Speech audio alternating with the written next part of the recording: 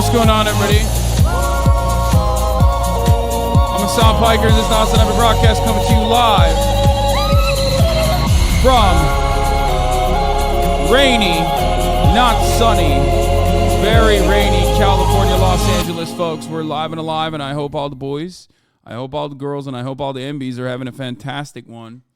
Because today is a beautiful day. It's a wonderful day, regardless of how shitty it is. It's 57 degrees and rainy here in California, Los Angeles, basically, betraying everything that we have signed up for. The idea, the notion that we've signed up for.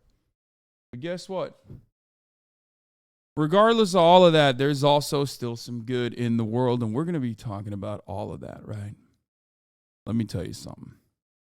Why am I saying that it's a good day regardless? Because it's a fucking Tuesday.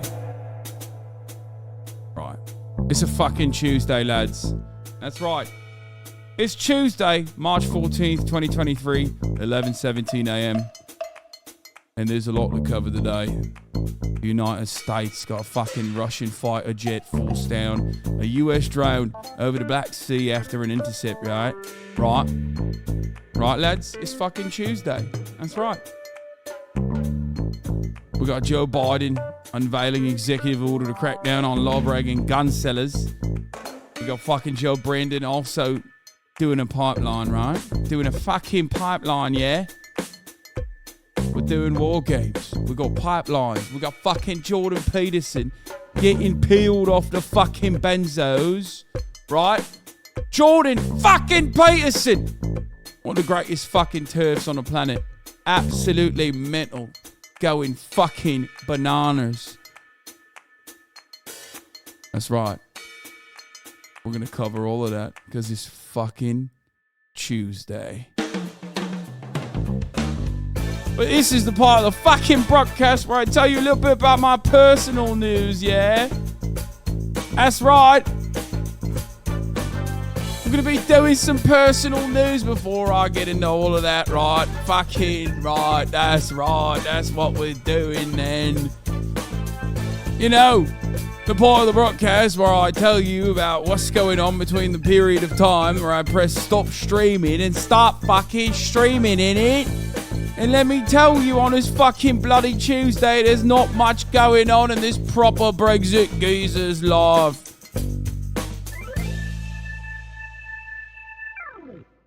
Anyway, but yeah, there is really not much going on in my life. This is part of the broadcast where I tell you a little bit about my personal news. What's fucking going on, yeah? We're doing fucking rug pulls. That's right. We're doing rug pulls. Andrew Tate got denied bail again. He's fucking wanker. Fifth appeal, full release, been denied by a Romanian judge. Absolutely fucking bananas. This Romanian judge is a fucking ledge, man.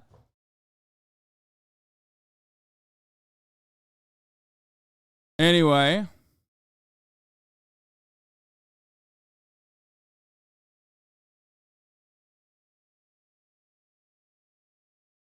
Bro, are you going to try and get ticks for the cure? What do you mean? What is that? It's a Monday, not much can happen, law. It's not a fucking Monday, lad. It's a fucking Tuesday.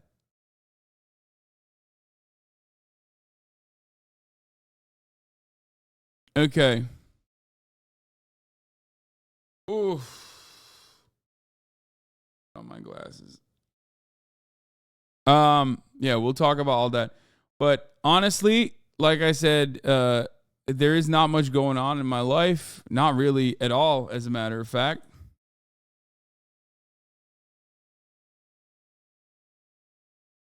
So I don't know. Last night I ended the broadcast. I didn't even watch any One Piece. I watched... What the fuck did I watch last night? Oh, Trigun.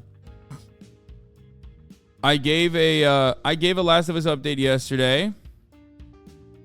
Am I missing Japanland every day? Did you rip her skin off, my guy? No, it's a zit patch. I have a zit patch on my cheek. Make your prediction now. Will America invade Russia? I'm going to say yes, so the opposite happens. America will definitely invade Russia. Did you get skinnier, bro? Every goddamn day of my life, baby. Well, yeah, I've been eating right. I've been working out. I've been feeling fucking good. The new Trigun is kind of mid, not gonna lie. I disagree. I think it's awesome.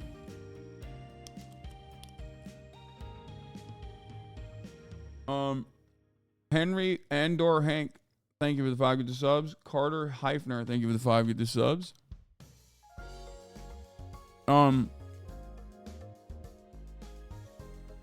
I'm still watching Vinland.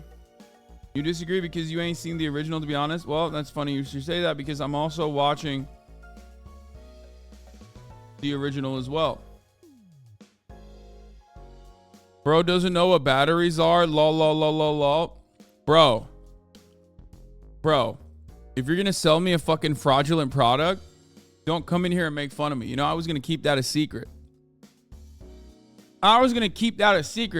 This morning, I'm going to do a poopy like I always do, you know? And this is my throne, right?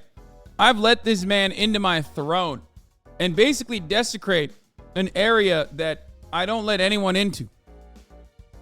And I let this man change my bathroom. And his bidet needs a battery in the remote. And unfortunately, battery life is kind of dog. Or he just didn't put like real fresh ones in there or something. But now I have to buy batteries. Like, I have to buy batteries so I can use my Totoro. You know what I mean? Or not Totoro, Ludwig Totoro. Swipe, whatever the fuck. Also, Ludwig, get out. This is for parasocialists, okay? This is the part of the broadcast where I tell people my personal news about what's going on in my life. It's not for you. But yeah, I've been watching, it's Toto, not Totoro. Oh shit, whatever. My Neighbor Toto, the famous anime. My Neighbor Toto. And then the pooper is the Totoro.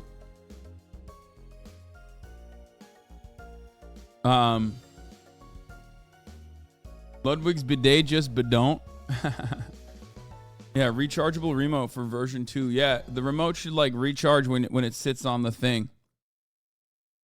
Anyway,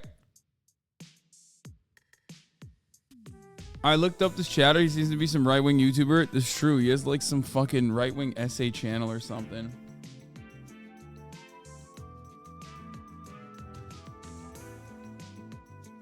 Ludwig said he prefers German to you, by the way. Bitch, I prefer German to me.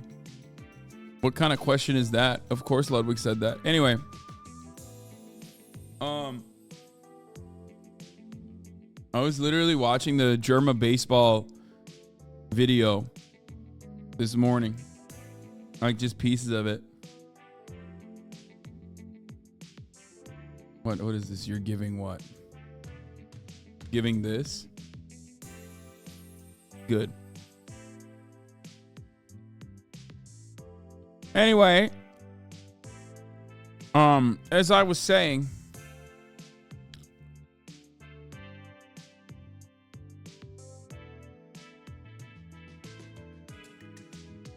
as I was stating, what is this? Wait, Train is the next guest on Fear and Pod confirmed? No, not confirmed. I don't know what the fuck this is. What?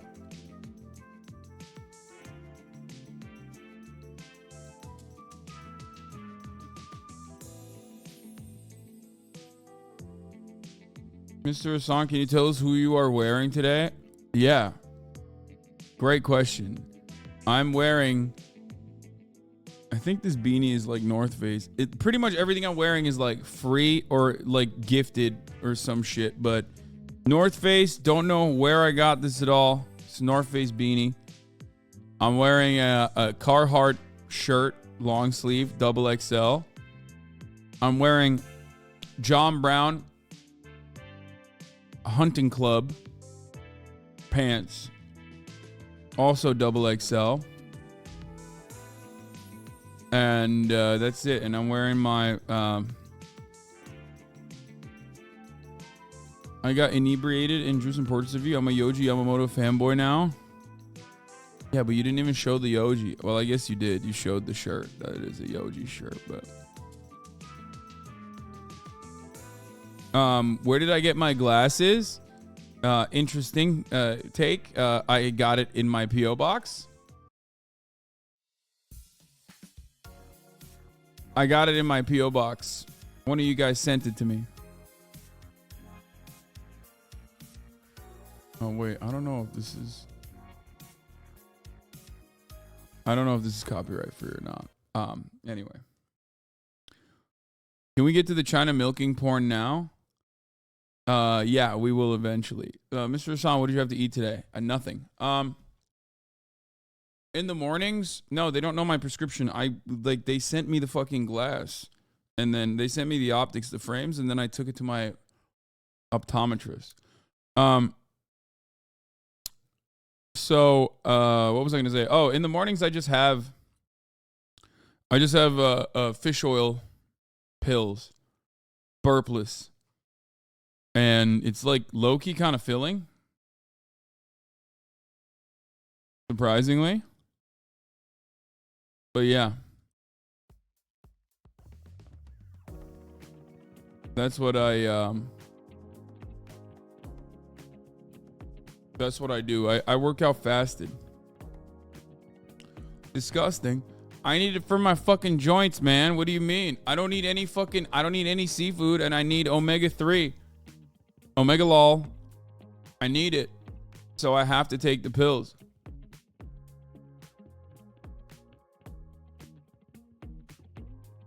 Anyway, there's a lot of good stuff in the fish oil pills, so I gotta do it. I gotta do it to them. But yeah, there's really not much going on in my life. I mean, it's just been raining. It's been raining nonstop.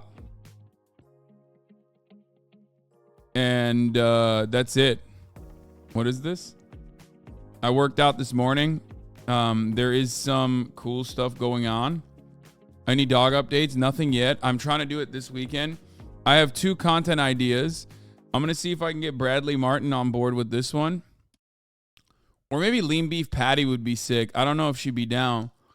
But I want to rank and rate the weirdest protein supplements I use.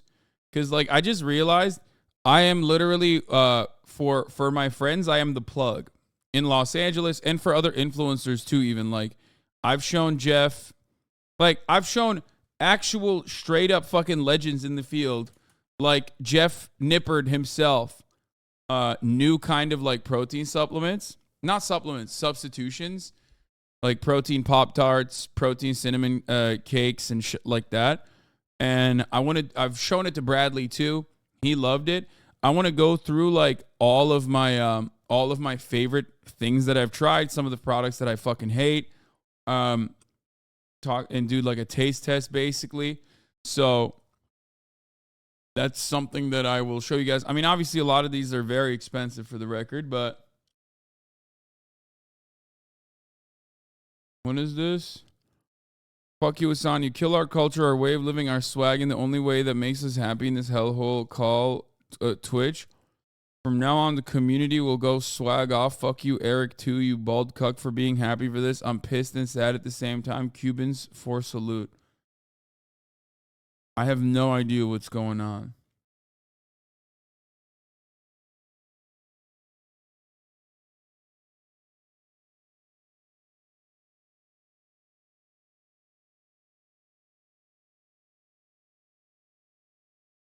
Cute dog, though. I don't know what any of these fucking words mean. None of them are in the Bible. Open up a book. Make sure it's the Quran. One of your tweets you made saying permission to swag out as a meme in Europe's community, apparently. Yeah, I think so. Yeah, I don't care. I mean, I guess I killed it, but maybe I didn't. I probably didn't. Like, be more brave, memers. You know what I mean? Just because, like, I used it one time doesn't mean it's dead. You know what I mean? Don't be a fucking coward. I put you on New Game Plus difficulty all of a sudden. You know what I mean? I made it a little bit harder for you. But ultimately, you should realize that it's because you use permission to swag as a caption, which is an Europe community meme, and they use it to shit on him about out of context clip, and now Europe thinks this will kill it. It won't. Yeah. It will not kill that. Memes are bigger than just me using it. It's not like I'm a fucking the Weather Channel lady. Once the memes reach the Weather Channel lady, then it's over. You know what I mean? Then it's dead. It's done. Dunzo. It's murdered. But I'm not like I'm still way too fucking non-mainstream for me to be able to kill memes like that.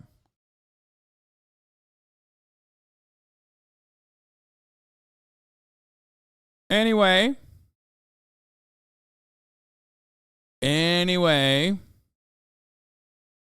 how does your family fast for Ramadan? Nope.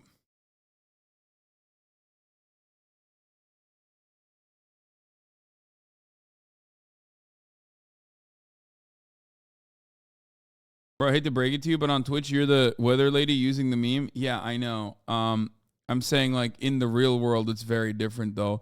Also, I hate to break it to you, but, like, yeah, that it means that I have, like, less mental illness than every other group that we're talking about. It's literally like, who is more mentally ill? That means, like, they get to do the...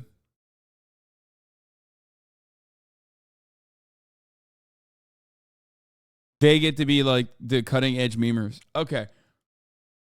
One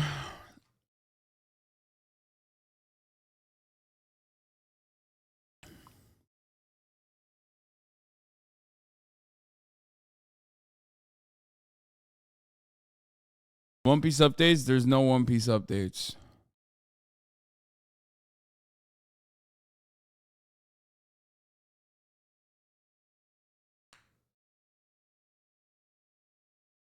The Oscars at 18.7 million views. The streamer awards at 5 million currently. The Oscars charge 1.7 to 2.2 million per 30-second ad during the event. How the fuck are sponsors not begging for ad space? Yeah, I mean, it's not even a question.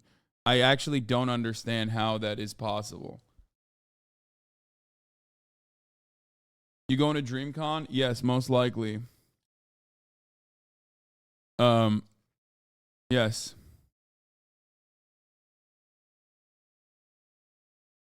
Okay, that's such a misunderstanding of viewership.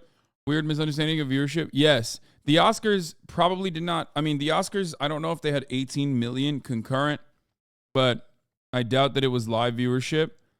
That would be shocking. 5 million viewers total on a VOD does not mean 5 million concurrent viewers, of course. However, the way that However, considering that the event itself was 300K live, that would imply at least a 10x, I would say. Maybe not 10x, but if it's 350K live, let's say it's 5x. Because of people coming in and coming out every single moment. The way that, like, Nielsen ratings work, they track an audience over the course of an entire hour. So when they give you, like, ratings for a TV show, that doesn't technically mean that was literally the concurrent viewership across the board for the entire show. That just means, like, how many people actually tuned in and tuned out, how many unique eyeballs hit the fucking hit that show. So that's what TV ratings are from. Nielsen is who does the most accurate TV ratings. So ultimately, I would say a 300K concurrent viewership for Cutie Cinderella for a TV audience, like for TV numbers, would most likely be around a million plus, more than a million. Whereas if the Oscars were 18.5 million, I don't know what the unique viewership looks like. 300K concurrent viewers is massive growth and improves that people are slowly starting to embrace streamed events. No, that's not what I'm talking about. Yeah, we already know that. I'm trying to make people understand. It's not bleeding, man. My cheek's not bleeding. It's a fucking pimple patch. God damn it, dude. It's like, holy fuck. I wear a pimple patch one time and people just like lose their minds. And it's not even like the normal pimple patch that I wear. Truth to the rumors that Hassan is super mean off stream. I heard he punched a waiter. Dude, he really is such a bozo. Now, Hassan's an angel. He was so nice to me. The racist one was Ludwig. True. Crazy. He kept referring to Hassan and I as like a group. Like he couldn't tell the difference. But dude, Ludwig did say my hair is ethnic. Which, I mean, he didn't mean anything bad by it, but he was like, yeah, dog, your hair is too, no, sorry. He said furrowy. He said, dog, your hair is too furrowy. And I was like, what the fuck? What do you mean? Are you saying my hair is ethnic? He's like, I don't know.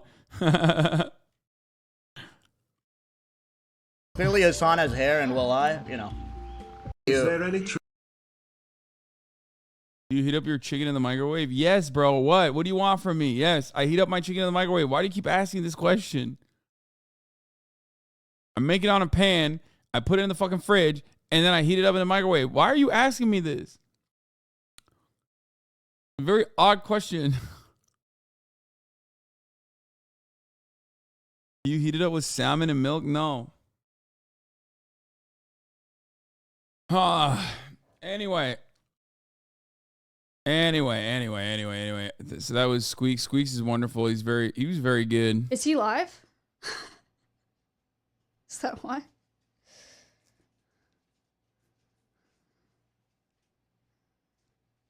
He's not live.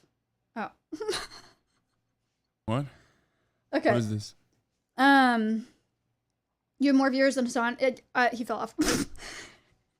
Wow. I don't know why I'm so mean to Hassan. He's so nice to me. Okay. What else about Japan? Is he?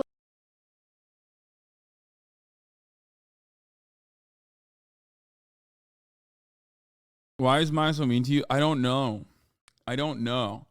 She also flakes about how everything fit her in Japan. I know. It's such... I keep getting bullied for no fucking reason, dog. What the hell? Like, see? Peak viewers and average viewers, audience size 1.31 million. So I think that's what is the real number. So this would be the rating number. Like unique viewership probably is even higher than this, I think. But I'm surprised that it only is 1.31. Would you rather nut twice as much or twice as far? Twice as much. Easy.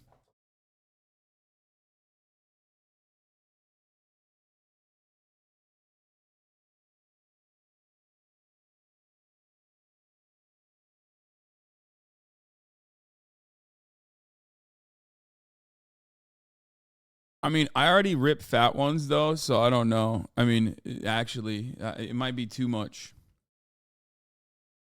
I also rip them far too, so I don't know. Anyway, Salem had some good ideas. We're gonna talk about that. Let me just blast off real quick. Are you trying to make your cum weaponized or what? I mean, dude, I'm just answering questions that people are asking me. Jordan on a bender.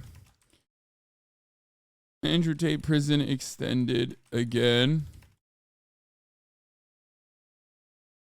Russia intercepts U.S. drone. Biden pipelines. Economic meltdown. And more. People that nut slowly don't know that they are lucky. What? Does anyone have a good meme? Looking hipster? I know.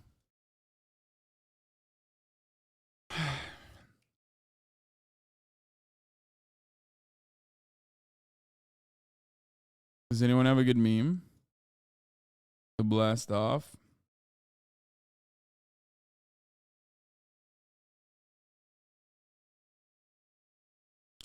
The only thing I'm worried about is the streamer rewards going corporate with TV like ads during the stream. They had a few this year, but with numbers like that, it's for sure they can get heavy bags from ad rev. I mean, I would want them to fucking get heavy bags from ad rev. I think they deserve it.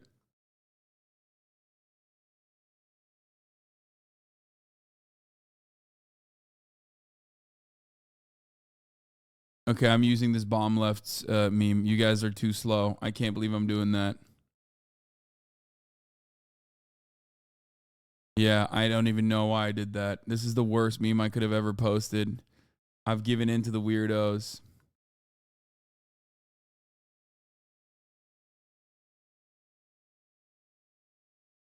Here you go. You fell off. I have fallen off.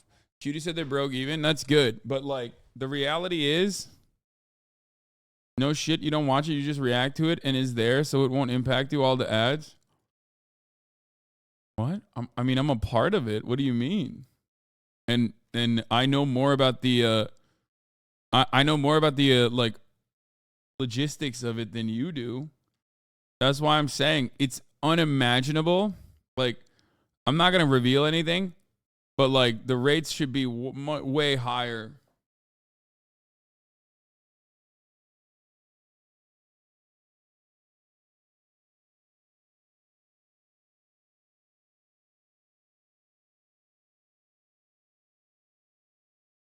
AOC's gonna check her Twitter and see this and then be like, why the fuck do I?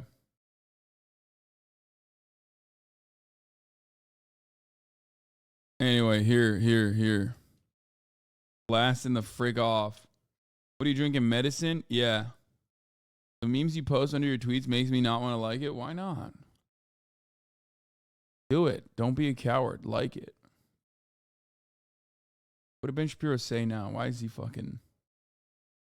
Why is he going why is he going viral on Twitter? Why is he trending?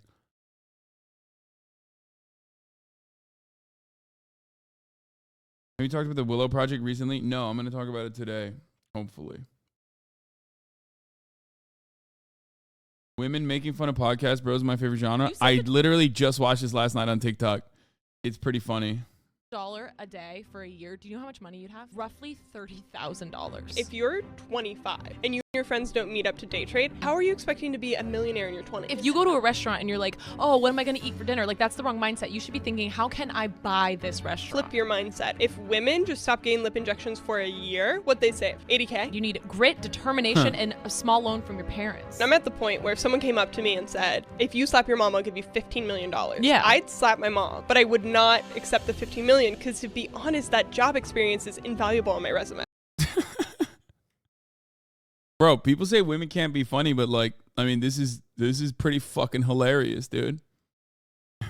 That the invaluable on my resume part is. They say, oh, I have property. How can I make more money on my property? It's simple. Like, buy little greenhouses, maybe a red hotel. And instead of being innovative and building their passive income, people are worried about going to jail. It's really easy to not go to jail. Just roll doubles and you're done. In life, you need to know who you are. Like, are you an iron? Are you a race car? Are you like a thimble? Totally. And I'm at the point where when I go back to my hometown, people are like, how do I invest in money like you? How do I buy properties like you? Where'd you get that tiny little monocle from?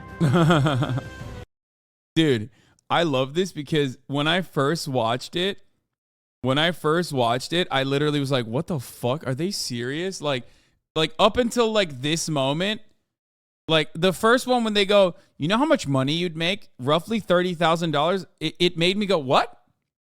Because like they set it up so perfectly with the background, with that one fucking ass, fake flower behind, you know what I mean? Like, I literally was like, wait a minute. Like, they got the TV behind them. They did it too well. They got the fucking fern. Like, they're saying all the right things. This is exactly what fucking those dumbass Shrigma smegma grindset podcasters sound like. And I feel like they figured out a way to they figured out a way to just like literally capitalize on the rage baiting, right? Oh my God, we're gonna one day watch Bill Burr shit on capitalism. You guys have been putting this in front of me since literally the day it came out. Like March 3rd was when this podcast came out, and you've been posting this in here since March 3rd.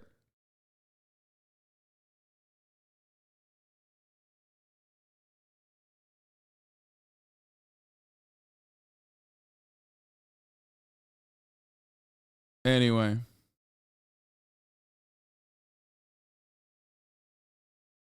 They're making school shooting safety rooms now. I saw this. Is this actually a safety room?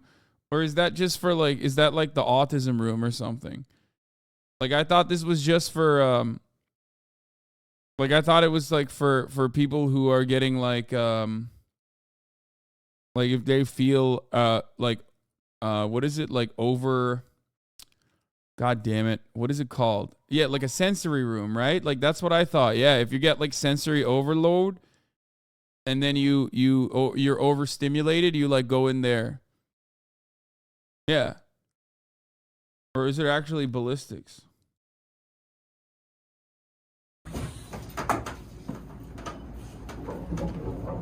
Yeah, they use them as a sensory room. I was right. Yeah, dude, I'm telling you, it's not a ballistics room.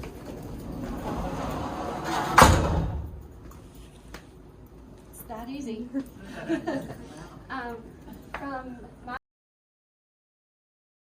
Coleman City schools are minutes away from unveiling their rapid deploy safe room system. Oh shit, I wasn't. Okay, well, I only saw the autism room part of it. It's not about that actually. It's about school shootings. Never mind, I was wrong. Coleman City schools are minutes away from unveiling the rapid deploy safe school system. The room that extends from a whiteboard is meant to protect students and staff in emergencies such as active shooter or severe weather. I love this, man. I love this. Capitalism does foster innovation. You know what I mean? On the one hand, gun manufacturers are so powerful and so important as an industry to this country that like everyone has to have a gun. Like you have to have an AR-15 at the very least. Like it's very tactical. You got to get all the sights, everything. You know what I mean? And it has to be as easy as possible to fucking basically get it from your Walmart with no background checks whatsoever. So then you have mass shootings happen so frequently that you can then create a way to try and sell more product to the people who don't want to get killed in a mass shooting. You know?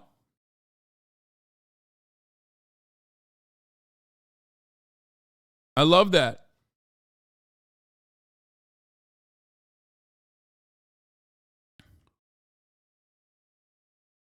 And of course, remember, every time a mass shooting or a school shooting happens, remember, gun sales go up because everyone's like worried that Joe Brandon's going to come take their guns away or Obama's going to come take their guns away, right? So like you're literally triple booking on the same issue. You're farming off of like the very catastrophic circumstances that you have played a role in creating. I mean, I love it. I respect it. It's so fucking good. This is the Sigma grind set.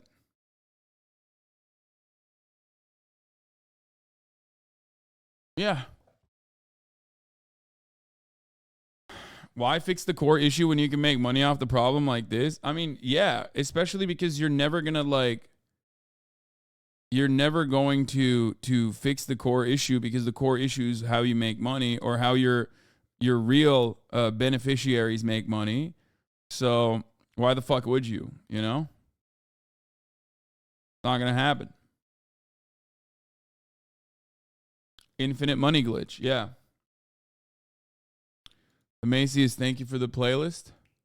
Thank you for the fat playlist. We're going to, speaking of the War Machine, which is not dissimilar to what we have talked about already with respect to, with respect to the gun issue that we have domestically. Here's our international gun issue. So, fire. The school safe room brought to you by Bushmaster. Yeah. That's sick. Capitalism does foster innovation. Yo, I saw something so fucking insane last night, by the way. I don't even know if this is real or not. I need to find it again.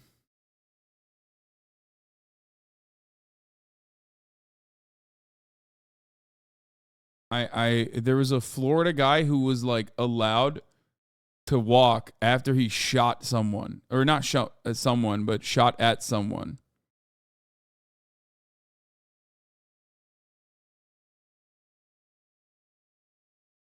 Are you guys ready for this? The road rage guy? Hold on, let me see if I can find it. It's insane, dude. Okay. So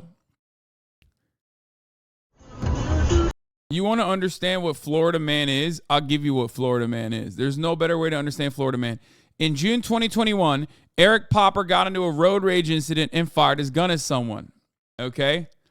The Miami-Dade State Attorney's Office just dropped the charges against them. In a stand-your-ground state, you can lose your temper and fire a gun for no reason. I've never seen something like this. This guy got off on what he just did, okay, on the basis of stand your ground. Please understand, what you're about to see is like unimaginable. It is the most Florida thing that could have ever happened.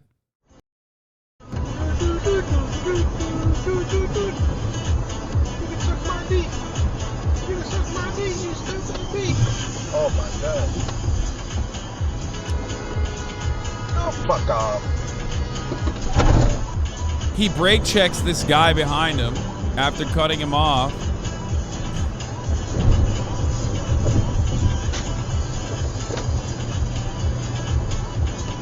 Goes into his gun safe in his car while he's going like fucking 75 miles an hour, you know what I mean? 60 miles an hour.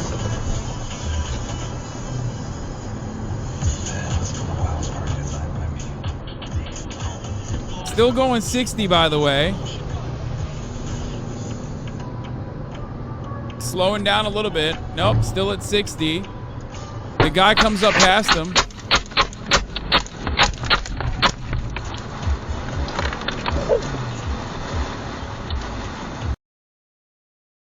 This is a real thing that happened. Now, okay, watch.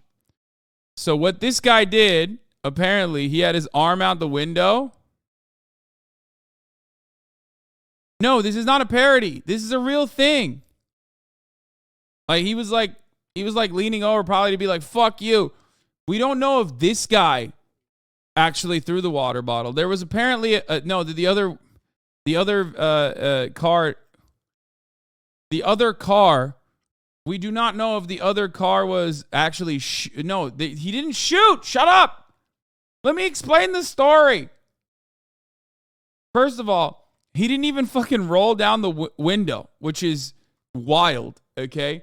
I mean, this is some no pixel ass shit. So that's insane. Like, why would you not fucking roll down your window? But anyway, the Miami-Dade State Attorney's Office dismissed the charges against the man who opened fire from his car on I-95 nearly 2 years ago. Eric Popper said he was being tailgated on the highway on his way to work in June 2021.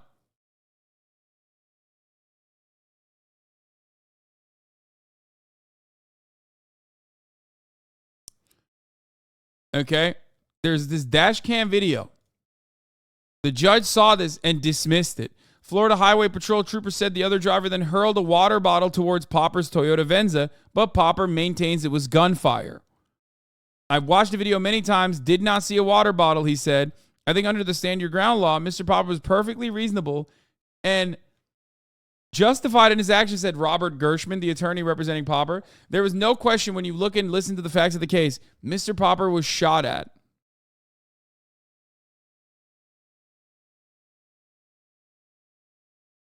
They are saying that he might have thrown a water bottle. He is maintaining that he got shot at. There's no part of the video where it looks like there's any shooting happening. But the reason why I love this story is because, one, he got away with it. Okay? He got away with it.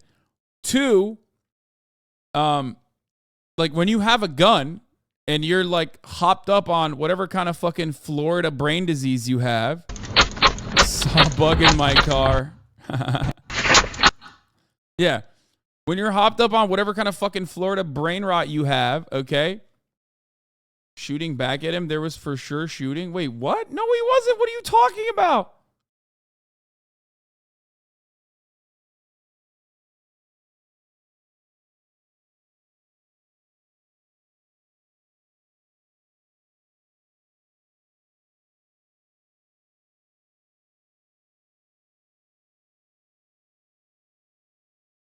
Okay. He gets to keep his gun. He gets to keep his freedom. He literally just like he is so fucking cracked out that he probably it could have been it could have been an exhaust that he misheard as gunfire. Okay, but when you have a gun and you hear a car or someone throws a water bottle at your car or anything like that, and you have a gun, you're gonna want to use it.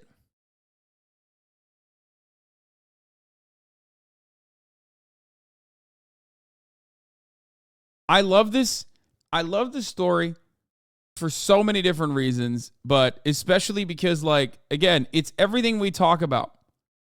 It's everything we talk about. He's recklessly driving. He is placing people he's placing people's lives in danger with the way he's driving. But, like, of course, because he's only driving 60 miles an hour, this is the most normal Florida driver. If anything, he's driving too slow. Like, let's be real. Driving too slow, 50 to 60 miles an hour with your eyes closed while you're shooting is like the most normal Florida driving experience. Let's be real. If you've ever been to Florida, you know how fucking psychotic people in Florida are. No one in Florida should be allowed to drive. If I was, if I had any power in the state of Florida, I would just stop people from driving in Florida. Anyway, same with Texas. Motherfuckers don't know how to drive. It's similar to California, let's be real. But disabled PvP in Florida, disabled driving in Florida. Anyway, he pulls his fucking gun out. He starts blasting. Luckily, he's dog shit. Funniest part about him is that he closes his eyes. Like, he just started blasting with his eyes closed, brother. Like, what the fuck are you doing?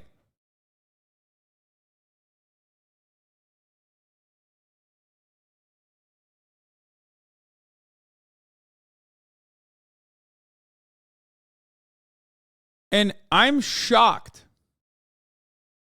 that popping 11 shots, which is what he did. He apparently shot 11 shots. I'm shocked that did not lead, mag dumping in the middle of the fucking highway did not lead to a massive pileup. That's crazy.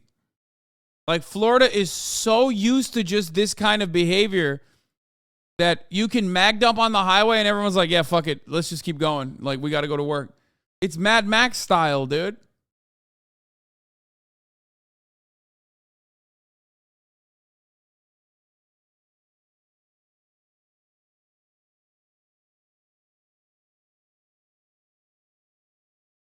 It's people like this that have made me think so heavily about how I react to shit when I'm driving. I've been nearly driven off the road like twice just for flipping someone off. People are actual psychos.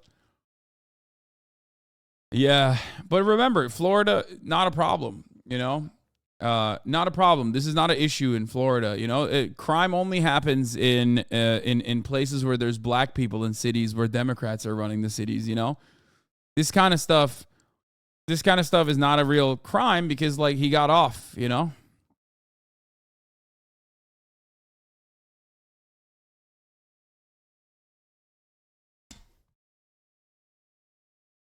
Driving is already scary enough, but now adding people shooting, that's terrifying. Dude, it is. By the way, he ruined his car and his hearing. You can tell how he tried to cover his ears with his shoulder. Yeah.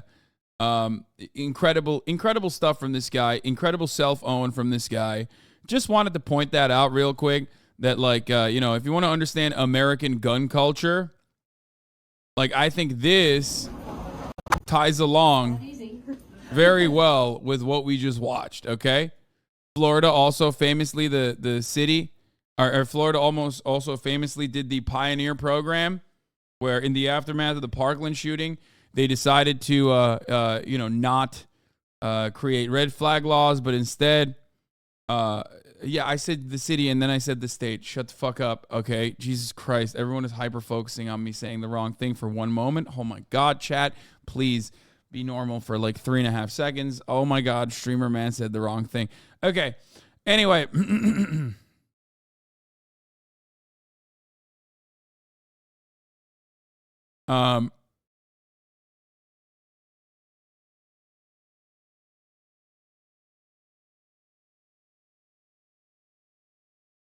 Now I forgot what I was saying.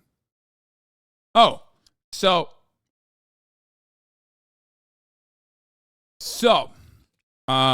as I was saying, Florida decided instead of like putting any kind of gun control measures in place, they decided to give teachers guns, or at least like give them money,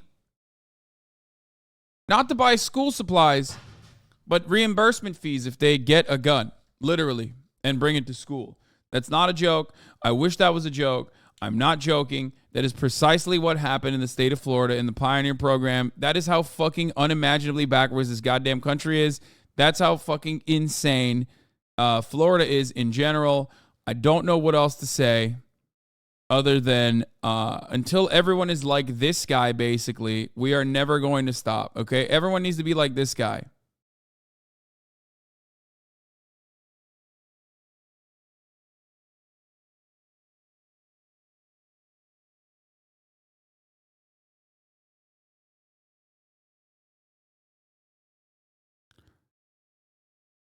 How many times has he shot himself? I wonder. While he's like trying to do this choreography. Gun kata. Yeah, gun kata is real. But it's unfortunately only conducted by hogs in America. This guy is an Aikido and gun kata master. Building up an immunity to bullets. Yeah. Hell yeah, brother. The more you shoot yourself, the more of an immunity that you create for yourself, brother. Oh, speaking of there's no segue here, honestly. The only segue is at the top of the hour, as a matter of fact, because at the top of the hour, there's a 3-minute ad break. If you no longer want to see those ads, all you need to do is subscribe. But, we're going to be talking about Hasanabi Productions' like very good latest video and how he was victim to mass reporting. But if you no longer want to be victimized by the top of the hour ad break, all you need to do is subscribe. Do that for $5 or for free with Twitch Prime by connecting your Amazon Prime account to your Twitch account. You get 1 free Prime subscription a month. Use it on your favorite broadcaster. Hopefully that's me. You can also get gifted a sub if you're lucky. That's another way to avoid the top of the hour ad breaks. Here's the 3-minute ad break now. I thought you said the ad break would go back to 1 minute the other day. I've never said that.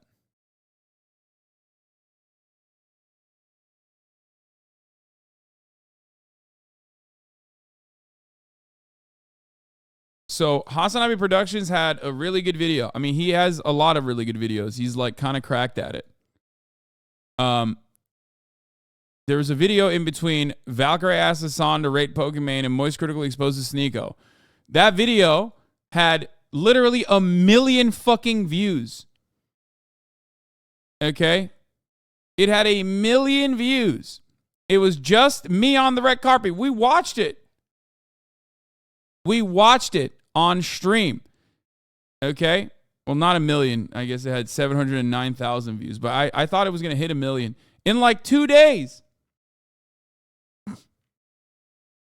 And according to Team YouTube, Azan doing regular interviews with streamers was so bad that it violated YouTube's community guidelines. What the fuck? Hi, Hasanabi Productions. We have reviewed your appeal for the following. We reviewed your content carefully and have confirmed that it violates our community guidelines. We know this is probably disappointing news, but it's our job to make sure that YouTube is a safe space, safe place for all. Okay? What happened in that? What happened in that video? There's no way.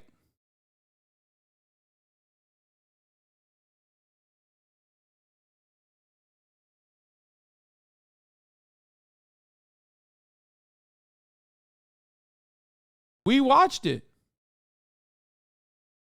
We watched it. What human being looked through that video and thought, oh yeah, this is unacceptable. Especially because listen, the irony there is that like that video is just a short condensed version of the same fucking video. Ludwig's Riot comments maybe, guys, why? Why do you have to always do this? Every single time we talk about how fucking stupid these platforms are, there is at least 7,000 people in the chat that's like, oh, it's probably this. Oh, it's probably because it's cringe. It's not justifiable. There was no justifiable moment, especially if you exercise three and a half of your fucking brain cells. If you put them together, okay, and zap them together, you would recognize that there is 1,000 versions of that exact same video that's circulating on YouTube right now. Cutie Cinderella's entire award show red carpet VOD is up on YouTube. Okay? I don't know why you literally fucking turn around and try to look for additional reasons. It's not. It got mass reported because it was going viral. That's it.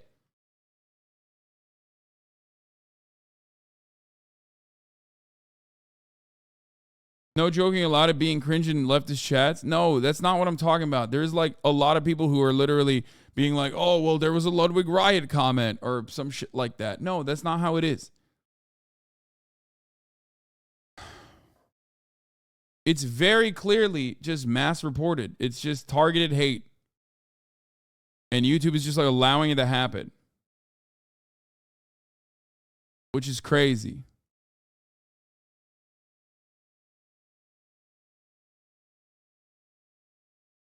Yeah, it went viral. A video of mine, a video that features me from a fan account, went fucking viral. And immediately they were like, oh, we got to go. We got to go take it down. Motherfuckers answer the question you asked and we get yelled at. I mean, it was a rhetorical question. Which is wild to me, though, that like these systems they have in place, like what policy did this violate? I would love to know. What policy did this violate? I would love to know. Anyway.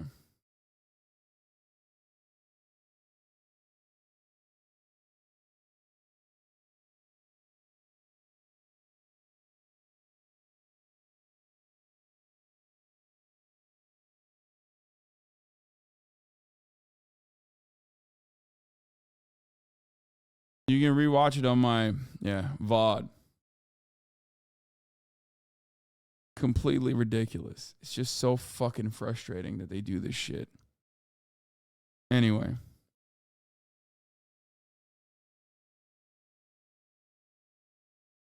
Do you have any YouTube contacts? Yeah, I have an account manager.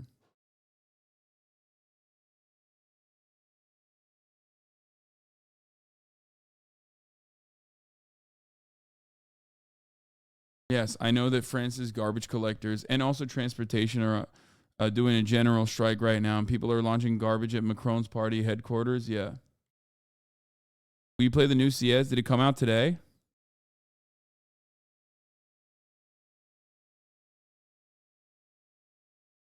Yeah, I love that. I love when YouTube is like, yeah, we gotta take this video down. It's violating important guidelines.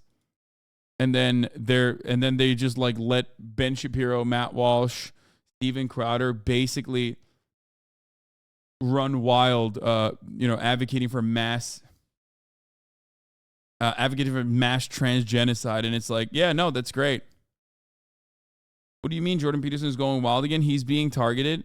Yeah, bro, he's being targeted by the fucking benzo demon. Oh my God, my man is barred the fuck out, dude. He's been posting on the timeline in the most insane ways possible, and I am here for it. Holy fuck, I love that. Yeah, he's off the perk, dude. He's off the gummy. JBP is off the motherfucking gummy. Does YouTube make more ad revenue from reactionary right-wing content? No, I think reactionary right-wingers have a lobby and offer way more headaches to YouTube then there's no, and also there's no organized like left wing equivalent to this anyway. So that's the reason why they capitulate to like far right and right wing psychos all the time who cry bully YouTube.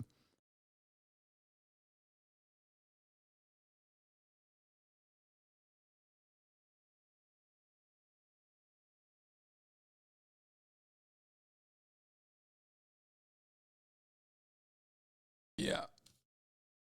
That's the reason why they are like, they take a protective stance. Yeah, a lot more right wingers are willing to harass and death threat YouTube than there are on the left. That too. I really don't understand all this hate. Yeah, it happens.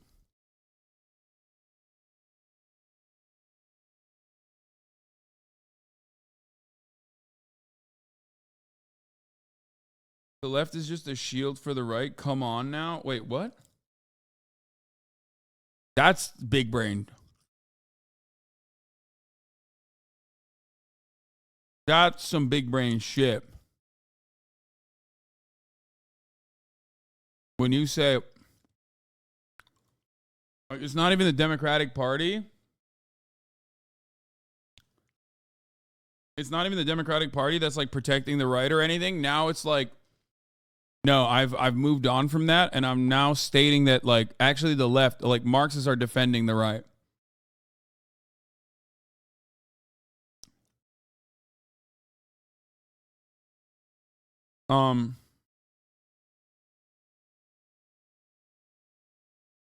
This was a great idea from Salem, also known as Hasanabi Posting. We tried laying down on Los Angeles' most aggressive architecture ranked. Taste testing and ranking vegan chicken substitutes dedicated to Mitch McConnell, this community's chicken that we saved. Investigative reporting, I went to a very tall room to feel short.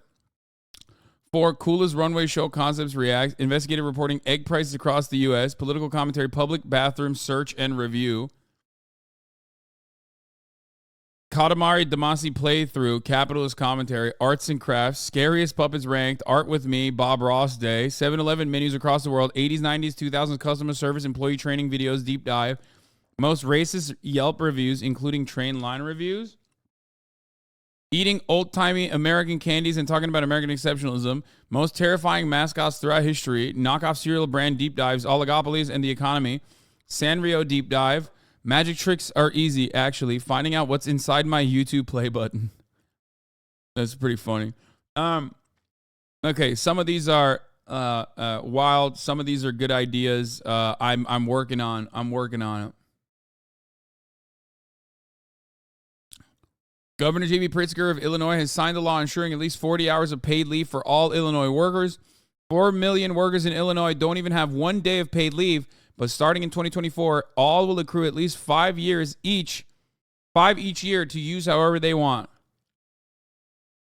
Big boys on the rise. Big boy W, just another fat dub for the big boy, JB Pritzker. Everyone's favorite, lovable big boy. My millionaire king? You mean your billionaire king? JB Pritzker is a billionaire, not a millionaire.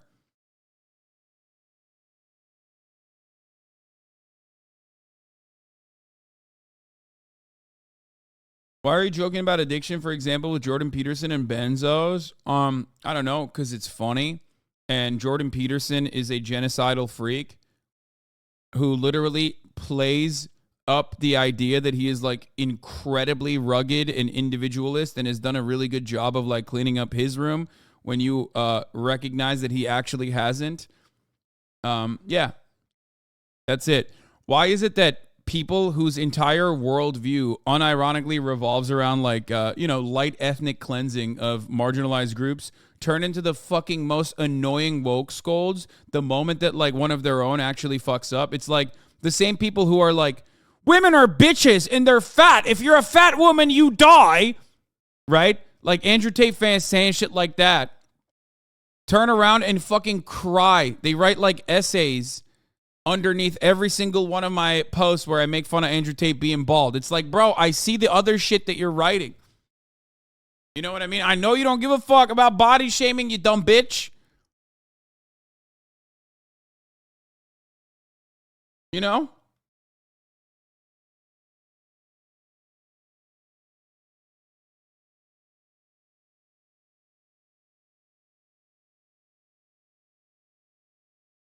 Leftists are held to different standards. Yeah, I don't give a fuck. I don't give a fuck. That's my take, okay? Here's my take. Suck my fucking cock. If you try to come in here and be like, wow, oh, that's really fucked up that you're, body shaming Andrew Tate, or that's really fucked up that you're making fun of Jordan Peterson's addiction issues. It's like, man, suck my fucking cock, man. Please, suck it from the back. I'm not high-roading. I'm low-roading. Not a good guy, okay?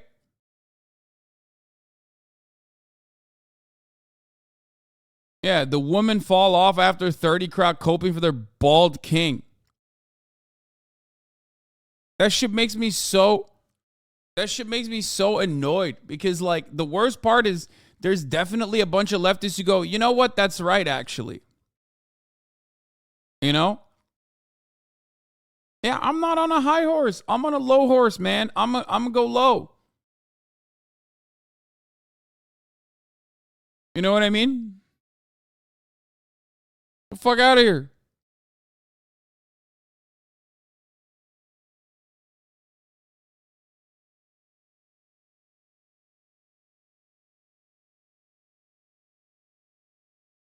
Look, here's another good example. Anyone who thinks these clowns give a flying fuck about women's rights is an idiot.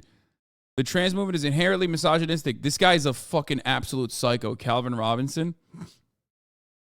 He was the one who was like tweeting about like Albanians in the UK. I was like, bro, look at yourself though. Like, you think those British people, you think the EDL gives a fuck about you? They think you're like, you're too many shades brown for their liking. You know what I mean? Anyway, that's besides the point. He's over here writing about the trans movement is inherently misogynistic, mentally unstable men mocking and impersonating caricatures of women whilst eradicating women's spaces, women's rights, and even the very definition of a woman. Why do people support such a movement? Now, if I was, behaving in the cartoonish depiction of a fucking pilgrim, I wouldn't be talking about cartoonish depictions. But here he is talking about how women's rights gone too far. These guys are not. These guys are not fucking defending women, but we all know that. They're all hypocrites, just like every single time they fucking chirp about like, oh, body shaming. Body shaming. You're body shaming. You're body shaming. It's like, bro, yeah, we're having a little bit of fun with the people who do this relentlessly and mercilessly to people who actually do get victimized by it. You know what I mean?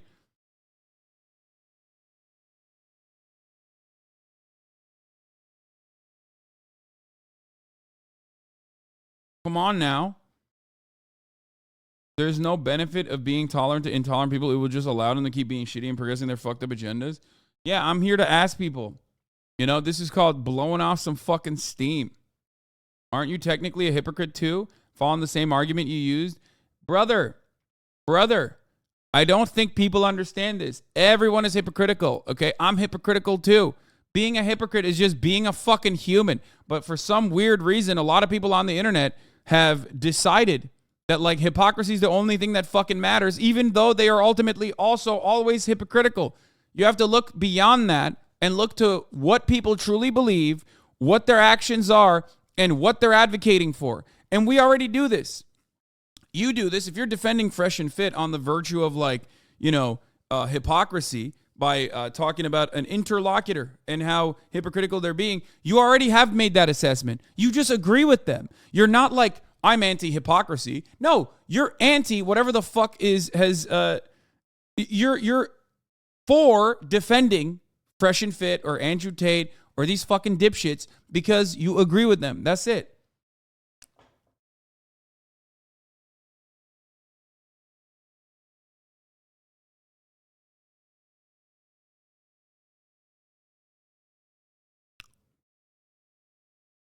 Do you get it?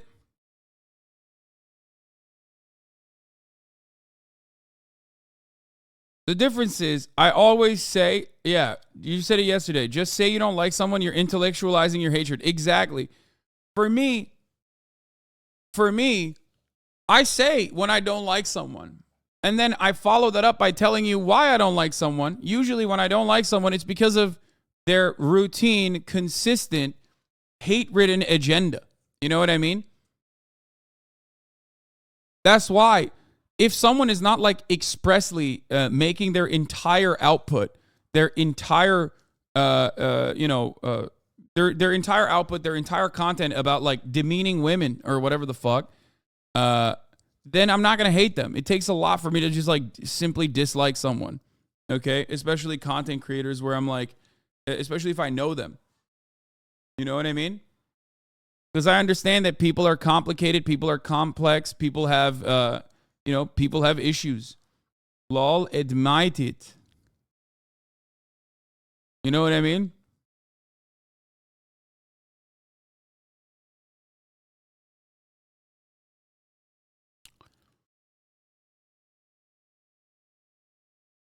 I get it.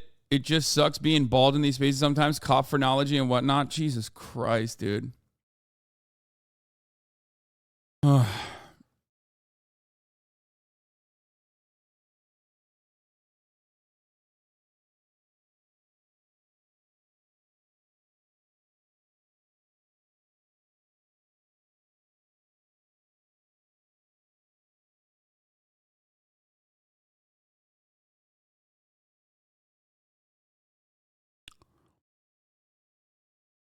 That was so obviously a joke. I hope that was a joke.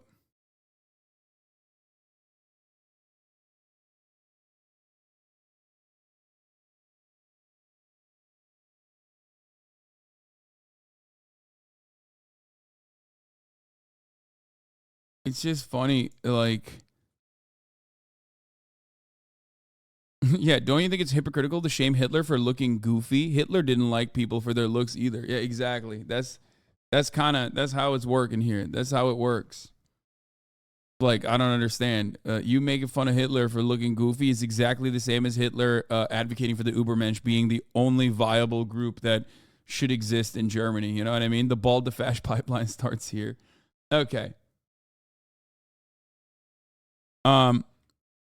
I love this take. Guest commentary. UAW's crusade against right to work is wrong. Without right to work protections, Michigan workers will be forced to pay money to the UAW bosses or else be fired. Of course you can trust me with your union dues driving around in a fucking Ferrari.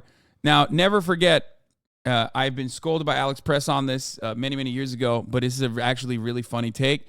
UAW boss is such a hilarious way to frame it. Like, especially because like their entire job, and this is a democratically assigned position, right? Unlike your actual fucking boss, who's just your boss, and you have no say in who gets to be the leader in your company that you put all your fucking time on.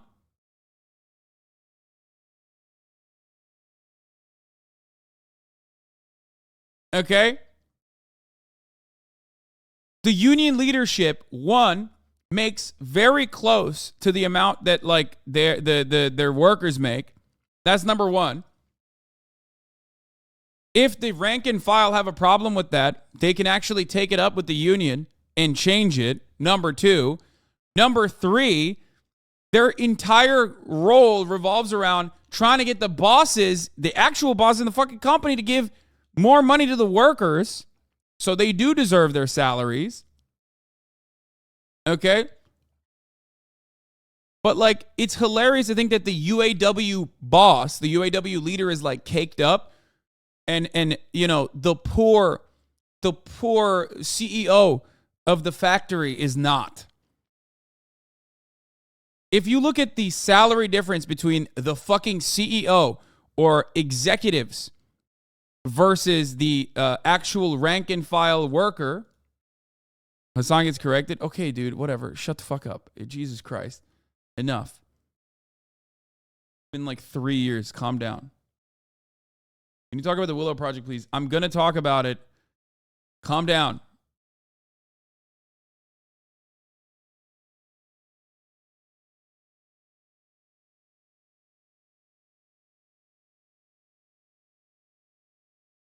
It's so funny to me, in particular, when people write shit like this, make shit like this, and they never actually talk about like the actual bosses, but it's additionally funny when this kind of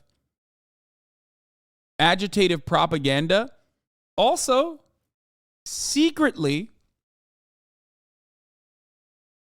also secretly reveals the truth that they know as well, that bosses are bad. Like, having a boss is an unjustifiable hierarchy. Having a boss is quite literally just not a good thing.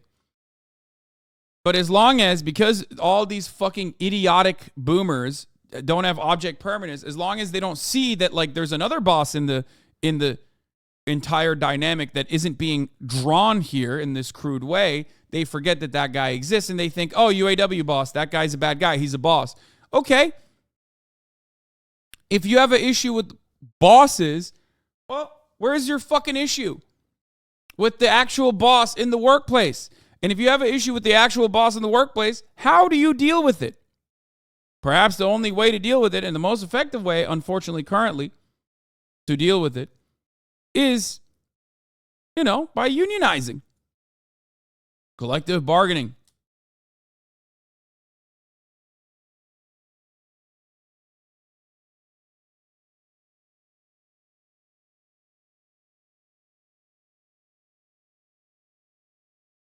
As a UPS driver put me in a car just like that. Next day, I'm happily handing in my union dues, and the picture would be correct. That yeah, I talked about Eden Knight yesterday.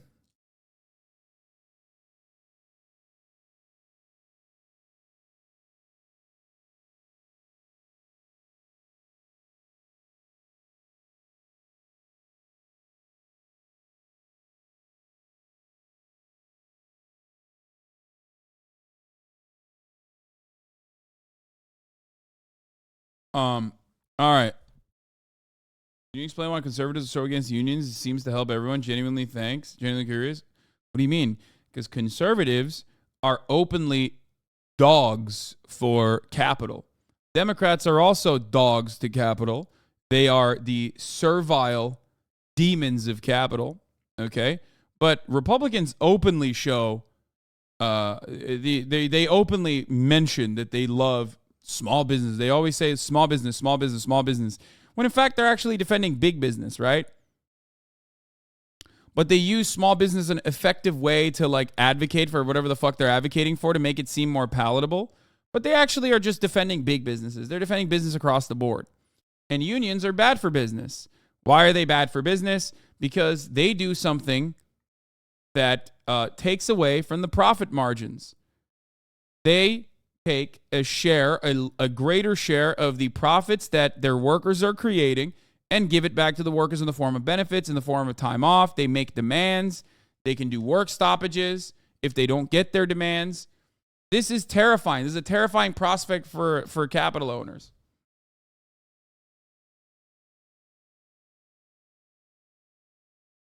That's it.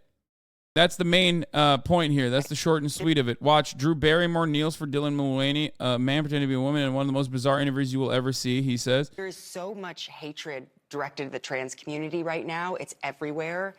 And I think the greatest weapon that I can contribute is trans joy and comedy and talking about hard, subjects and really intricate moments of a transition, and try to let everybody in to see that, I'm not a monster. I'm not somebody that, is trying to do anything but be myself. I think having my chosen family and the people that I love to take care of me, but I also think there's something just about making sure that you don't put something out there before you're ready, and really just surrounding yourself with good people. It's interesting because I look at someone like you and I can't imagine anybody disliking you. Oh, please.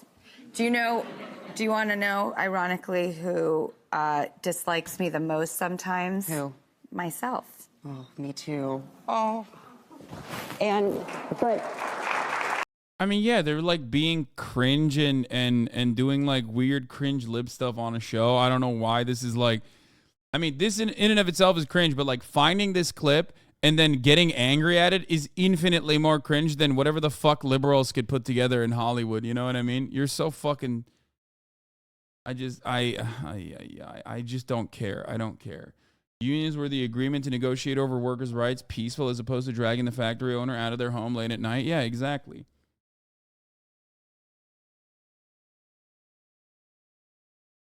What is this? Charlie Dennis Mack.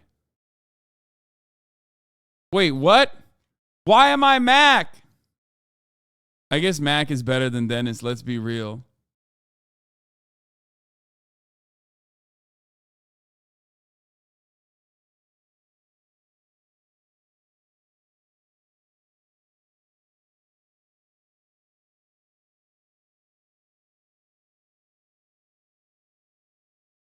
It's just like Charlie can't get trans out of the mind. You know what I mean? He's got trans on the mind, baby. Like I always say, these motherfuckers can't stop. They literally are. Charlie Kirk is just constantly thinking about what trans people are doing.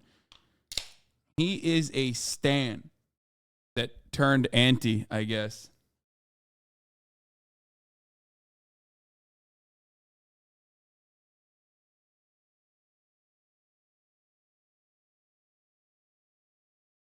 Here's Joe Biden talking about trans rights in Florida.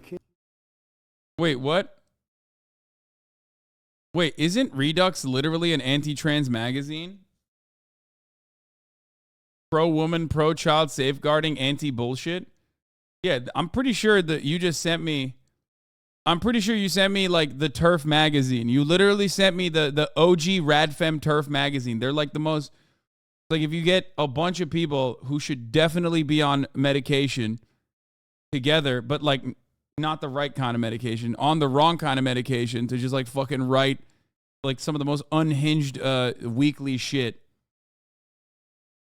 That's all of Twitter. True. There is truth to that.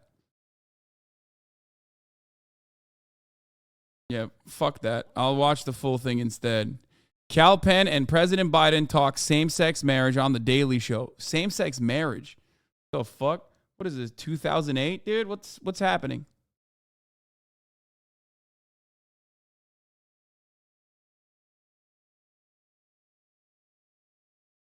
Parents don't realize the Soviet level of indoctrination that their children are receiving in elite high schools and colleges. Hundreds of Stanford students lined the halls yesterday to protest the law school's dean, Jenny Martinez, for apologizing to Kyle Duncan, the judge shouted down last week.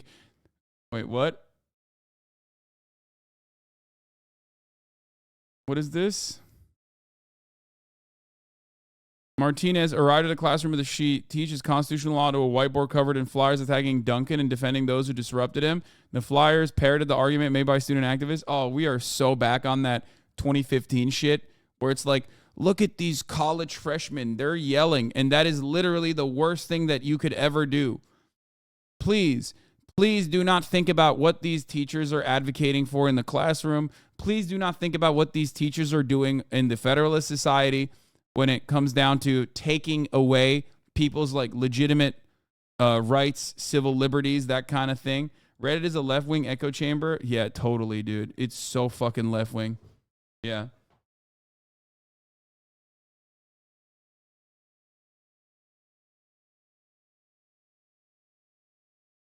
That's so funny.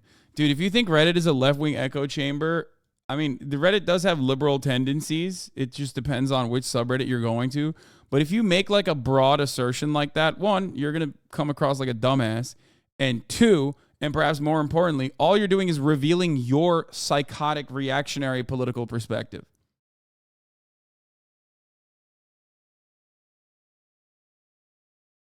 You know what I mean? Like, that's all you're saying is like, I am so right-wing that Reddit comes across as very left-wing to me. Too left-wing, you know. I don't like it. Millions of American children are exposed to Sharia law, Islamic indoctrination in schools with a mandatory study of the teachings of Muhammad ibn Musa al-Khwarizmi, core tenets of al-Jabr. Yeah, I know. Al-Jabr. It's fucking unacceptable, dude. We need to eradicate the number 0. Okay? No, he's right. That chatter is absolutely correct. It's really fucked up. The number 0 is a Islamic invention. Okay? It is. It is. It is fucked up. Or is it not an Islamic invention? I thought it was like an Islamic invention. Maybe it's not. I don't fucking know. Anyway.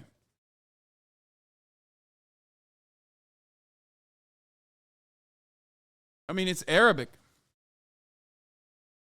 It's Persian, you fucker. Everyone is like, no, it's Indian. It's Persian. Whatever, shut up.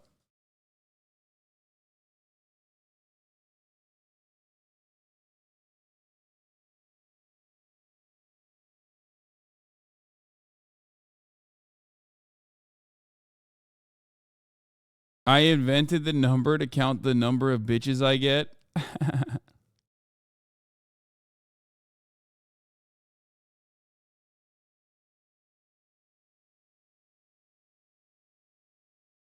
Arabs popularized it to Europeans. They should have never done that.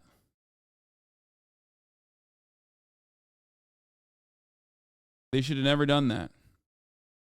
Since we learned algebra, the world has gotten worse every fucking day.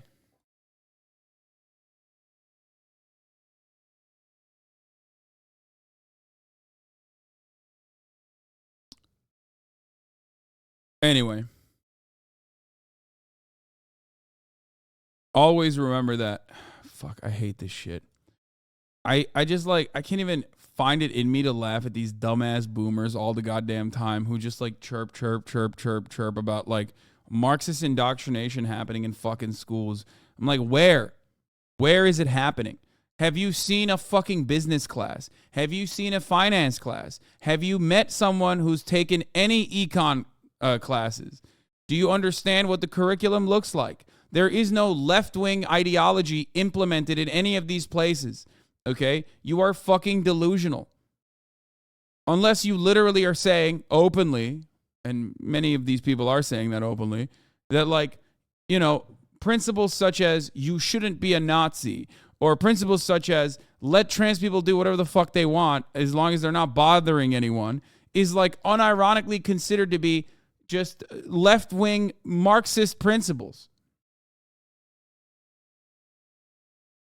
I don't understand.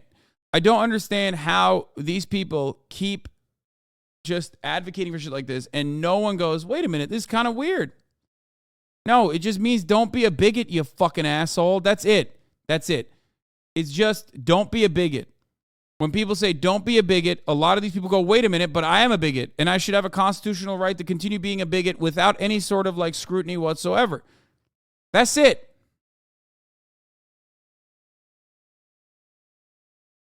I wanted to ask you a slightly different question. So my partner Josh and I have been engaged for the last 5 years, which really only means that every auntie and uncle that I have is beyond disappointed that there hasn't been a wedding yet. But Cardi B is going to marry us, apparently officiate our wedding, which would be nice. But my question for you, Mr. President, is you codified support for same-sex marriage and interracial marriages like ours.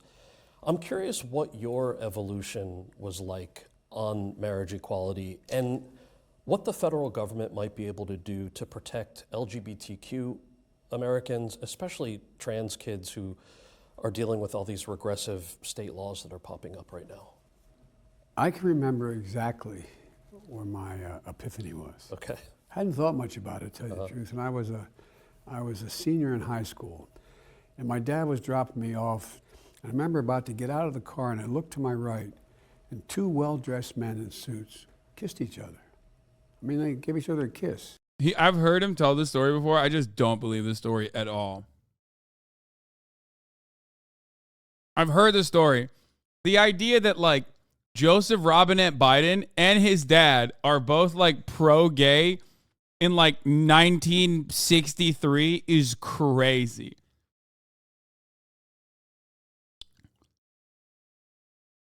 Like, it's such a LeBron epic story moment. Like,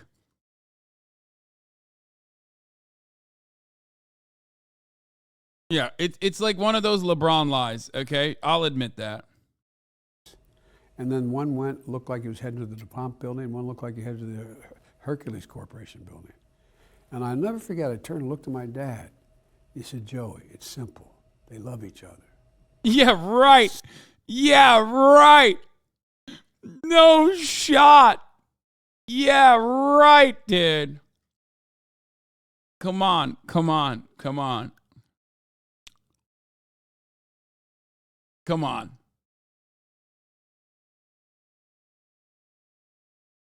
He said, Joey, look at those F words. Maybe we can beat on them.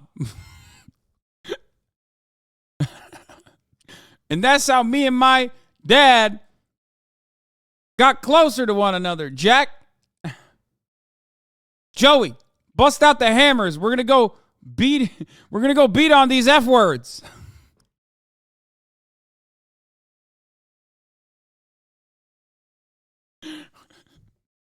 That's what happened. They bonded through the hate crimes.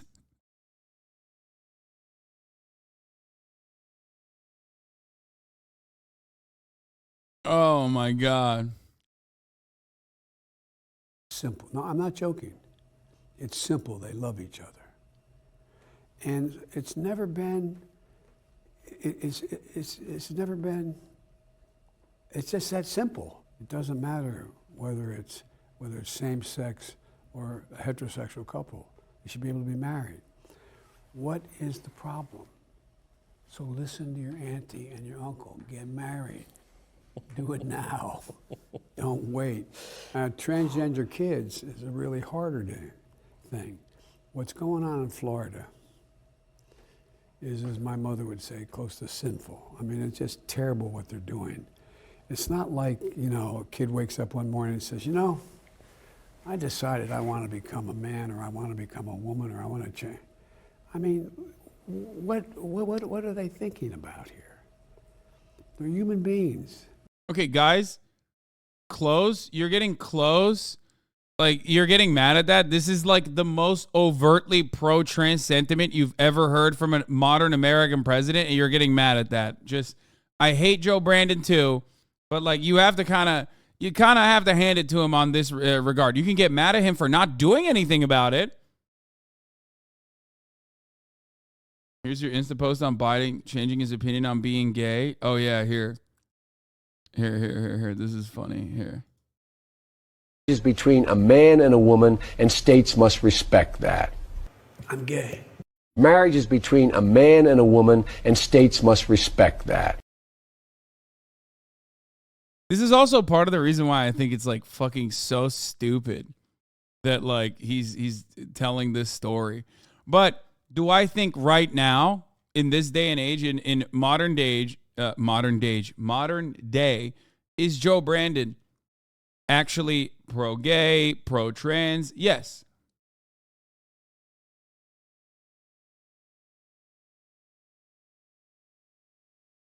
More pro-trans than any other fucking modern president. Straight up.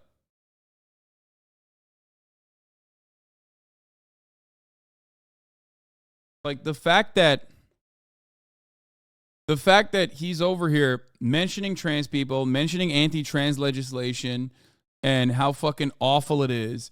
And even saying like, trans kids don't just one day decide like, oh, I want to be a man for attention, or I want to be a woman for attention. Like, that's huge, man. That's actually like sentiment wise, that he's not like expressly and overtly anti-trans, which is hard to I mean, hard. It's hard to, it's not easy to find that in public office. Even if he isn't personally, I don't give a fuck, because he's in power and saying the right things as best as a 90-year-old man can. Yeah, ultimately, you can get mad at him for not offering adequate trans protections. So there's that as well. I think that is the real issue here. They have feelings, they have inclinations that are, I mean, it just, to me, is, I don't know, it's cruel. And the way we do it is we make sure we pass legislation like we passed on same-sex marriage. You mess with that, you're breaking the law, and you're going to be held accountable. Thank you, sir. I also can tell that like some auntie or my mom probably texted you beforehand if you're trying to pressure me too. No, but get moving, man. I don't want to hear you can't do it. So many Ameribrain people are like, well, the president said it, and even if they don't like him, he has some authority. I mean, isn't this just feckless pandering? The bar seems so low. First of all, yeah, it is feckless pandering, But you also have to recognize that that kind of feckless pandering from the bully pulpit is actually valuable, especially if it's tied to like some kind of movement, some kind of tangible legislation. And the second part is actually the more important part. So the feckless pandering is good, but hopefully there will be something on top of that. You know what I mean? It needs to be packaged with like actual concrete ideas at the very least. But it's a step in the right direction. Now to our breaking news. A Russian jet has Speaking of directions, we're going to move on to the Russian fighter jet who forced down a U.S. drone over the Black Sea after the intercept. That's right. What's happening? We're back on the war train, baby. Choo-choo, war.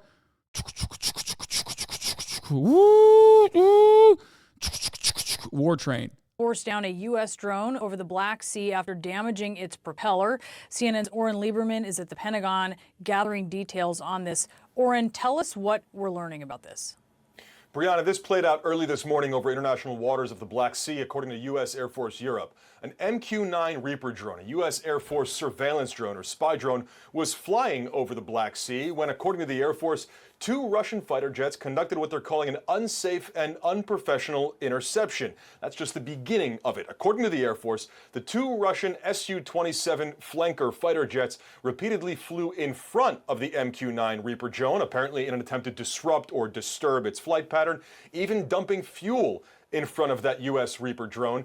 And then, according to the Air Force, one of those Su-27 fighter jets damaged the propeller of the Reaper drone, forcing it down. The propeller on a Reaper is behind it, so somehow that Russian fighter jet managed to damage the propeller, forcing the U.S. to bring down the drone in international waters. Of course, this is a very severe incident, and U.S. Air Force Europe issued a statement essentially referencing how severely they view this. Let me read you a part of this. This incident demonstrates a lack of competence in addition to being unsafe and unprofessional. These aggressive actions by Russian aircrew are dangerous and could lead to miscalculation and unintended escalation. According to the National Security Council, President Joe Biden was briefed on the incident earlier this morning by National Security Advisor Jake Sullivan. So he was given that information about how this played out earlier today. According to the NSC, there have been other interceptions between Russian and U.S. aircraft, but none as severe or as potentially escalatory as this, where we see an actual collision in midair between a Russian fighter jet and a U.S. drone that forced down the U.S. drone. Of course, the key question now, Brianna, how does the U.S. respond? How severely do they view this, and how deliberately do they view this? Certainly the statement from U.S. Air Force seems to say that the Russians were very deliberate in flying in front of the drone, dumping fuel in front of the drone, and then damaging the propeller, forcing it down eventually in the Black Sea. So now we'll wait to see how the U.S. chooses to. They were doing, what is it called? They were dogfighting, but with drones. Also, why is there a CNN base inside of the Pentagon? That's kind of weird. What the fuck? What the fuck is that, bro? They're just streamlining it. You know what I mean?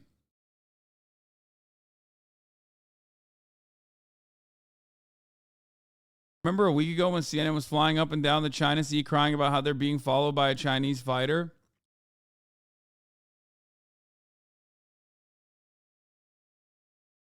Chinese balloon is the end of the world, but our drone is no big deal. Yeah, I don't understand, brother. What the fuck do you mean? If China sends a balloon over, anywhere near a goddamn airspace, you bet your fucking ass we're blowing that shit up. But when we send it to the Black Sea, it's completely allowed. Fuck you. To respond to this incident, we have also reached out to the Russian Ministry of Defense for comment. Brianna? And Oren, just to be clear, of course, the Ukrainian port city of Odessa there on the Black Sea, we don't know specifically where this happened? It's our understanding, and it's worth noting, that we have been able to track the flights of many Reaper drones over the Black Sea over the course of the war and before. And they essentially fly an almost circular pattern, either in the western part of the Black Sea there, west of Crimea, or southwest of Crimea. We don't know exactly where this happened, but we have seen Reaper drones flying almost on a daily basis since the beginning of the war, and even earlier than that. We know Russian jets have flown as well. Of course, what's different here is the interaction, frankly, the collision between these jets. U.S. Air Force says it happened in international waters where both the U.S. and the Russians are absolutely entitled to fly under international law, but not like this. Brianna? Certainly not. All right, Oren Lieberman, live for us at the Pentagon. Thank you. Let's talk about this now with international airspace, though. That's real big. I'm not touching you vibes. No, that's precisely what happened. They were like, so Turkish fighter jets and Greek fighter jets do this over contested airspace all the time, or like international territory all the fucking time, where they'll like fly next to one another. It's called dogfighting. They do it regularly. It's just that, like, this happened in this instance. Not only did it happen, but it also led to, like, one of the drones actually being forced to land. That is not what dogfighting is. I mean, they weren't like, it doesn't seem like they were doing. You said dog fart, not dogfighting.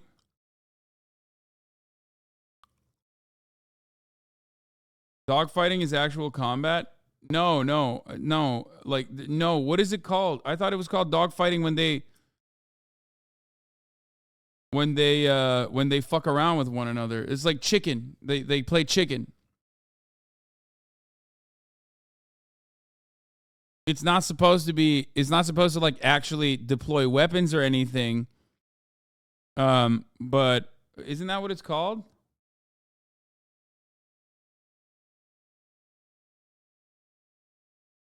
It's intercepting. Yeah, I might have used the wrong term. But it's basically two opposing forces. A secret war between Turkey and Greece just turned deadly after a long history of dogfights over the Aegean Sea. A Greek fighter jet crashed and the pilot was killed after intercepting two Turkish F-16 fighters that had intruded into Greek airspace. While fatalities are unusual, Turkish jets have been violating Greek airspace for decades, and the incursions have happened over the years. Yeah, a lot of those is just like planes fucking flying towards one another, planes flying side by side with one another, but not necessarily like deploying weapons.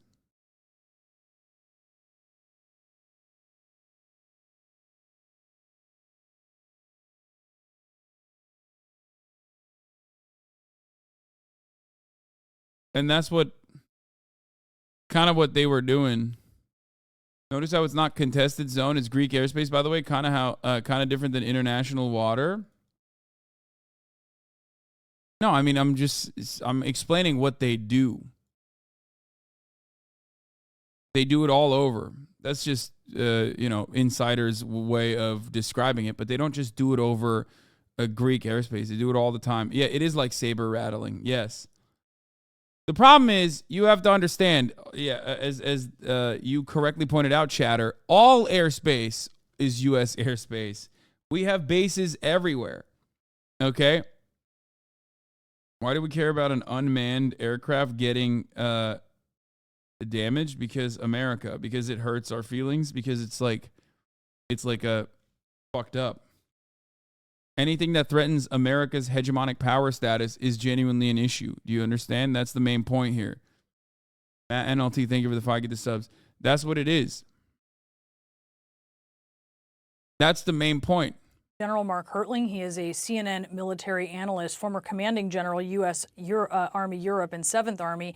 And David Sanger is with us as well. He is the White House and national security correspondent for the New York Times. All right, General, first off, I mean, just explain how significant this is. This is typical of shadowing and intercepts in Europe, Brianna, truthfully. What you see is Russia does this all the time in international airspace, on top of international waters. Russia often considers the Black Sea their national lake, which is dead wrong. It doesn't apply that way. But you will see Russian aircraft continuously having these kinds of intercepts or shadows, but nothing like this. Airplanes get close. You certainly will see. There have been years where there are over a couple of hundred. Yeah, it's wrong. It's America's lake. Look at that.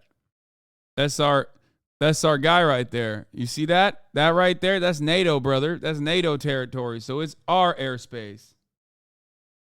Greek airspace, Turkish patrol mission into Greek airspace. Yeah. This morning, we tracked an unusual patrol mission. A Turkish Navy CASA made patrol mission into Greek airspace.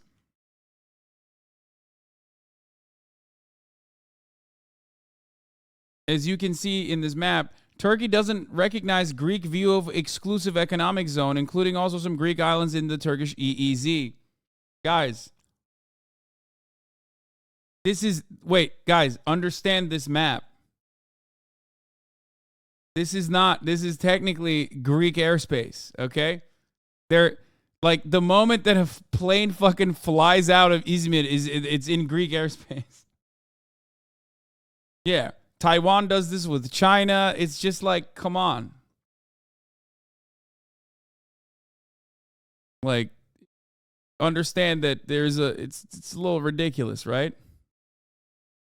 Especially, yeah, it's all Southeast Albania in reality. That it is all Albanian airspace, technically.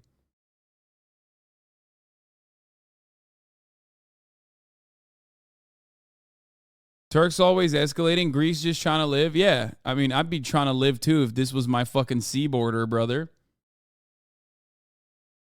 Hasanabi doesn't recognize the Greek islands. Bro, I mean,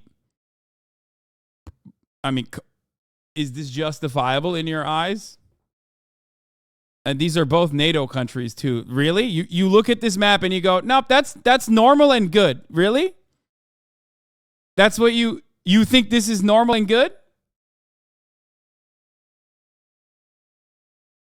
It's fair? You think this is fair? I'm biased. I'm Greek. Sorry. I mean, come on. Like,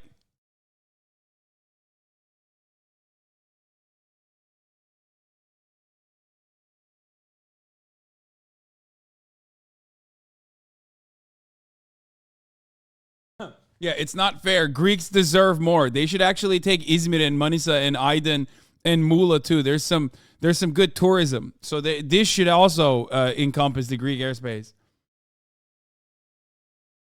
Like, come on. Anyway.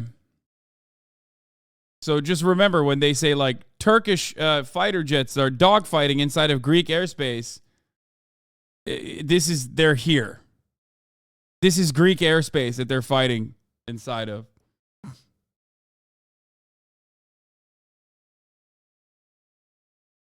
Like, come on.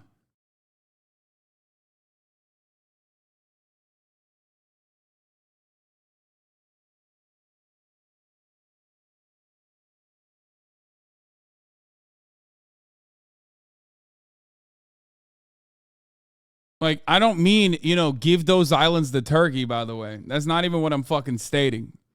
Okay? But it's crazy not to consider this to be like, at least give clearance to which, by the way, Turkey, that's why Turkey violates it, okay? Because it's ridiculous to be like, oh yeah, no, this is just like Greek airspace that you're inside of, sorry. Like, that's the reason why it is routinely violated. Like, it's shared airspace. That's fucking bananas.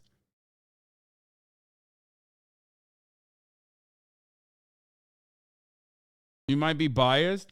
Bro, yeah, of course I'm biased, dude. Oh, yeah, seems evenly distributed. I'm so biased. Like, come on, brother. That's an insane fucking assertion. Like, I'm not saying give the islands to Turkey, dumbass. Like, but that's insane if you think this is even distribution. Like, what is happening here?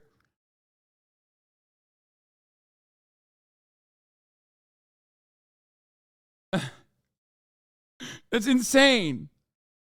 Jesus Christ, dude. Yeah, line should be literally on top of Turkey, too. They should take Manisa, Izmir, all of that.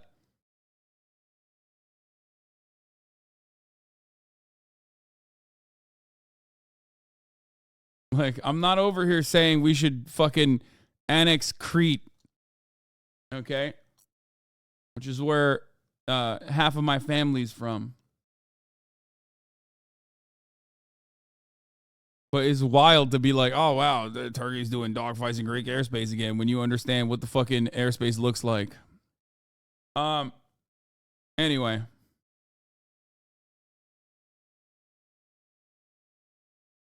What are you saying? I'm saying that that area is understandably shared, whether fucking countries or whether the international community decides it's fair or not doesn't change the reality that like it's ridiculous.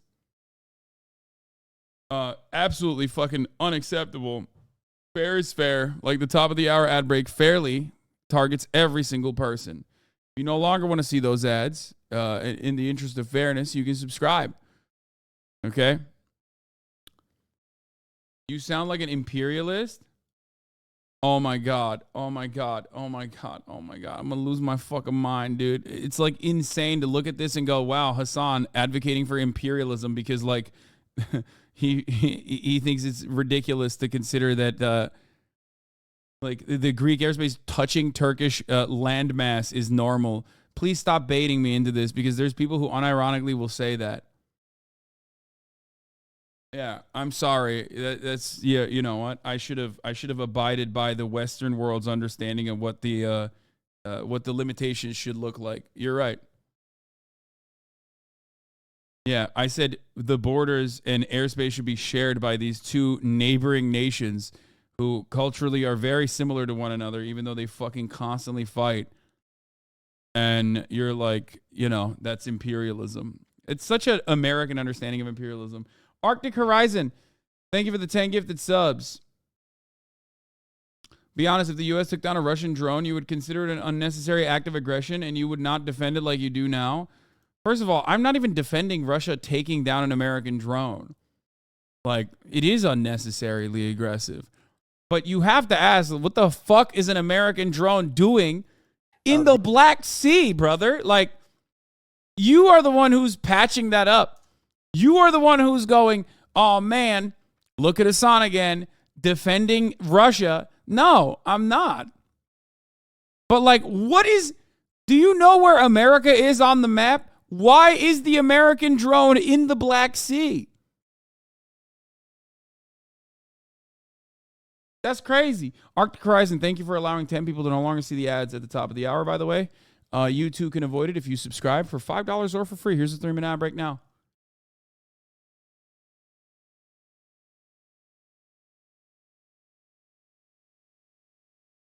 But yeah, you're just like, bro, you don't understand. This is NATO airspace. Everything is American airspace.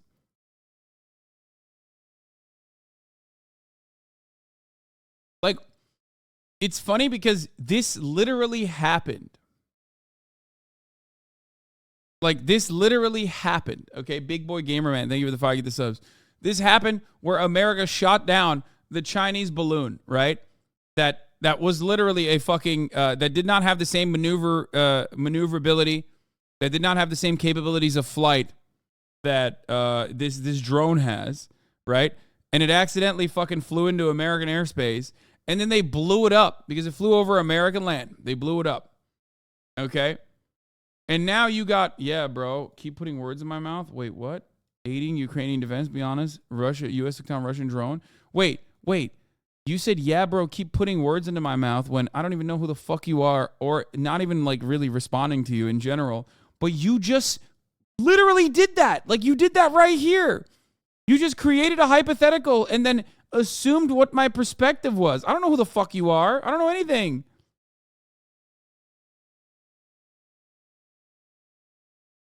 What the fuck?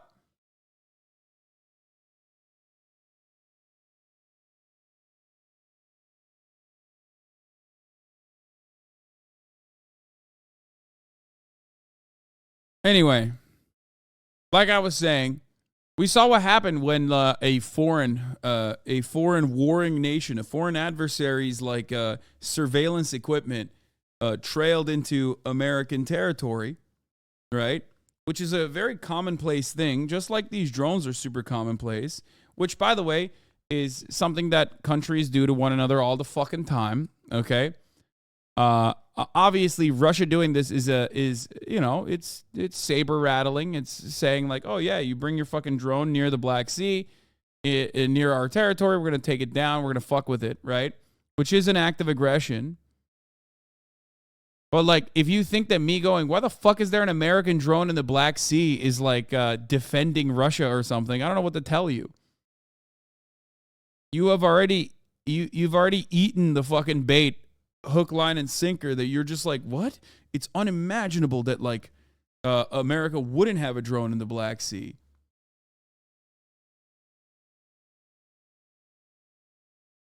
You know? These kind of things, incidents occurring every year, and it's normal procedures.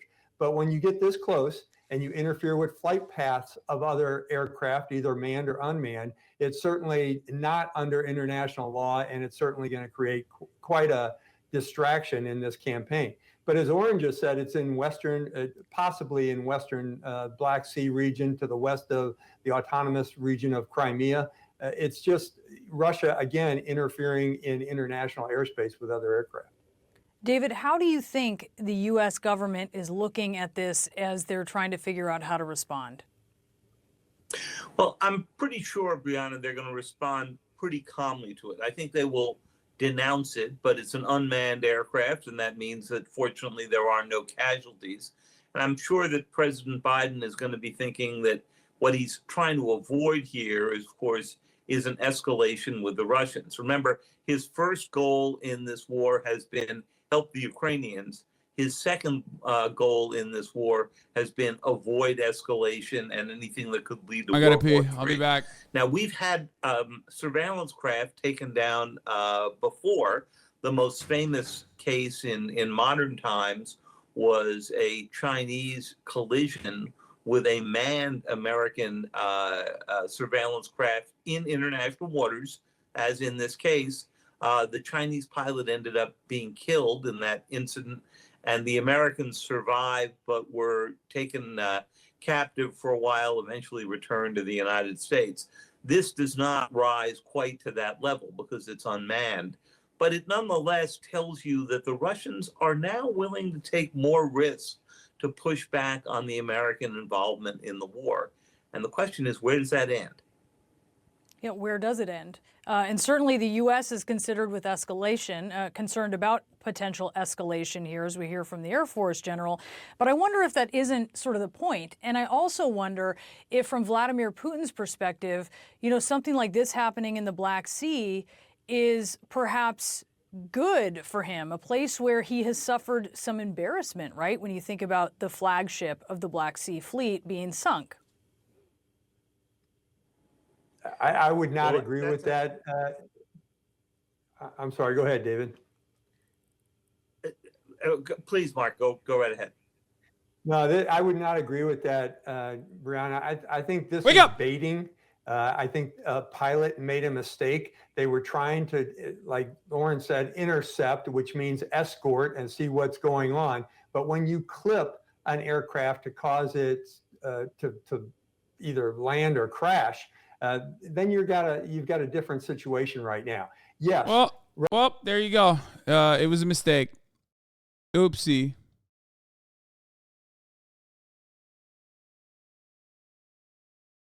They're already saying it.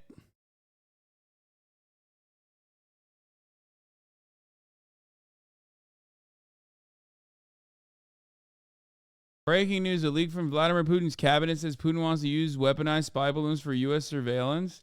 CNN 1-minute video. It has 1 views and 0 comments. I'm going to give you a week off for that, 12-month subscriber. Have fun with the poop sock on your own. There you go. Thank you for that, by the way, especially while we're in the middle of like serious news coverage. Breaking nudes, what? Hello, it's me, Hasanabi, and I'm currently live on Twitch. You should click the link and see for yourself.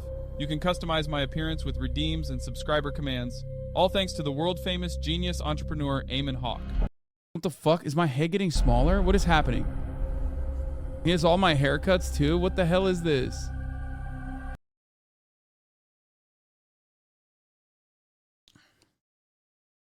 Bro, Hasanabi has gotten out of control. Okay, we'll look at that later. We'll look at that in a little bit. Let's continue. Russia has certainly been embarrassed in the Black Sea with the sinking of several vessels by a country that doesn't have a navy. That's Ukraine. But certainly when you're interfering with international aircraft in international airspace, that's not purposeful. That's baiting and it's interception. This is not something that where again, Mr. Putin is trying to puff up his chest a little bit and says, see what I can control in the Black Sea. These Reapers were more than likely not only looking for intelligence, but also overwatching some of the grain fleets that are going through embargoed territory out of Ukraine into the Bosporus and up the Danube Canal. So these are things that are all parts of this. Again, all this is conjecture on my part, what that Reaper was doing there. But certainly when a Russian aircraft interferes, clips it, and knocks it out of the sky, that's a little bit more serious. And we haven't seen one of those things happen since this war began. Yeah, this is incredibly serious. And I wonder, David, how Vladimir Putin might respond to this versus how he might see this as something that obviously should be avoided, but how he might respond to this. You wouldn't expect that he's going to come out and give some heartfelt apology to the U.S. No. Wait, no, there's not going to be a heartfelt apology, which means we should do more droning, I think. Like, He's certainly not. And, you know, think about... is it serious or is it an accident? I mean, he made it seem like it was a regular intercept gone wrong. So I think that's it. That's basically, that's what you're going to get. If they were interested in banging the war drums, you think they would fucking say it like this? I mean, CNN is going to say that. CNN is going to be like, well, this is pretty fucking gross.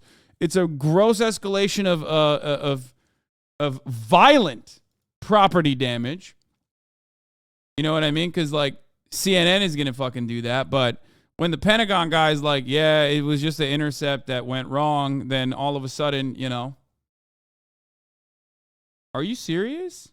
I just gave a fucking week off to one guy for this. What is happening? Are you guys the fucking drones? My long-term community members are literally like NPCs, dude. They're just throwing themselves at the fucking... The more recent case of the balloon, really another kind of surveillance vehicle that was over U.S. territory, and China complained when the U.S. took it down. But of course, in that case, it was clearly over U.S. territory. The key part here is this was in international waters. One of the big questions that Mark raises here, and that you do as well, is what's the level of intention? In other words, did Putin himself order this? Did the Russian military order this? Was this a Russian pilot who saw an opportunity and was sort of acting on his own? We may not know that, or it may take us a while to go figure that out.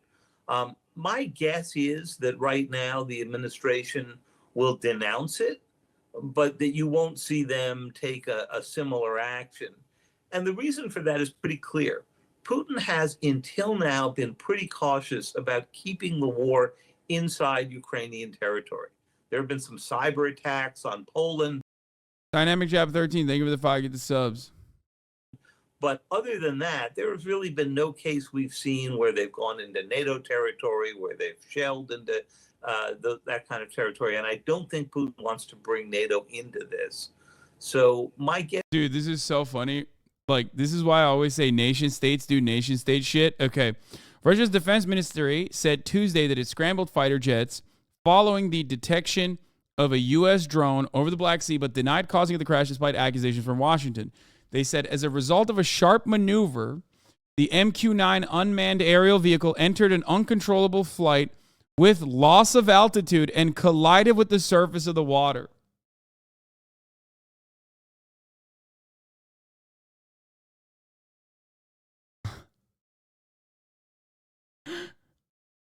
Yeah. The ministry said in a statement, adding that the fighter jets did not use their onboard weapons, made no contact with the UAV. They sound like our cops doing a report? Yeah. Guess is that both sides... I think they want to make this into a thing that it's not. You know what I mean? Anyway, we're going to move on from this. The government is ensuring safety of banking system following the collapse of two banks. Let's take a Turn look. now to the turmoil from the failure of two major banks. Customers lined up yesterday outside the headquarters of Silicon Valley Bank in Santa Clara, California, hoping to get their money back. And earlier, trading was temporarily halted for more than a dozen other regional banks as their stock took a hit. That's despite federal action designed to calm the markets. Errol Barnett is outside the headquarters of Silicon Valley Bank once again for us. That bank being sued now by shareholders, investors who have been wiped out. Errol, good morning. Tony, good morning to you. And that lawsuit now, class action lawsuit being built by shareholders, is just one of the fresh headlines. The Federal Reserve Board also reviewing its oversight of this institution. And the customers I spoke with all lined up yesterday. Yes, they're relieved. They're now getting some access to their money, but they are deeply frustrated that any of this happened in the first place. Are you satisfied with the service you received today and what the FDIC is telling you happens next? Sort of. It was a somber morning. There's a lot of volume. There's a lot of people accessing their money. As representatives from the Federal Deposit Insurance Corporation, or FDIC, greeted customers of Silicon Valley Bank waiting outside headquarters for hours just for a chance to withdraw their deposits. You could either do it with the cashier's check, cash, or wire. And you have to be pre-set up to do the wire, so it left the cash and cashier's check, and who wants to carry out a bag full of money out into their car? Bob B. opened a personal account with SVB around 2 decades ago. At risk, most of his life savings. The officers of the company causes a bank to crash like they did here, and people are losing money. They should go to jail. Similar scenes took place at Signature Bank in New York, which dealt heavily in cryptocurrency and failed just 2 days after SVB. I cannot believe it. Despite the government's intervention, the volatility during Monday's trading proved investors are still nervous about contagion. In fact, trading halted for at least 20 other regional banks. So if a bank crashes, do you just lose all the money you gave them? No, man. That's like the entire point of the FDIC. We talked about this extensively. The federal government has a protection, an insurance that, of course, came along with some protective measures that we destroyed. Shouts out to Bill Clinton for that. But the FDIC is a provision, an insurance, a protection mechanism created by the federal government to go in and take over a bank in the possibly worst case scenario where the bank runs out of money.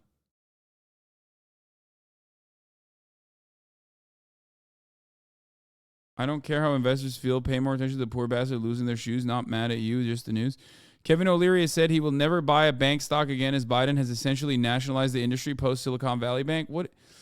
I don't even understand what the fuck these guys are like. Like, I don't know what they're like chirping about. But the FDIC, of course, only covers up to $250,000. But if you understand the main reason as to why the FDIC exists to begin with, you will also understand that in the United States of America, as long as the federal government is standing, unless there is like a gigantic fucking economic meltdown, the United States government is going to protect all matter of depositors because that's crazy. You need a bank. That's the whole point of a fucking bank. You're not giving your money to the bank so they can take your money and then like run off with it and do insane, completely fucked investments. Okay? No, it's your money. You put it in a bank. You have to. It's ridiculous that they would, it's ridiculous that they would decide to do whatever the fuck they want to with it. That's not how that works. Commercial banks should have been separate from investment banks in general. Huh. If only there was like some law, like we talk about the FDIC and we think that the FDIC is good. If only there was some kind of regulation that prevented that from happening. Oh, shit. There was one. And then shouts out to Bill Clinton who repealed it. So that was actually the same thing.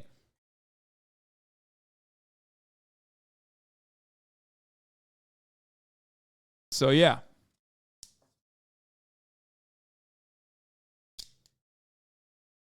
That's kind of the point. God, I hate everyone. This is Rabbi Bill Clinton. You guys are literally... Like, you guys are so fucking perma internet brained. Like, you literally are just repeating a 14-year-old's meme. You know what I mean? You're a whole ass grown ass adult, unironically repeating a 14-year-old child's one fucking meme. Extremely online. Please stop doing it. Please. Please.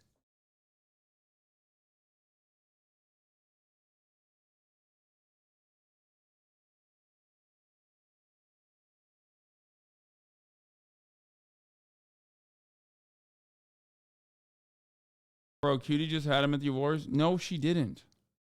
That was Wantep.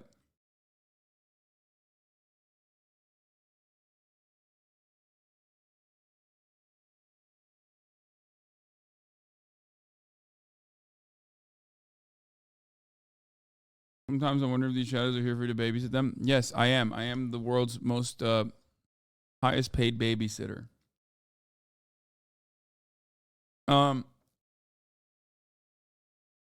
Okay.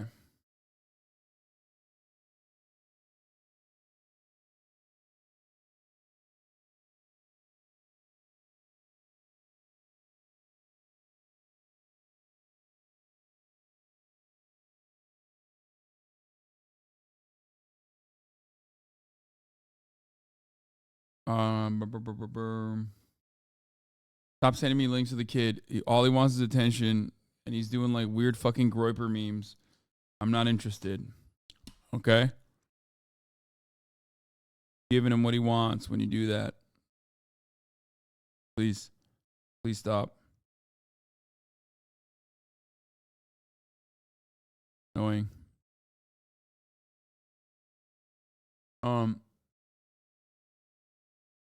Where was I?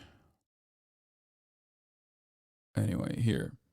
The reason why the government is going to ensure some level of confidence in banks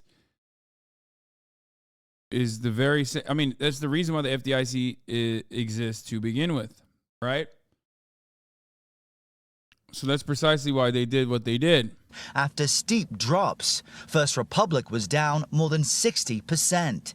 Meanwhile, CBS News has learned SVB was operating without a chief risk officer for months before one was hired in January. President Biden said those responsible for the collapse of these banks will be held accountable. I'm going to ask Congress and the banking regulators to strengthen the rules for banks. And repeated that none of the losses would be paid for by taxpayers. Yeah, there's going to be no strengthening, especially considering that, like, a good question to ask Joseph Robinette Biden is that, why weren't the regulations that were in place that you literally as vice president oversaw that were unrolled under the Trump administration put back into place immediately? Why didn't that already happen? Right? That's a good question. I would love to ask that question. I would love an answer for that question. Why weren't those regulations implemented immediately after Biden became president again? That's how it works. That's how it always works.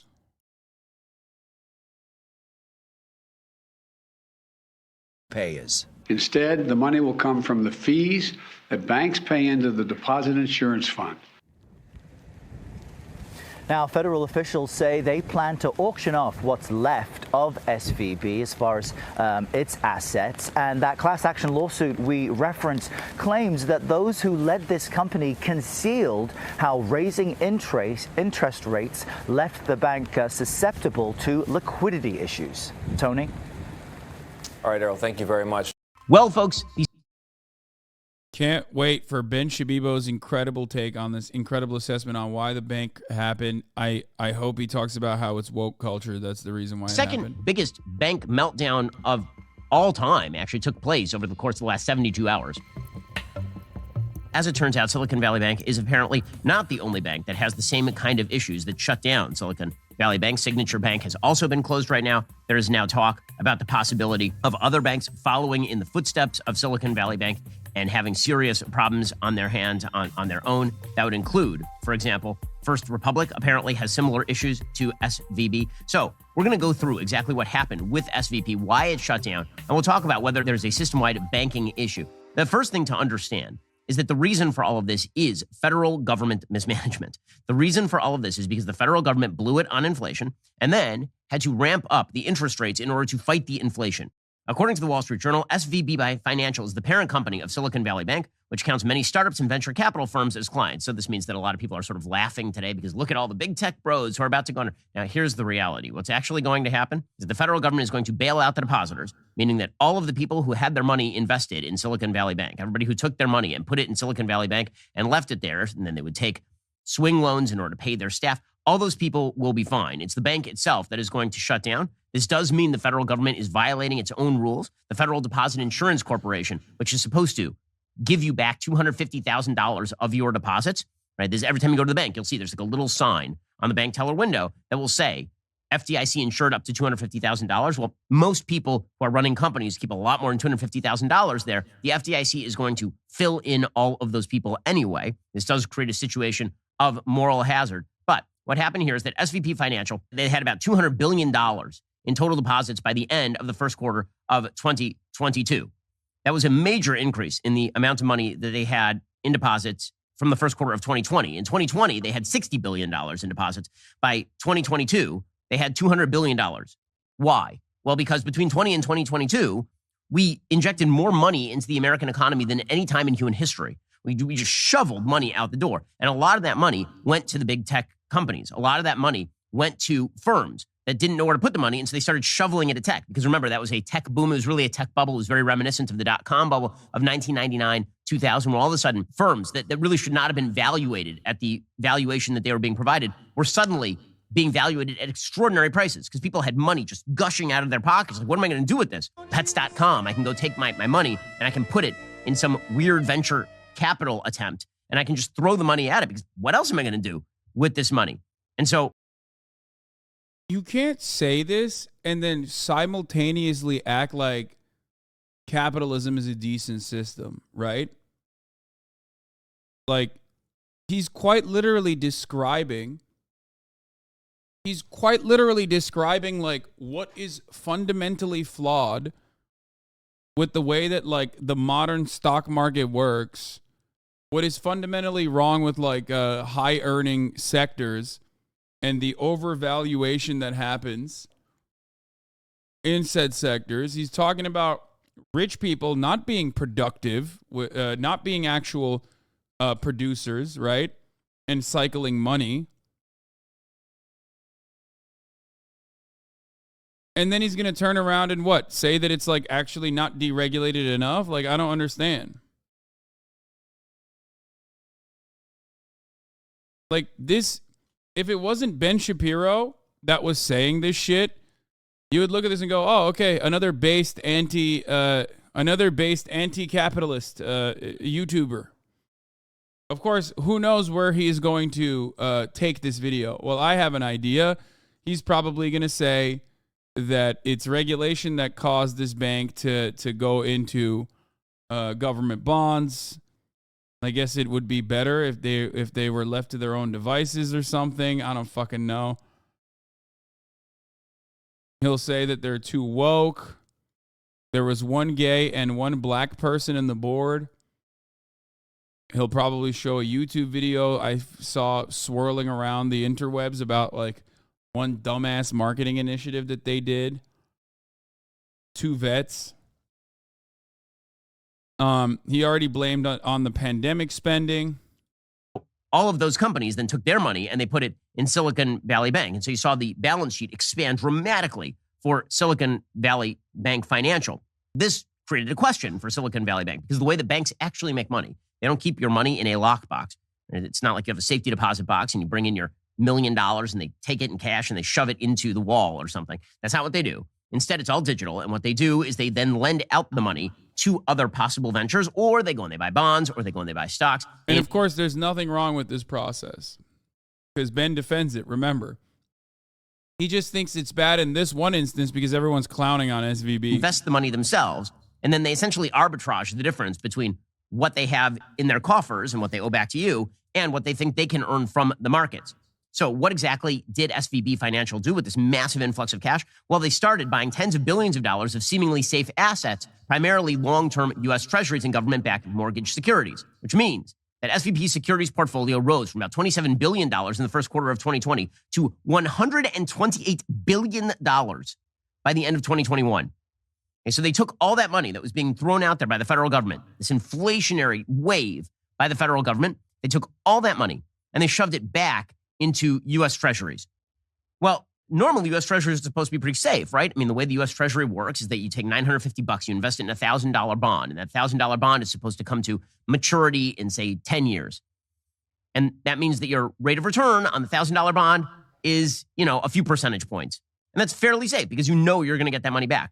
The problem is, if the interest rates dramatically increase, then the value of your bond drops really dramatically. Because let's say that you buy a bond, and that bond is going to give you a yield of 4%. And then suddenly, there is an interest rate increase. And so the government is issuing bonds at a much higher rate. Well, then the market for your bond, which is going to earn you a much lower rate, the market just disappears. Suddenly your bond is worth like nothing. Because I can go down the street, I can get a brand new bond issued by the U.S. government that is going to earn me a much greater yield than the bond that you are now currently. You're going to have to sell your bond at discount to compete with the new bonds that are being issued by the federal government. This is why when interest rates increase, the prices of bonds that are currently on the market tend to drop. So what happened here is that SVB Financial thought that they were being safe by buying a bunch of U.S. treasuries, but they were being stupid because everything he said is correct so far. Like literally no notes for the record. I just want to make something clear. When he's describing the situation, no matter what his background and no matter what his perspective on like why this failure happened, as long as he's just describing the situation, he's correct.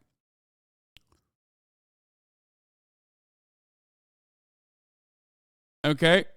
Not really? No. What do you mean not really? He's not wrong. No, he's describing exactly what happened. The problem is he has to find a way to say that this is somehow not the responsible party or this is somehow not capitalism. There's some other reason why this is happening. Okay? And if he was actually correct on the matter, he would say the fact that, Glass-Steagall was repealed is what led to banks behaving in this awful way. This completely irresponsible way with your money. If he was honest about it, he'd talk about Dodd-Frank and how additional deregulation happened under the Trump administration in 2018 for banks of this size that are like literally right underneath the max limit. Like Silicon Valley Bank is not a tiny bank by any margins, but asset-wise, they technically were able to just hide right under that upper limit of big banks that would cause them to have more cash on hand, specifically to avoid this kind of thing from happening.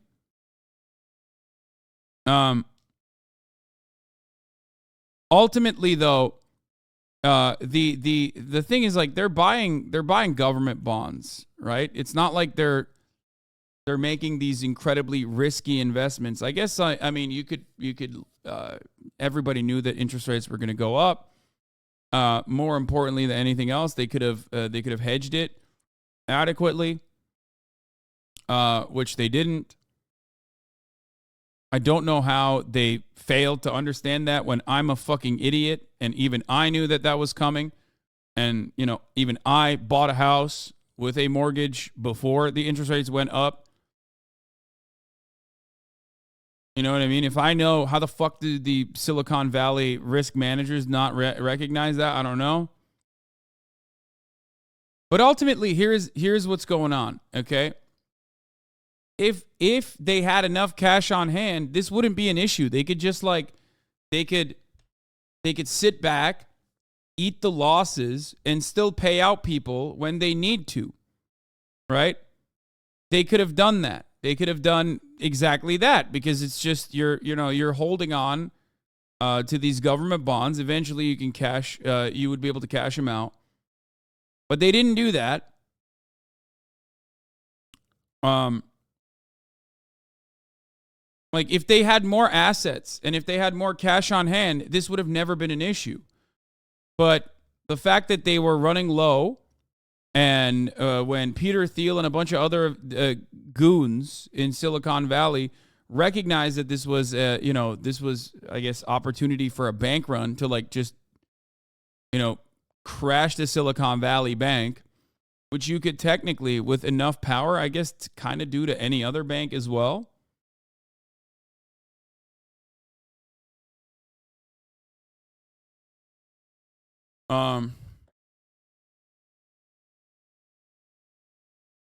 They did what they did, and then everyone in Silicon Valley started saying, oh my God, this bank is going under. If the government doesn't step in and do something about it, everyone's going to pull out, and then this is going to capsize the entire banking industry, which isn't incorrect.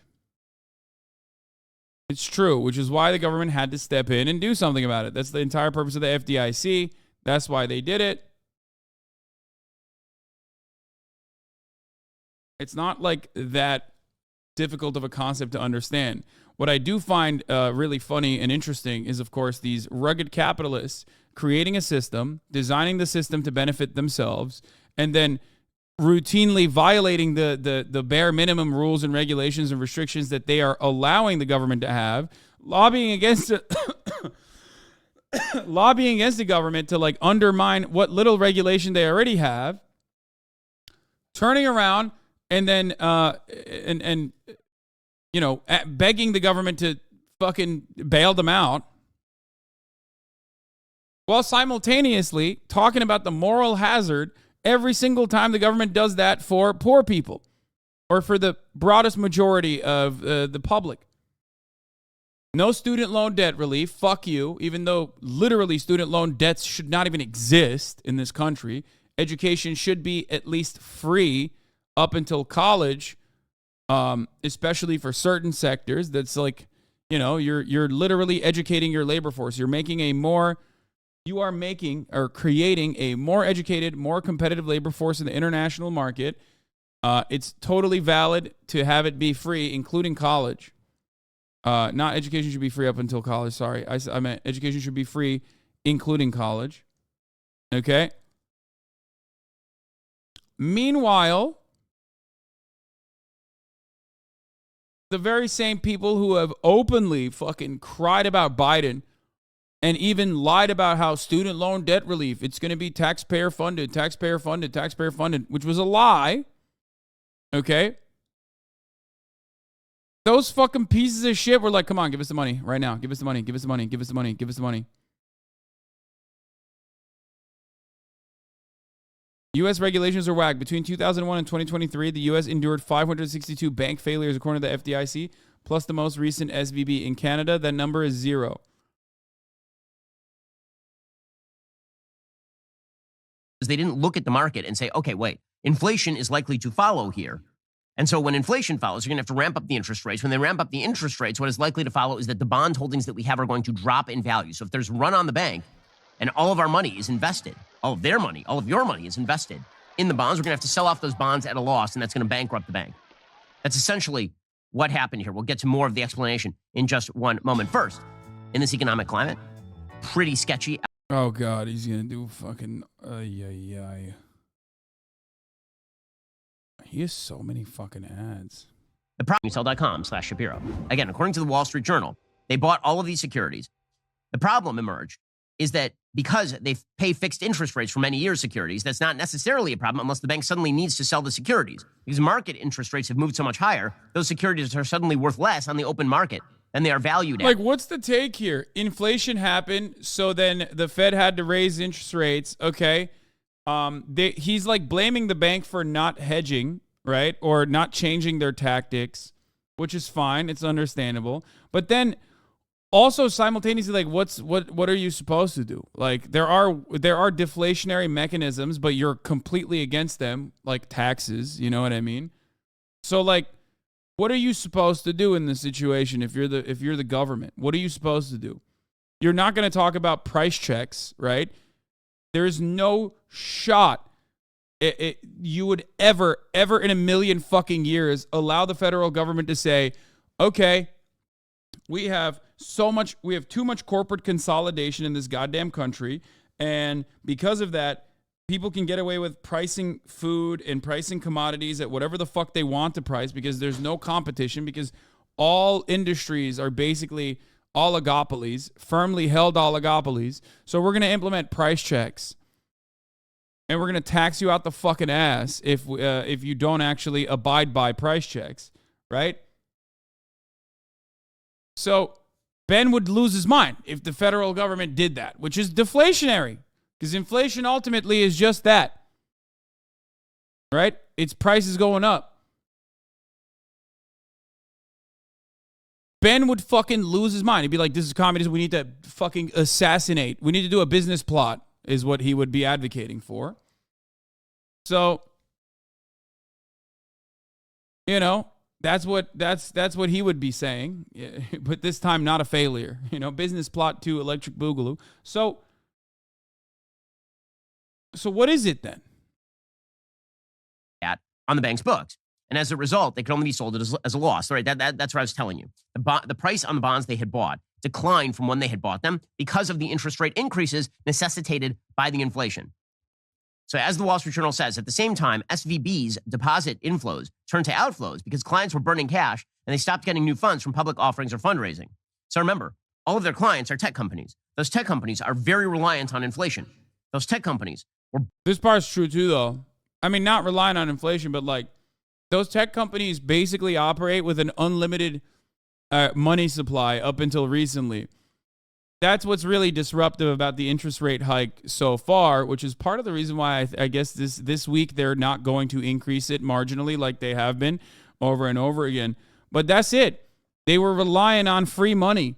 I'm not even going to say cheap money. I'm going to say free money. You know what I mean? That's it. That's half of the American economy basically realized that, like, you know, free money is the only way to keep fucking doing this permanent growth economy shit. Yeah, free sex. And now that it's not free money anymore, wait, how do they have an unlimited money supply? I mean, we are America. We are in the United States of America. We technically kind of do have an unlimited money supply.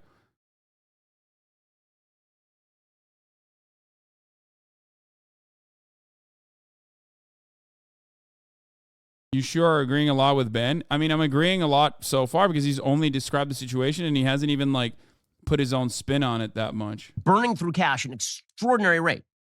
For about 2 years there, if you were a company that was in search of public financial capital, you would just seek to get bought up by what was called an SPAC. You sought to be bought up by a publicly traded company that didn't have any content to it. It was basically just a slush fund, and then it would buy you, and then you would become the publicly traded company. Damn, he's coming after SPACs now. Oh, shit. We've seen a few of these. Truth Social was funded through a SPAC, for example. But when all the money dried up, then suddenly all of these companies came up short. They've been burning through cash at this extraordinary rate because there was so much cash flowing through the system. And then interest rates increased. People stopped spending money quite as much. All the investments dried up. And at that point, everybody started trying to draw down their balance at the bank. Again, they keep a certain amount of money at the bank, like what they have to by law. But then the rest of it is being lent out or bought or whatever. And so suddenly, if everybody goes to the bank at the same time, you have the Mary Poppins scenario, right? Give it back! Give me back the money! There's something wrong. The bank won't give someone their money. Everybody goes to the bank at the same time. It's a run on the bank, and everybody freaks out because they have to shut the windows. There actually is no money at the bank. On Thursday, customers tried to withdraw $42 billion of deposits, about a quarter of all of the money that was supposed to be held at the bank, and it just ran out of cash. And then other banks started to get hit because there were other banks that were invested in this bank. Stocks of other mid-sized lenders like First Republic Bank and Signature Bank were halted on Friday morning. And in fact, Signature Bank essentially went into receivership for the exact same reason.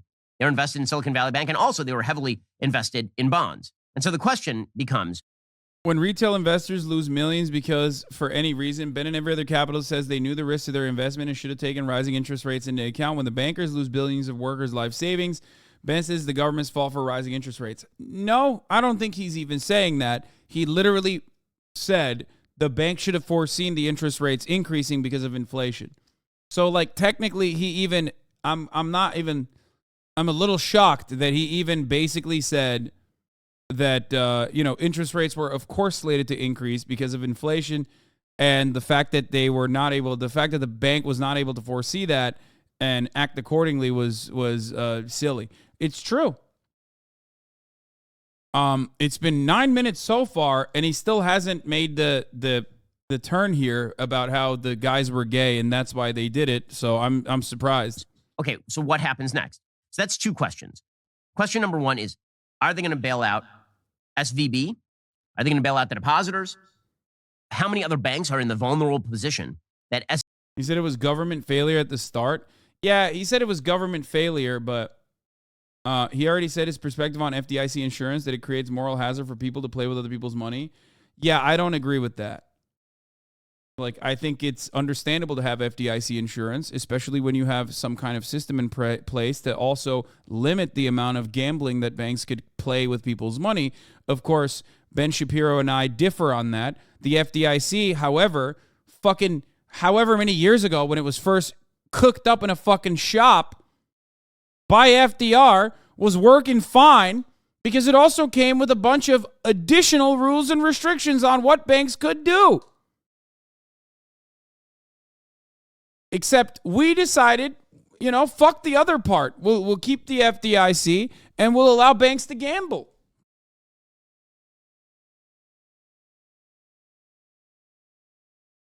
That's the problem. It was deregulation. That is the issue. The deregulation is the issue. Okay? Understand that both the Democratic Party and the Republican Party has played a role in what happened. The FDIC is an acknowledgement that people are 100% going to fuck with people's money because the U.S. is so anti-regulation. It's just straight up a necessity.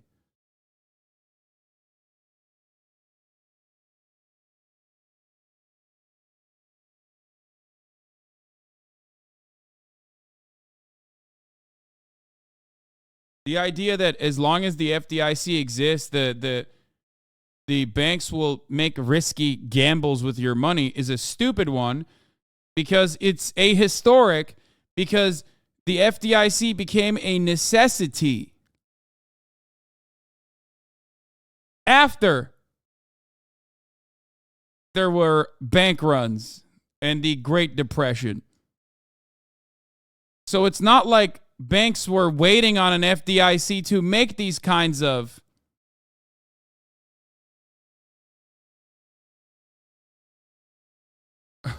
banks were not waiting for the FDIC to make risky bets with other people's money.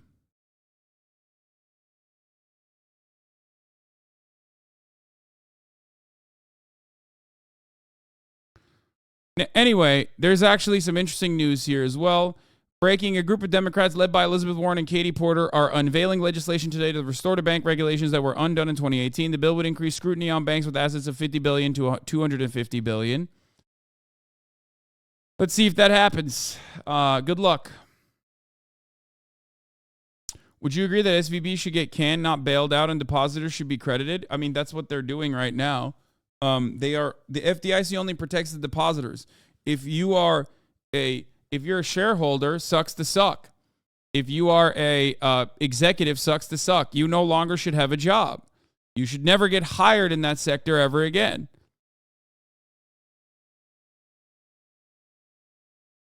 You know what I mean? I don't have an issue with any of that. But yeah, if you're a depositor, it's not your fucking fault. You know what I mean? I know that, like, look, I'll say it like this. I totally do understand that it's like all bullshit jobs and it's all bullshit fucking corporations. Like that one lady who was like doing events planning or something for $6,000 a month, right?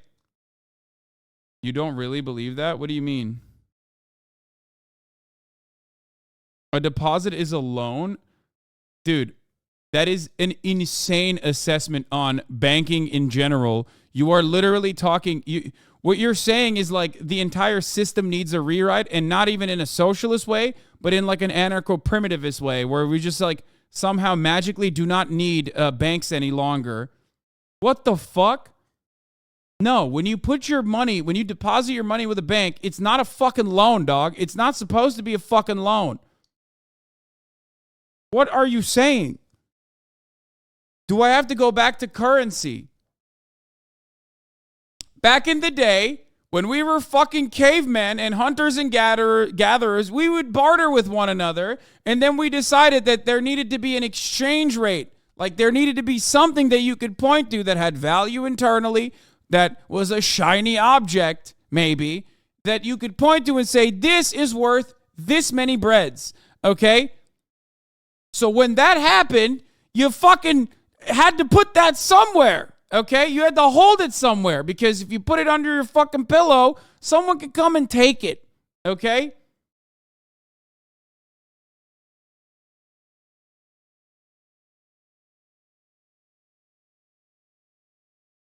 Oh my Lord. It's ridiculous. You're like...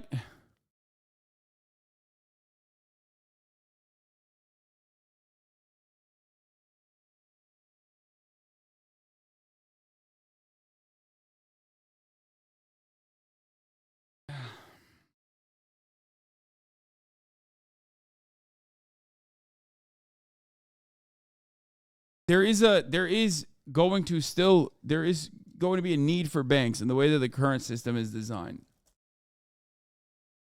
Okay? That's why it is, before capitalism, capitalism, there were still some kind of banks, something that held your money. Maybe it wasn't for every single person, especially if you were a fucking serf, but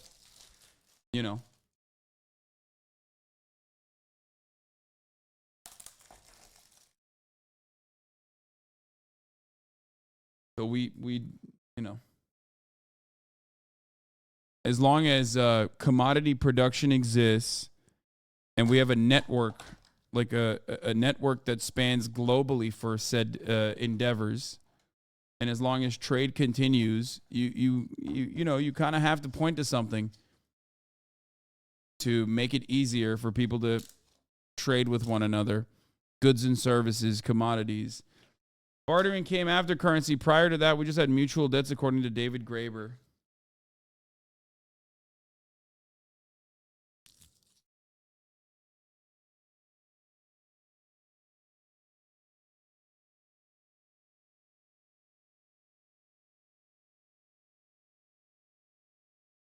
Regardless, when people say you're wrong, credit came before barter and coinage. Read Debt 5,000 Years. It still doesn't change what I am trying to describe to you, which is that, yeah, we don't have IOUs, okay? Like, the fuck do you mean? We're pointing at something. We do. That's debt. Oh my God, I'm going to lose my money. I'm going to lose my mind and lose my money. Keep your money in the safest place possible. Your ass.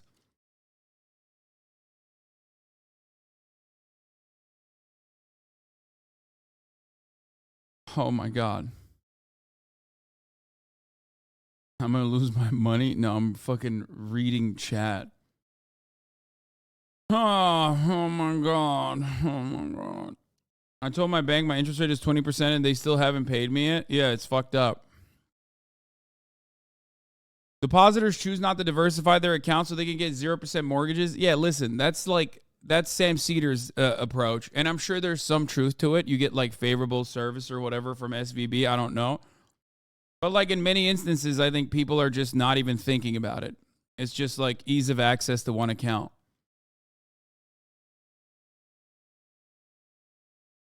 Especially if you're not banking with SVB, but instead with like one of the big ones.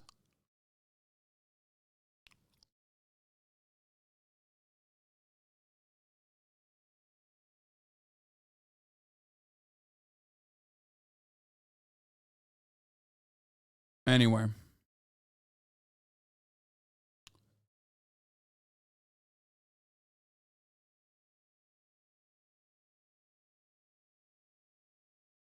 I'm not mistaken, banks were critical in winning many wars. Nations needed to be able to take loans and go into debt to sustain long wars. Yeah.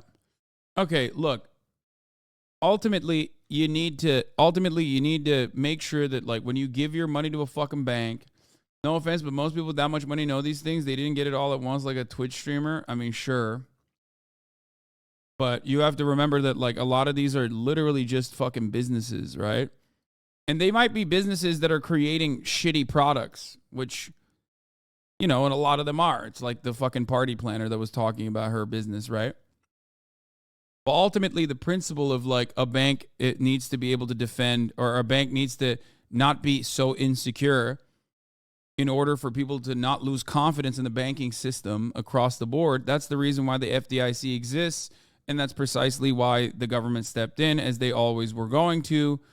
It does not matter, because no one is looking at it and going, well, these were shitty businesses, so the workers that work at those businesses shouldn't even get fucking payroll. Fuck them, because the bank decided to make risky trades, or not even risky trades, but the bank didn't foresee interest rates increasing and didn't have enough cash on hand in the possible unforeseeable bank run.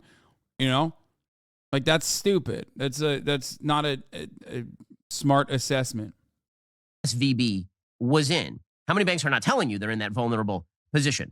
And nobody really knows the answer to that. So there's a lot of unease in the markets today, because even if the depositors of Silicon Valley Bank are bailed out. You said, so the banks operate by trust? Brother, everything operates by trust. This entire system that keeps having these weird cycles of failure that are premeditated and created by the inherent contradictions that are designed into the system that constantly keep happening all the time, are literally held together by ticker tape, okay? It's held together by the small string of confidence. That's it. And if people start losing confidence in the entire system, nothing will fucking work. Yes, it's all confidence. That's it. It's backed by the confidence that people instill in the United States government and its military might, for the most part. Okay?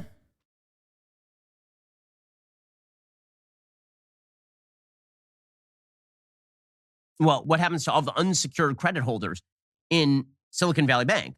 And there are a lot of people, in other words, who invested in Silicon Valley Bank. They're not going to get their money out. That money is now gone. And Silicon Valley Bank was a big concern. So that means those people are going to lose a lot of money, which means they can't hire. It means they can't fire. It means they can't, like, they're bankrupt, right? I mean, it can bankrupt a lot of people.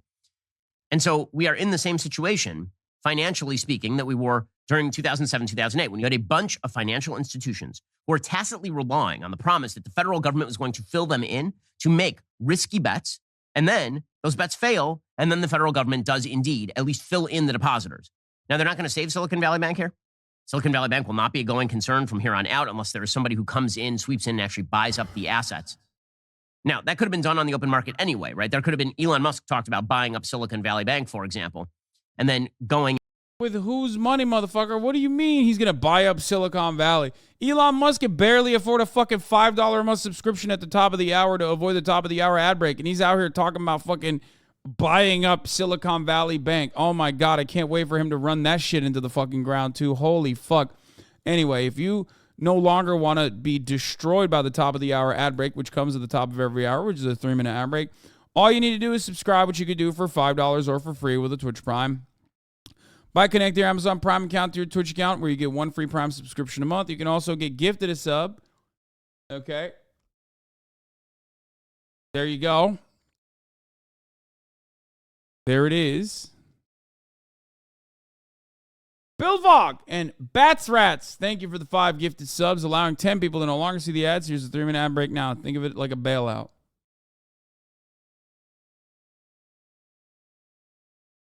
And finding investors to fill in what depositors were owed.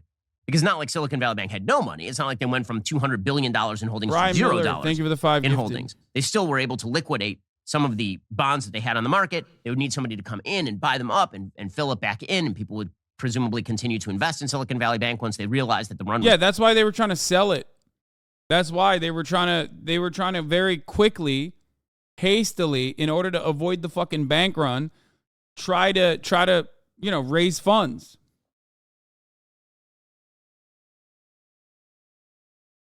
That's what they wanted to do. Holy fuck. I got a 9.48 on that. That's like one of the highest, dude. That is a record-breaking rating on that on the Hasanabi broadcast. Let's fucking go. Was over. But that's not what the federal government did. So the federal government had basically two concerns here. Concern number one is making sure that this thing did not spread directly from Silicon Valley Bank to the rest of the system. That there wasn't a meltdown where depositors lost their money, and so everybody across the system went, hold up a second, my money is not safe at my bank. I'm going to go do a run on the bank right now. And because there is a sort of herd mentality when it comes to this stuff, is my bank safe? Are they doing the same thing? Are they lying to me? And everybody goes get their money at the same time, and suddenly a lot of banks start to go under. The other is the moral hazard created by the simple fact that over and over and over. I mean, yeah, if you're in the business of like fucking screaming about a moral hazard, then I guess it's more viable or more understandable to fucking talk about a moral hazard when it's in this circumstance and not for the fucking working poor, I guess. But ultimately, the reality is, or the problem is capitalism. The problem is that these banks behaved this way before the moral hazard of the FDIC. I'm sorry, you're fucking ridiculous. Okay? This literally happened before this. The reason why the FDIC exists is because this quite literally happened. Okay? It happened. That's why the FDIC exists. So the notion that like, oh, this is creating a moral hazard, blah, blah, blah, blah, blah. It's like, okay, well, even without it, there was a moral hazard. The real issue is that regulation that accompanied the FDIC. Hassan is the biggest capitalist. Fuck yeah, baby. Dog ass RIP ads. I love capitalism. That's why I'm literally defending the FDIC. I'm defending the banking system. You know what I mean? The FDIC wasn't just alone. There were additional regulations that came along with it. Those regulations were, of course, deregulated away. It is what it is.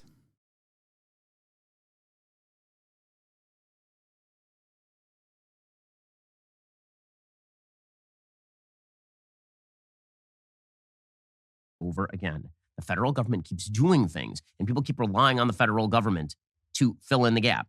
In 2007, 2008, the presumption was for everybody who was invested in subprime mortgages that the federal government was going to back their play because Fannie Mae and Freddie Mac, which were quasi-government subsidized, they were backing that play. In 2007, 2008, the smart money was that the federal government was backing subprime mortgages. So what's the big deal if we mix in a bunch of crap subprime mortgages with actually like good mortgages, and then we mix it all together, create a credit derivative structure that allows us to create a crap sandwich, and then everybody eats the crap sandwich, but most of the sandwich is not crap, so it's probably okay. Well, as it turns out, the federal government stepped in to save everybody from their own stupidity in relying on the federal government. Same sort of thing here. All of these companies relied on the federal government not to. Yeah, I mean, he's so right. That's why. Because people are relying on the federal government to bail them out. That's why they behave this way, totally. But except like, how did it happen before the federal government had any kind of protective measures in place then? Why did it happen before then? I wonder if the very same system that those guys were operating under is the exact same system that we're operating under, and that's precisely why dickheads like you that fucking advocate for deregulation are regularly making things worse and then talking about some of the outcomes of deregulation openly and then trying to still find a way to like blame the government on it. The orthodox view in 2008 wasn't that the feds would bail people out. Raise those interest rates to dramatic levels. That's exactly what happened with SVP. They said, yeah, we can see that you're inflating the currency, but we'll bet that you're not going to raise those interest rates to high levels, even as Jerome Powell was saying we probably will. And then, of course, things went south, and now they're going to get bailed out by the federal government, at least the depositors are, and it's a question as to how many other institutions are going to be guaranteed that way, which raises the question as to if depositors are just getting bailed out by the FDIC, then why exactly is the federal government subsidizing a bunch of banks in the first place? Yeah, exactly. Why not own it? Ben Shapiro said there should be public banks. That's what he's saying, dude. You understand? Because, like, that's it. That's the takeaway, right? Like, that's what he's saying. I assume. No notes. No notes. Place to engage in investments they would not make with their own money. Because that's really what you're talking about here. He said that. He said that when the government comes in and handles your bank and takes over, it's public bank now. That's what he's saying, I think. Well, he didn't really say anything. That's the hilarious part about this, is that he quite literally just described the situation and like briefly alluded to how it was the government's fault, but not really why. Oh, this was great. Big Black Jacobin Edward Ongwezo Jr. Wrote at the Slate about how venture capitalists are parasites who couldn't be trusted with the financial institution that held up their industry, let alone the direction of our technological development. Euthanizing them is imperative if we want a better world. Okay? And Nate Fisher, a founder and investor focused on rebuilding trust in the digital age. Let me see what kind of fucking check mark he has. Of course, Twitter blue. Wow, shocking. Said this sort of rhetoric is how you end up with things like the Rwandan genocide. Yeah.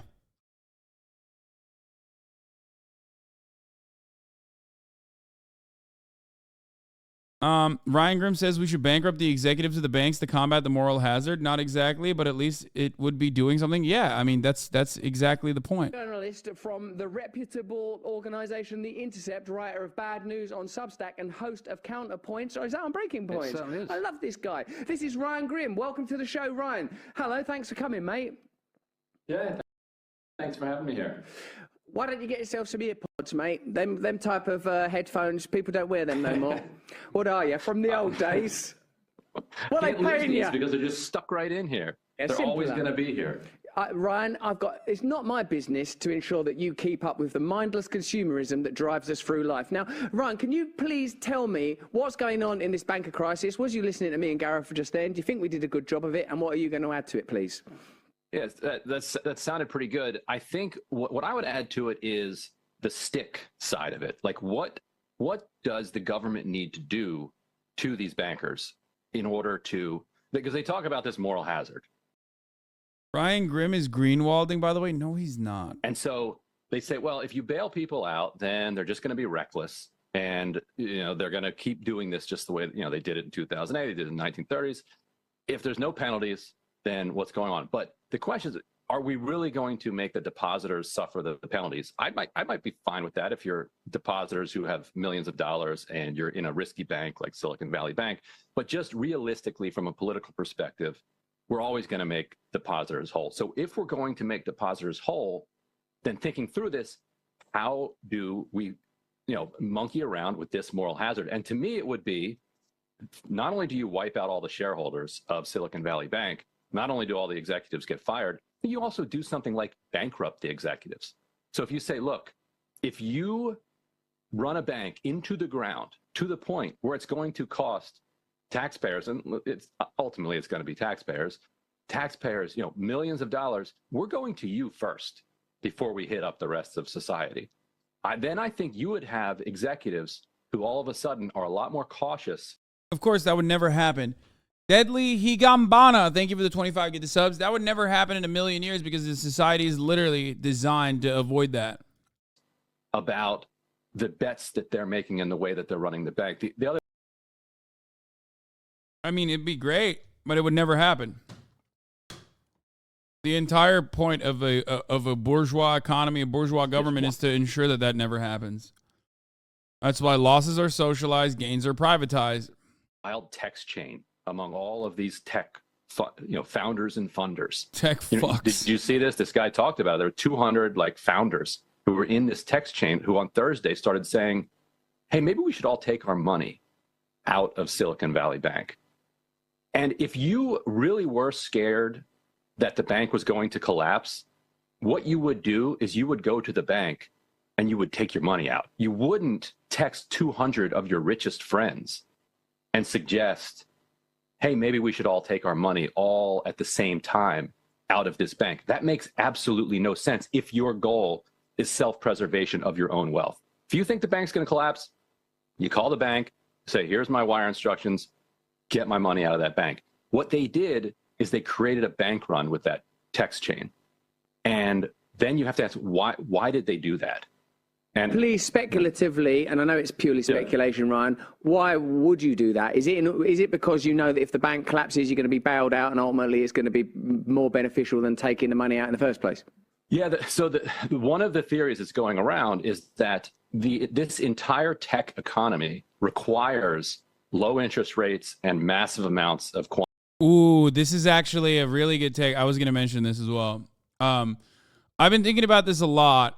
I think I know what he's going to say. I've been thinking about this a lot. And one thing that I was thinking is like, they did get the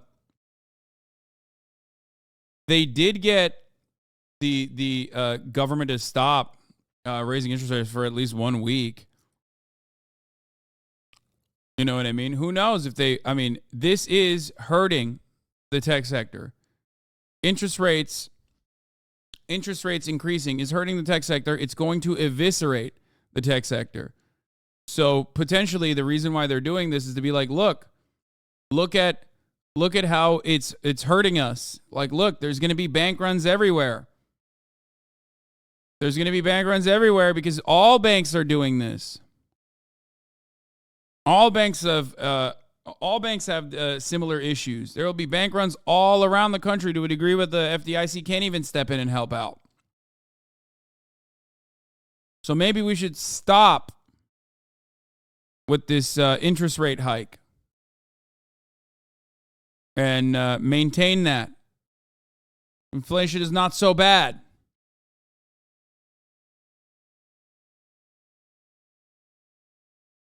So is that why they'd have some interest in engaging in a bank run rather than letting the bank fail despite the result of the depositors is the same? Peter Thiel started it. Some theories are out there. They were trying to weaken the dollar even more and boost crypto. Yeah, no, that doesn't make sense.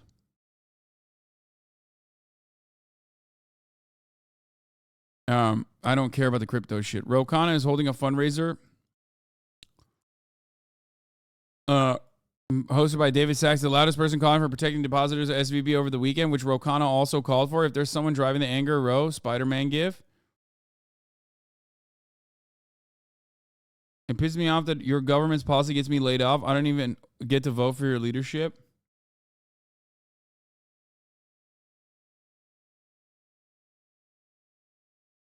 I think ultimately, high interest rates are eviscerating the tech sector. So a lot of tech guys, basically are resorting to like this financial terrorism potentially. To I don't know. It's just it's speculation. This is speculation because I can't find in my mind a single reason as to why they would have pushed for a bank run, other than and then literally continued talking about how if the government doesn't bail them out immediately, there will be a bank run. You know what I mean?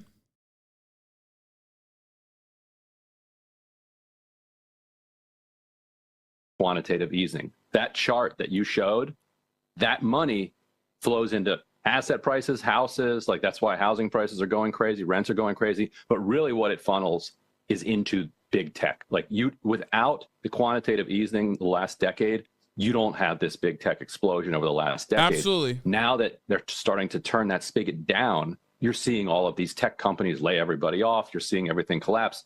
So the speculation is, what could these tech bros do that would get the Fed's attention? That would say, look, if you keep jacking up interest rates, you're going to blow the economy up. You're going to cause real problems here. And what could they do? Well, they could blow up a tiny little bank and threaten contagion. Are you suggesting this is becoming more of a conspiracy by the depositors? I mean, it's not even. First of all, there was a conspiracy. Like, not in a conspiracy theory sense, but they did conspire to do a bank run. And, don't believe me. Believe the people that were in the fucking group chat. You know what I mean? Believe Peter Thiel. He's the one who started it. They openly talked about it on Twitter. Where's the Twitter link? Okay, it's a long-ass thread, so I didn't want to fucking read it yesterday, but god damn it, I think we do need to read it now. But, I mean, here you go, dude. Zoomers, it's like when Logan Paul did a rug pull, kind of, not entirely. Silicon Valley Bank was the main bank for two of our companies, my personal savings and my mortgage. This is how things unfolded for us. Between 2013 and 2023, all good. Thursday, 9 a.m. in a chat with 200 tech founders, mostly in the Bay Area. Questions about SVB start to show up. Some suggest getting money out of SVB for safety. Only upside, no downside. I read the messages in a bathroom break. I immediately canceled the meeting I had. I asked my wife, Tina, to wire all of our personal money out to other banks. Call my teams, ask them to do the same. One of them at the dentist has to stop the procedure and run home. We can't get the money out of any of the accounts. For our personal savings, we don't have any other bank accounts readily available. For one of the companies, the permissions are not set up to allow such significant exit of money. We can only get half of the money out. We wired into Ameritrade as we don't have any other bank accounts set up. For the second company, the banking credentials have been changed. I cannot log in. Tana gets a hold of another bank we're already talking to, UBS. Ask them to open a bank account pronto. I changed the permissions for the first company. We request another wire out to Ameritrade for the remaining money from that company. We have to wait the wires to get out. After a long wait, I get hold of an SVB agent. They reset my credentials with a second company. All of my chats with tech founders in the U.S. light on fire with what's happening. Obviously, we have a bank runoff. Surreal. We request 2 wires for all the money from the second company to Mercury. They clear. Dozens of documents are signed without even reading them. Complete opening of a personal bank account with UBS. Tanya requests SVB via their website to wire all of our personal savings to UBS. Given the permission settings in place, they tell us that they have to call us. SVB is a solid bank. I know their CEO, Greg Becker. Great guy. I figured this is a temporary issue caused mainly by people panicking. They'll recover. I buy shares of SVB at what I consider is significantly low prices. What?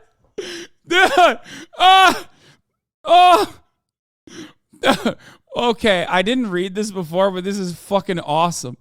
One of the wires for the other company clears. My chats with tech founders from Latin America start to catch up. SVB calls us, tells us that our savings will be wired the same day as requested. We jump on a plane to fly back to San Francisco. We land. I want to know what his fucking bullshit-ass companies are, by the way. I'm assuming they're all bullshit.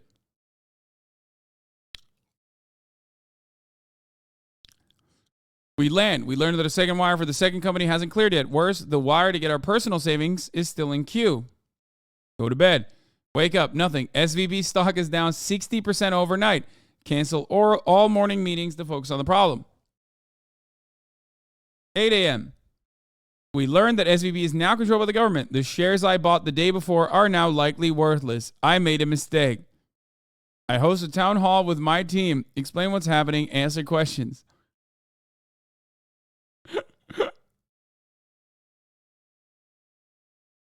All day long, I wait and cope with anxiety, help other entrepreneurs, share what we know, answer questions for investors.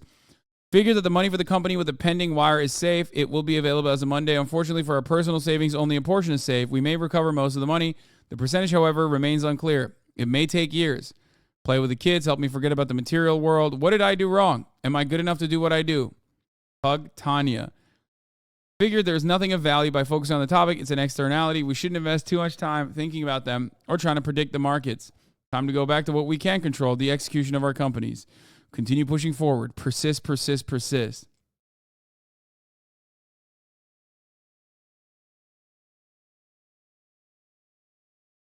Let's see what this guy has. He is the founder of Tribe. What is that?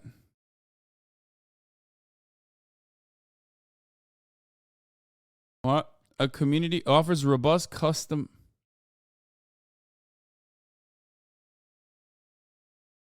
If you write a tweet that long, you should immediately go to prison. Yeah, I agree.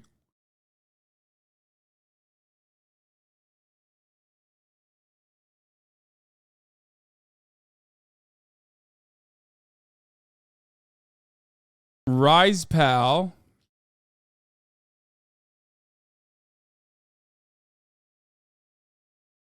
There's nothing even on it.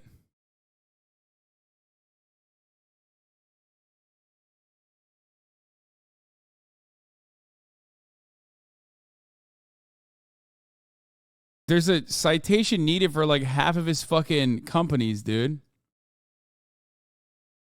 He was on Shark Tank Colombia. He was featured in MIT's list of innovators under 35 in 2012. He's a known advocate of remote work. He's worked with remote teams since the founding of Voice 123.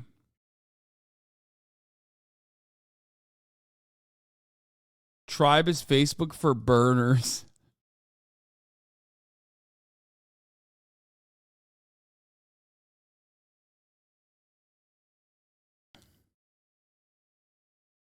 All his apps are bullshit rent-seeking disruptions with a subscription model for like an alarm clock or something. I mean, you didn't really describe anything. You just basically described the entirety of Silicon Valley. Damn near every single Silicon Valley tech startup is basically bullshit rent-seeking disruptions with a subscription model for pre-existing things that you could get for free. You basically, yeah, you just described. Remember when they did vending machines? They were like a disruptive new way to undermine bodegas. And it was like a vending machine. And it's like, what the fuck are you saying? You know what I mean? What like that's just a vending machine. Like you're describing a vending machine, dog. It's basically the same concept behind Uber too. It's like it might come across like this brilliant fucking idea, but the only thing that Uber did was, you know, and the reason why it still has to present itself as a tech company is basically disrupting the regulation required for taxis. It opened it up to contractors, you know, that are on in real time all the time. My friend worked there. It was called Bodega. Yeah, exactly. It was just a vending machine company. They called it Bodega, and they got millions of dollars. They raised millions of dollars. Why? Why did they raise millions of dollars? Well, they raised millions of dollars because everybody wants to be everybody wants to be the guy who invested into the next Uber. Okay? That's it. The only thing that Uber Eats did is make people earn less and gets you cold food delivered for more money. The most Silicon Valley example, yeah, Juicero is still the greatest example of Silicon Valley stupidity. We'll talk. Wait a minute. Is Silicon Valley making your life easier or just making... Wild-eyed commentary. A year after hyped up Wi-Fi connected juicer fails spectacularly, Silicon Valley's obsession with it still makes it crazy. It's a $400 Wi-Fi connected juicer as the first home cold press juicing system. It promised convenience. It promised wellness. A world where a glass of fresh juice in the morning didn't require you to squeeze pulpy citrus between your bare hands like a monkey. It was as simple as pulling out a produce pack, a sachet of pre-chopped fruits and vegetables, securing it between Juicero's flat squeezing plates, and pressing a button to get instant cold-pressed juice. It was Silicon Valley's answer to the massive trend toward healthy living and cold-pressed juicing. But on September 1, 2017, a year ago today, Juicero imploded in a dazzling shit show of Silicon Valley bluster.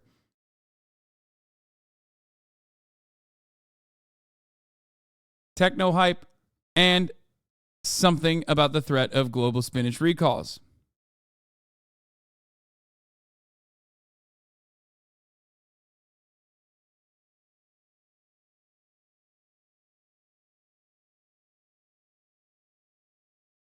It also sucked you off to completion, which is why everyone loved it, but they couldn't advertise it like that. It's like how the Q-tip boxes say, do not use in ears. Sure, bud.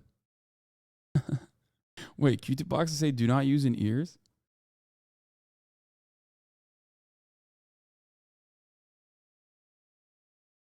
Yeah. The hilarity is that the thing that they were selling was already pre-squeezed old-ass juices that you could squeeze with your fucking hands. You didn't need a Wi-Fi. You didn't need any of that.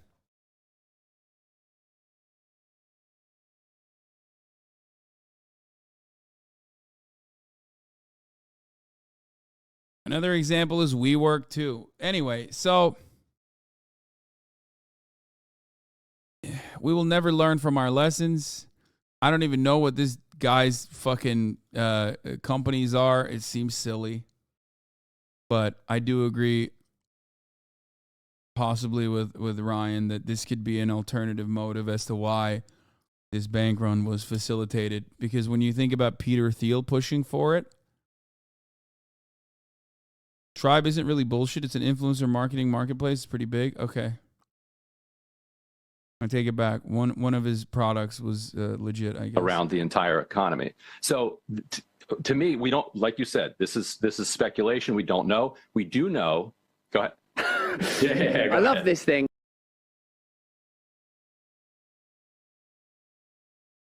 Real story. Former McKinsey who made $230K a year gets $3 million in VC fund to start a business. The business is charging $6,000 a year to insanely rich people to help them plan vacations and birthday parties. Feel bad story debunked. Oh yeah, this was the hi. I'm Lindsay, Ohio mother of 4. I employ a team of 15 as a startup founder and CEO of Strong Suit. Drive a used Hyundai Odyssey. Husband works in manufacturing. The financial future of my company, team, and family are at risk with the collapse of SVB. Now, people saying this is bullshit, this is a bullshit job, okay? People saying this is a bullshit job, here's what they don't understand. A lot of jobs are bullshit. We need bullshit jobs, okay? But you could have a bullshit job that is like otherwise good, pays their workers well, where they're also doing bullshit jobs. You know what I mean?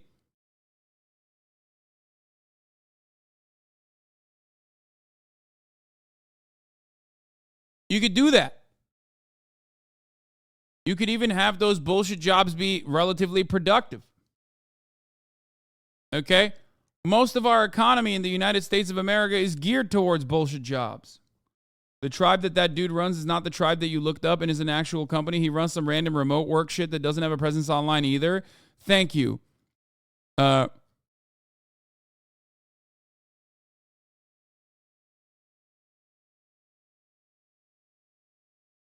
So why would you even call that bullshit jobs? What do you mean? It's like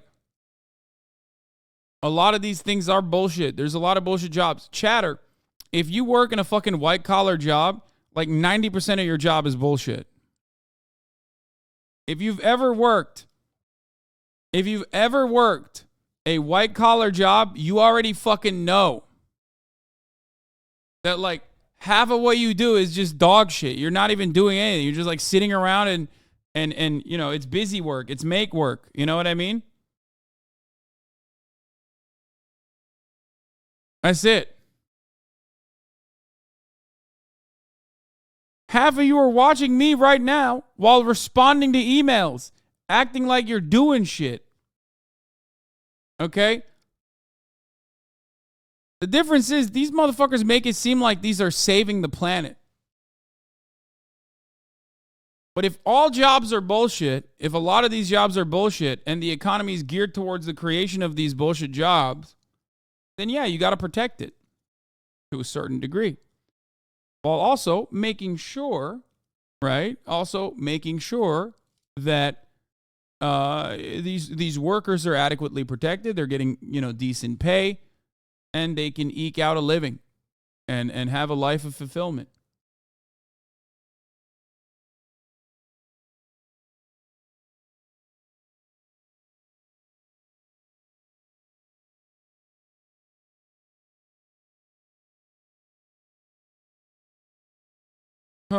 Anyway.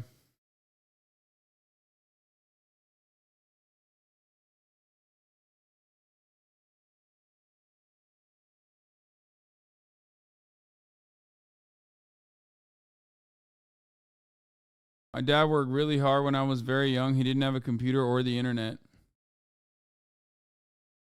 I mean, Nick, I don't know what your dad did, but we're talking about white collar work for the most part.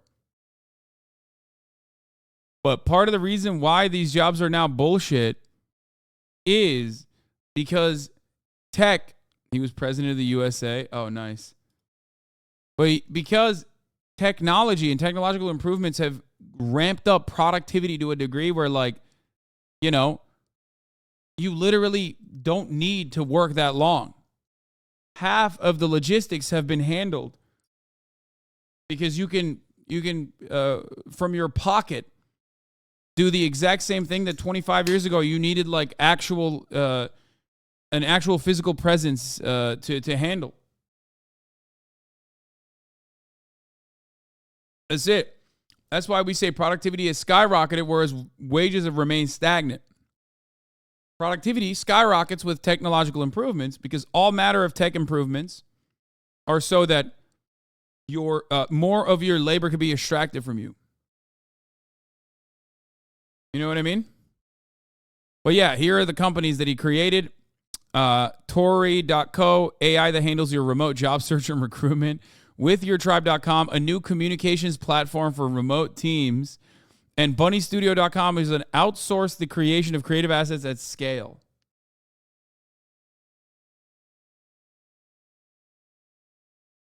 Yeah.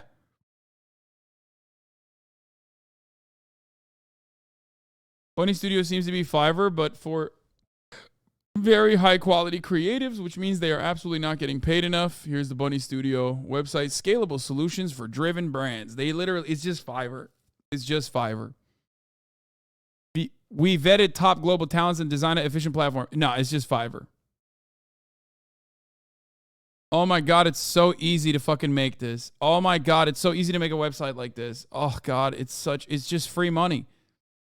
It's all free money. It's all just, you can literally get ChatGPT to make this fucking website.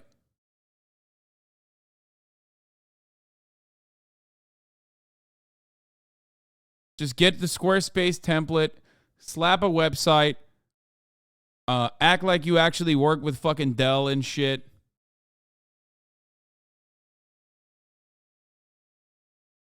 Yeah, every single thing that this man created is a pre-existing disruptive technology.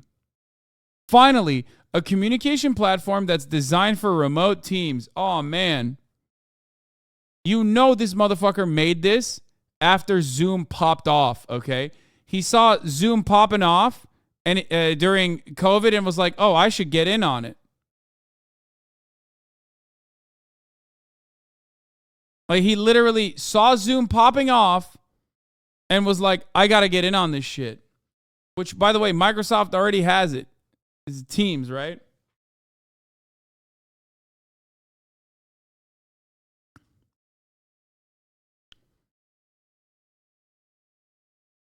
Anyway. That's it. Because all of this shit is so stupid.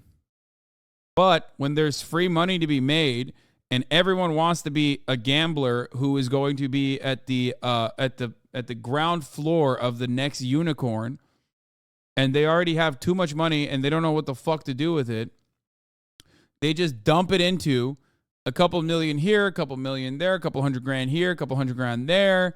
They dump it into companies like this because one of them's going to hit.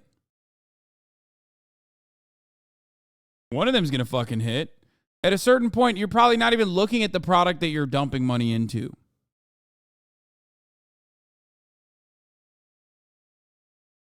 You know?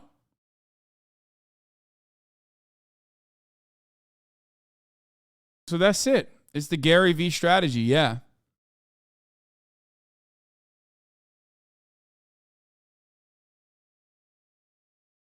Would you let a company hit? No.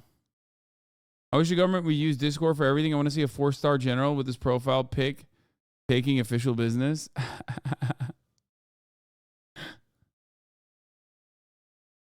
Yeah. All matter of business basically now is just being disruptive, right? Which is a way to like skirt pre-existing regulation in order to improve your profit margins, which, by the way, this is kind of fun. I'm going to show you this real quick. All matter of Silicon Valley tech startups are just basically trying to find a techie way to disrupt or basically get away without, abiding by the pre-existing regulations as you try and, force every other competitor out of the marketplace with, predatory mergers and shit like that, as you get funneled an infinite amount of money because quantitative easing is awesome, okay? So you get an infinite amount of money to monopolize a marketplace, and then you fucking turn around, and once you do monopolize that marketplace, that's it. You can raise prices, you can make the work shittier and shittier, you can consistently drive wages to the ground. There's no regulation to begin with anyway. And then that's it. What is this? TechCrunch Disrupt SF? Silicon Valley Are you ready? Are you ready for the ultimate tech startup competition? Let me hear it. Disrupt! Hello, my name is Saeed Jabrani. I'm the CEO of Ametabug, and we're here to revolutionize the way you report bugs on your mobile platform. Happen will revolutionize location-based mobile news aggregation as you know it. We're making the world a better place through Paxos algorithms for consensus protocols. And we're making the world a better place through software-defined data centers for cloud computing. A better place through canonical data models to communicate between endpoints. A better place through scalable, fault-tolerant distributed databases with ACID transactions. And we are truly local mobile social. And we're completely so-mo-low. And we're molo-so. We're low-mo-so, bro. We were so-low-mo, but now we're mo-low-so. No, mo-so-low.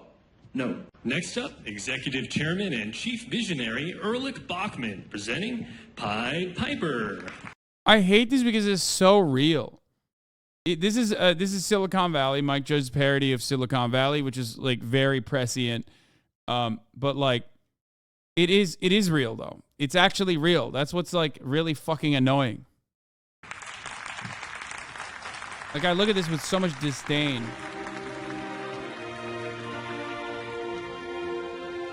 It's a great show, though. Since the dawn of time, mankind have sought to make things smaller. But until now, no. Anyway, the rest of this is whatever. I write software for actual car repairs. I have no downtime.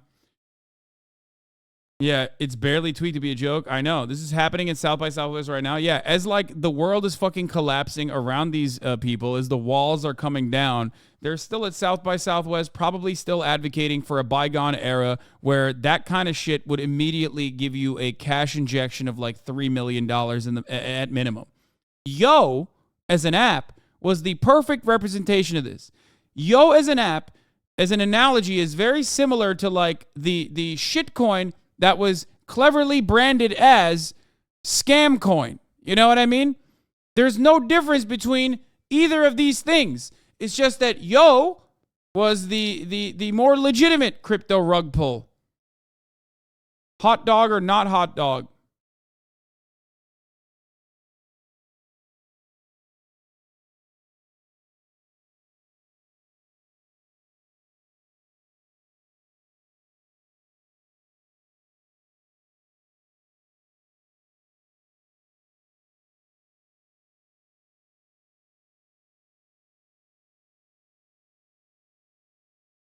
Now, while we were doing quantitative easing, which Breakfast with Beast explains to the chatters, saying quantitative easing was when the Fed would pump millions per month into the stock market, solidifying gains, and with zero interest loans, business would prop up investors, had confidence to invest in anything in front of them.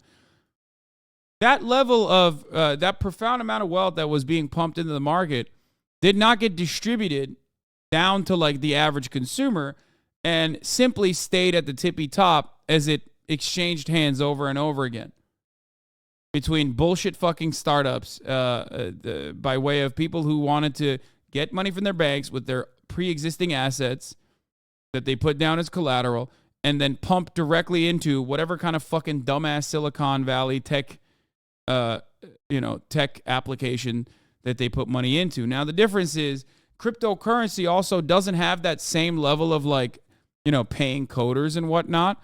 So it's basically on overdrive. It's the same exact principle, but on overdrive with no protections whatsoever. And not really that many workers working at the bullshit jobs and the bullshit, the bullshit startups. That's it.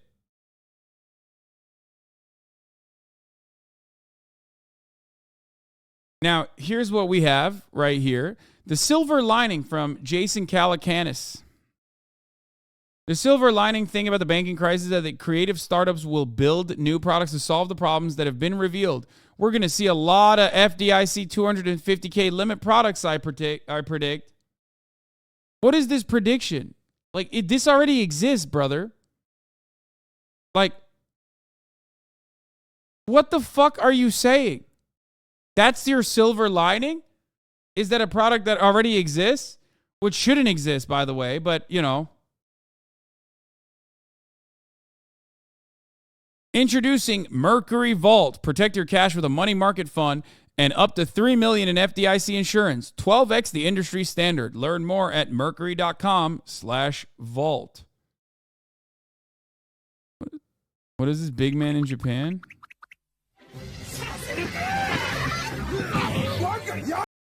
What the fuck is this?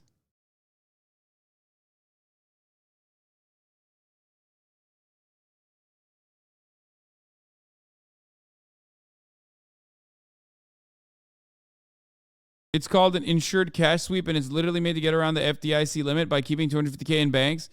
Yeah. This, for the record, this is a thing that exists already. This is not new. Okay? You can do it on your own if you're, what's his face? What's the Greek god? Who has like 50 bank accounts or whatever? Yeah, Giannis does this. Personally, by having 50 fucking bank accounts. Not Zeus, man. The Greek freak.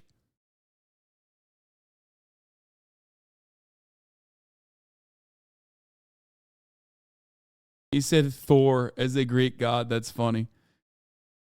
Anyway. Banks do this as a service is really tedious. Yeah.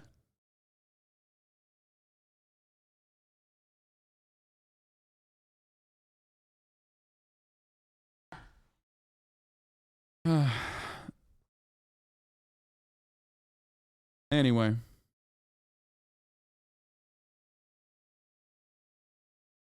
Oh, they're literally putting your money split up into different banks. I was just pitching this idea to my friend, but I guess it's made already.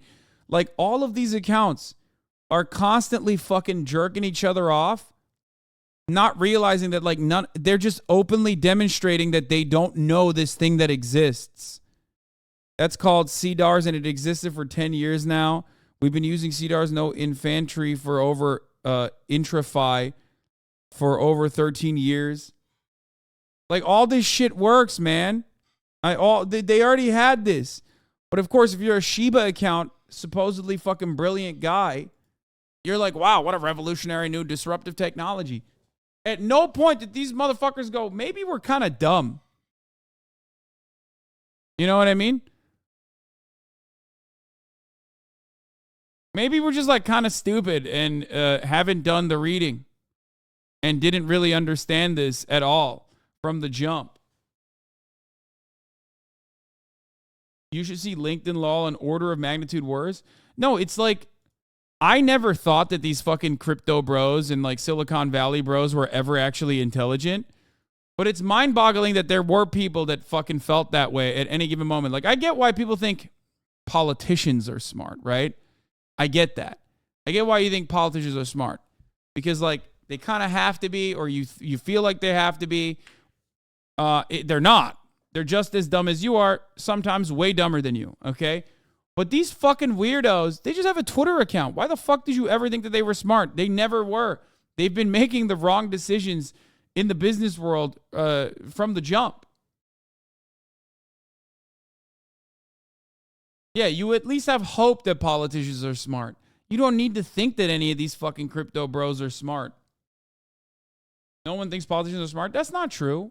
No, you're wrong. The Norman does have this assumption that like politicians are smart or they have to be smart. So you're wrong.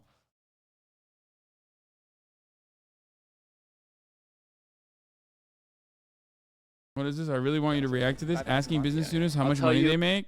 I'll tell you how much the company makes a year. I know I'm going to be a millionaire. I want to be a billionaire by 30. How do you think you're going to accomplish that? Oh my God. I got that on camera at least. First of all, what is your name and what year are you? My name's Jackson. I'm a junior. My name's Sor. I'm going to lose my mind. Okay, before we do that, let's look at what the FDIC does when your bank fails. This is a 60 Minutes archive video. It's actually very informative. We're going to watch this one more time instead of the G word because we don't have the G word access because G word is actually aren't you a business major? No. No. These days. While devastated And then giants we'll watch like the other one. Citigroup get bailed out again and again and again, But I'm also going to pee many real quick. smaller banks are failing. Yeah, I'm much worse The than a federal business major. I'm a agency poli-sci that takes major. over unsound banks is the Federal Deposit Insurance Corporation, the same people who guarantee that depositors won't lose their money.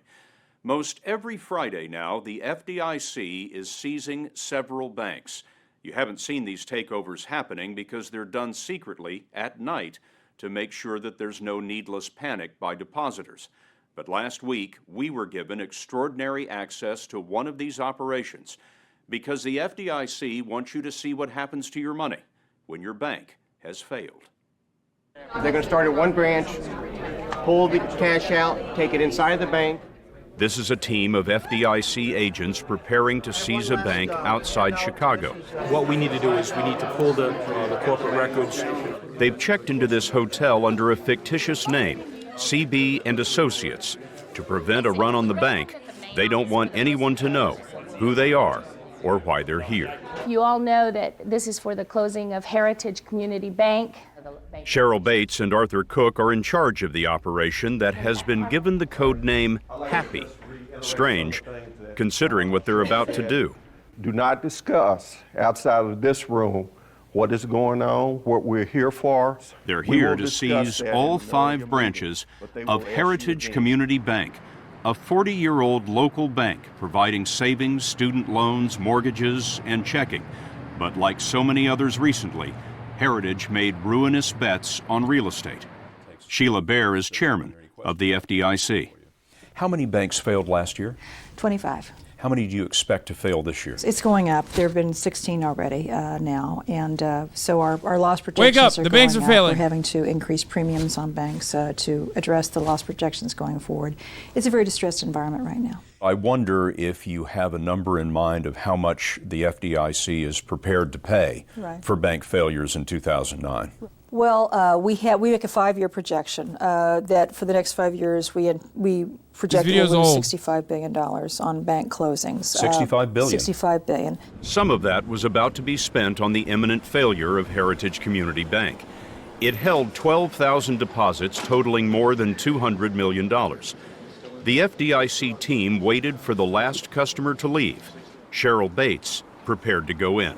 What sorts of specialists do you have on this team? We have accountants. We have asset specialists who specialize in loans. We have people who specialize in just the physical facilities. And we have a group of investigators that come in and do a review on the reasons for the bank failure. Really, your whole team could come in and run the bank. Yes. 4 months ago, the FDIC and state of Illinois ordered the bank to stop risky lending and raise cash. But Heritage couldn't find new investors. The night of February 27th, no one at the bank knew that the end was minutes away. The FDIC walked into all 5 branches at once. The chief executive, John Saphir, was told that the bank that was his life's work was no longer his.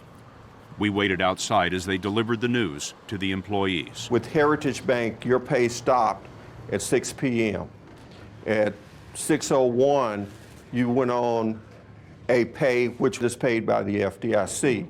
Unused vacation time, you will be paid for it. You will not lose it. In that moment, Operation Happy looked pretty grim. Correct, because I would say... Dude, there's something I absolutely love about just fucking government bureaucrats coming in and going, hey, we seized the bank, we're still going to pay you, we're from the government, and we're here to help.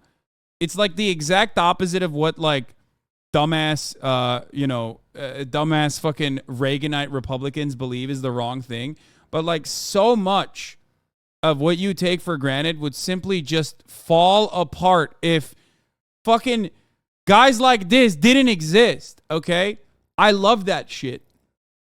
Say a large majority of the employees don't know that the bank is in trouble and that it's about to close. We want it to be as seamless as possible for your depositors, so no depositor loses any money at all. And they reacted somewhat with dismay and shock that we were there. And it is a very trying period for them. So it is an end to that whole chapter of their lives. When we walk in, we appear to be the bad guys. I mean, some of those people have been there more than 20 years. And those are the ones who take it the hardest because they feel that they have put their life into it and now it's no longer there. Make sure that no one comes in without FDIC badges. The employees now work for the FDIC. A public notice went up, and that was the signal to a team of nearly 80 people to take over the bank. They took control of the bank website and added a notice that all deposits were safe. The beauty of it is you don't even know about it. You like barely are aware of it. It happens literally over the weekend, over the course of fucking one weekend, just like it did with SVB, and your bank account doesn't change, the money there doesn't change, and you can just go out and like take the money out perfectly and with ease. Then they started an inventory of all the assets and liabilities. What's happening right now? We're getting the bank personnel assigned with their FDIC counterparts. The accounting people are meeting with our accounting managers, and then we have an investigations group that comes in and does a review of the bank. They broke the news to the media and prepared to reopen the bank Saturday morning, as usual. What do you expect from the customers? I think the customers some of them will come in with a sense of fear. Fear created the FDIC in 1933, after the Depression set off panics that wiped out even healthy banks. We've been around for 75 years. Nobody's ever lost a penny of insured deposits. No depositor has ever lost a penny since the FDIC come on, went into dude. business. That's right, of insured deposits. And these pieces of shit have the audacity to say the fucking federal government doesn't work. It doesn't work. It doesn't work. It doesn't work. There's nothing that is as successful. Sorry, not to fucking glaze up the government as much, but like, goddamn, dude. Absolutely right, which is why you need to make sure you're below the insured deposit limits. But no one's ever lost a penny. And the insured deposit limit is what? Right now it's $250,000. That's the base limit. When the FDIC comes in and makes depositors whole at a bank that has failed, right, is that tax money? No, it is money from our reserves, and we are funded by insurance premiums that are assessed on banks. So no, it is not taxpayer money. FDIC Chairman Sheila Bair is a former Treasury official and professor of finance who's written children's books on the wisdom of saving. Maybe some of the CEOs on Wall Street should have read the children's books. Maybe so. Maybe so. Bair warned 2 years ago that bad mortgages threatened the financial system. Now she's managing the biggest bank failures in years, including the collapse of Washington Mutual and last summer's sudden failure of IndyMac in California. We were told we would get in. Stay open an extra hour. When IndyMac failed, you were watching these scenes on television Yes, of I people was, lining yes. up outside the bank like it was 1932. Yes, it was. What did you amazing. think of that? So I think people just forgot that banks do fail and how the FDIC works. Their money was safe. It was safe. It was probably the safest place in the world to have your money because we were operating the institution at that point. What sort of hit was that on your balance sheet? I think we ended up it was over $9 billion for a $33 billion. Yes, it was very stiff. The question becomes, how many times can the FDIC do that? I've got Bank of America. That shit can't fail, right, brother? If Bank of America fails, it's over. Like that's kind of the way I see it. Like it can. Okay, but the way I see it is like if Bank of America failed, that means literally everything has failed. You know what I mean? You're already in the Mad Max future that you are afraid of.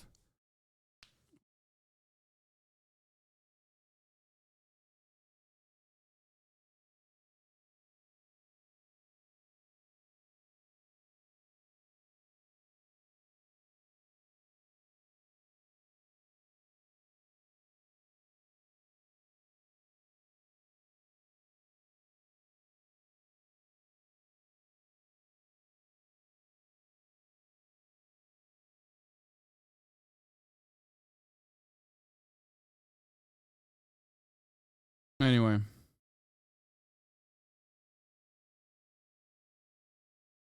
I mean, by the way, these banks have failed, but I mean like full-blown collapse.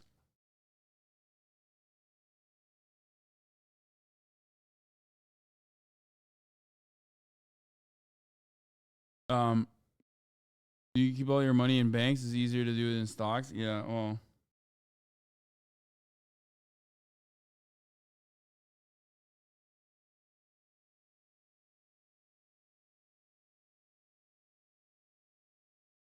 Bank of America has biggest loss in bond portfolio among peers. From what I understand, BOFA and others have still additional scrutiny since 2008 that they are beholden to, that have not been deregulated in the same way that SVB has, because it's like 50 to 250 billion in assets puts you in a different category. If you're 250 plus, then you have to maintain some level of liquidity in so that you don't have like any kind of issues, and you can pay back depositors in the event of crisis. 109 billion in unrealized losses on Bank of America's balance sheet, with 150 billion in mortgage-backed assets.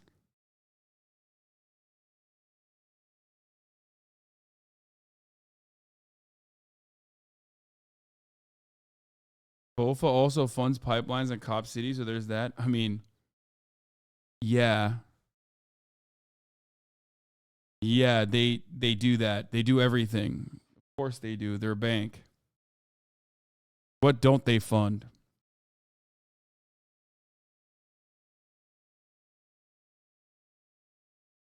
What's BOFA? BOFA these nuts.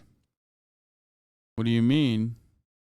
Why would you ask that question? At what point is the FDIC broke? The FDIC is backed by the full faith and credit of the United States government. So if we need to, we try not to and don't want to, but if we need to, we can borrow from Treasury to make up for any shortfall. So the FDIC never goes broke? We don't go broke. No, we are the government. We're backed by the full faith and credit of the United States government. Exactly. The FDIC is similar to Social Security in that respect. But customers at the former Heritage Community Bank outside Chicago weren't so sure about the safety of their money. On Saturday morning, the bank reopened on time, and the FDIC's Ricky McCullough stood at the front door. The people who were coming in this morning, what were they asking you? Can I still write checks? This is my favorite question. So U.S. dollars backed by nukes, but when banks fail and if Fed don't bail out, what's the use? This is why Bitcoin was invented. Bro, you think when the dollar collapses, there's going to be fucking Bitcoin? What are you talking about, dude? Like, what the fuck are you talking about? Do you not understand anything? We're literally over here sucking the government cock, praising regulation, praising some assurances, and like confidence instilling moves that the federal government has made it because financial collapse has occurred in the past. And you turn around and go, no, more deregulation is a necessity. Like, what are you going to do with your fucking Bitcoin when the dollar has collapsed, when the nukes are no longer a viable way to instill confidence in the dollar? What are you going to do? How are you going to work with the Bitcoin? What can you currently buy with Bitcoin? Before you fucking nerds get in here, you can't buy a $5 a month subscription to avoid the top of the hour ad break, okay? So it doesn't matter. There's no value. Okay? Because at the top of the hour, there's a 3-minute ad break. And if you no longer want to see those ads, all you need to do is subscribe, which you can do for $5 or for free with a Twitch Prime. Okay? You can also get gifted a sub. Some of you crypto nerds, if you have a lot of crypto that is, converted or valued on the basis of how much it costs to own that crypto in fiat currency, okay? Use some of that fiat currency to allow others to avoid the top of the hour ad break by gifting them. Yensho, thank you for the 10 gifted subs. Sakura Gore, thank you for the 25 gifted subs, allowing 35 total people to no longer see the ads at the top of the hour. Here's a 3-minute ad break now.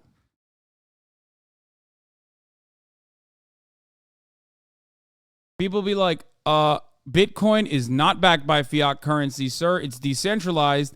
And then I ask them how many dollars you have in your fucking wallet.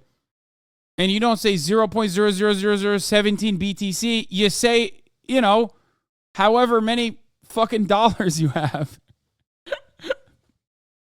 Right? No, stupid people say that.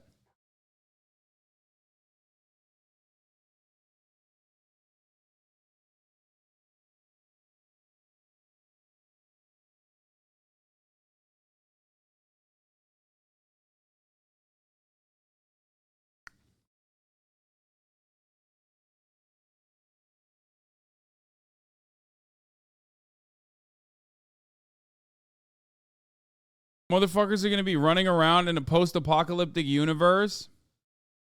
Motherfuckers are going to be running around in a post-apocalyptic universe being like, in my USB, which I can't currently plug into a computer because unfortunately the electricity grid is off.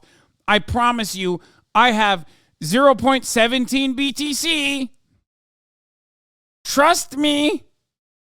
Can you please become my private security? I will pay you. 9.12. Let's fucking go, dude. I will trade you 1 slurp juice for an iodine tablet, sir. Can I get one of those suck straws, please?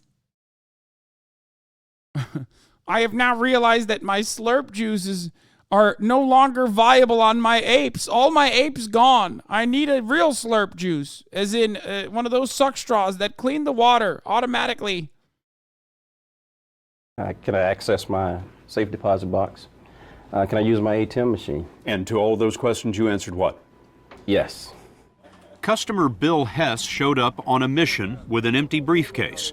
He intended... Yeah, advocating for crypto when the FTX and SVB failed back to back, but the people with money in FTX are just fucked while the depositors at SVB are already got their money back is pretty funny considering... funny position to take considering... Additionally funny when you consider that, like, we are currently watching the government protocol set in place to ensure the depositors are safe. Like, and these motherfuckers are still turning around and be like, no, crypto's better.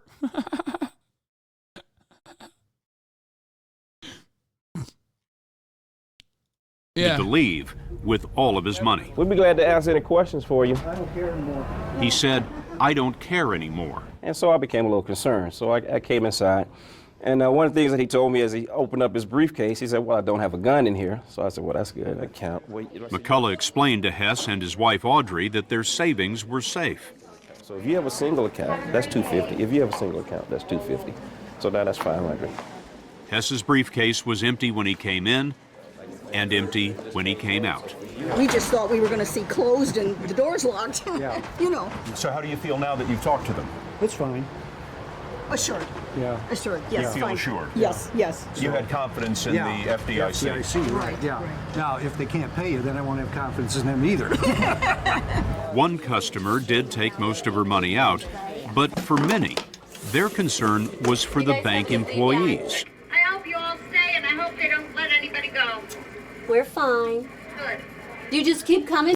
Bitcoin doesn't fail, bozo. Yes, it can only just be devalued. Technically, it's still not a failure, even if it's valued at $0. Back to see us. There are 3 ways the FDIC takes over a bank.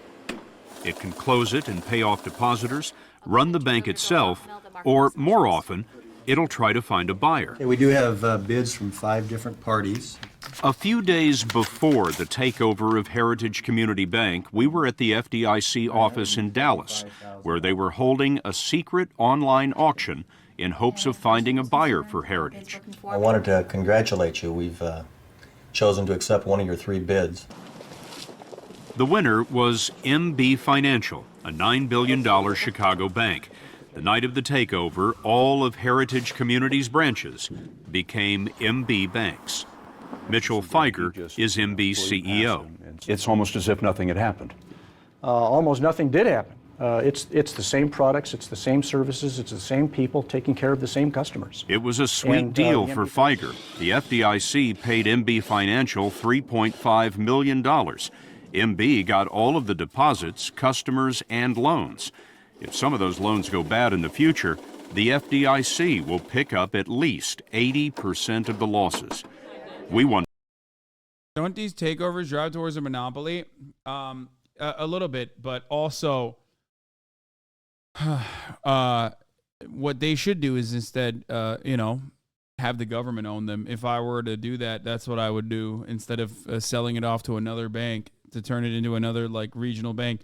The scary and concerning thing about the situation isn't that banks can fail. It's the sheer number of people that don't even know the FDIC exists, let alone what it does. Good Lord, you have no idea, lol.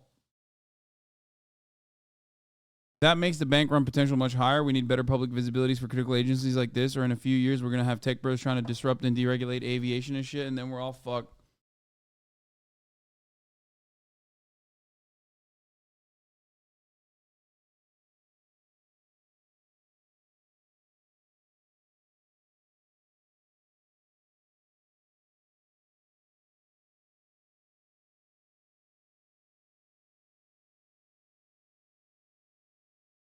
Yeah, there are no libertarians in a bank run. Remember that. Wondered what Feiger thinks of the health of banking today. You have to believe that dozens and dozens and dozens of more banks have to fail. But it's okay. What do you mean it's okay? It's okay because I think the process is smooth. Depositors are fully protected by an industry-funded FDIC insurance. And I think that taking out the weak players and taking some capacity out of the industry is good. It's good for the industry. It's good for the survivors. It will produce, at the end, a much healthier banking system. The story will continue after this. If you can put Heritage Community Bank out of its misery, why can't you do the same with Citigroup?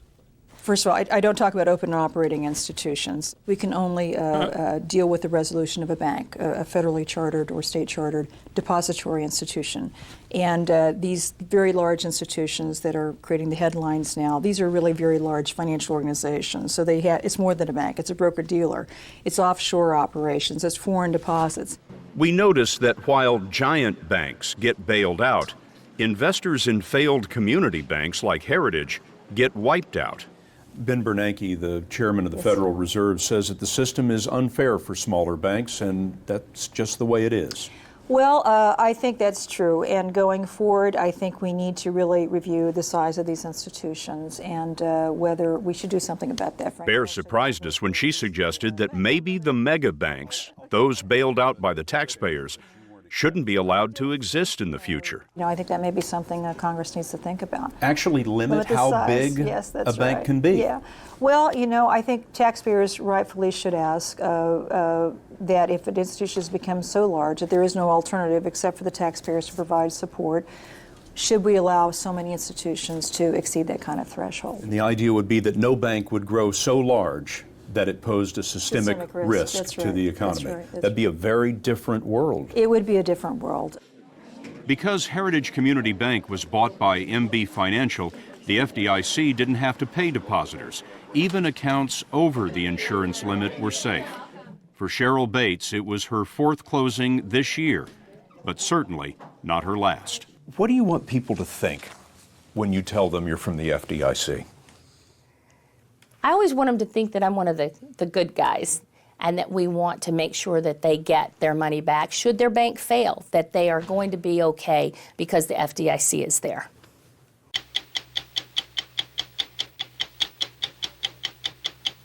The FDIC quite literally is I'm here from the government and I'm here to help in action. Probably part of the reason why you don't really hear about it a lot, because it would kind of go against the idea that like big government is good, because it is actually an instance where big government is good. So Republicans don't want you to know about it. Capital owners don't want you to hear about it. So that's how it works.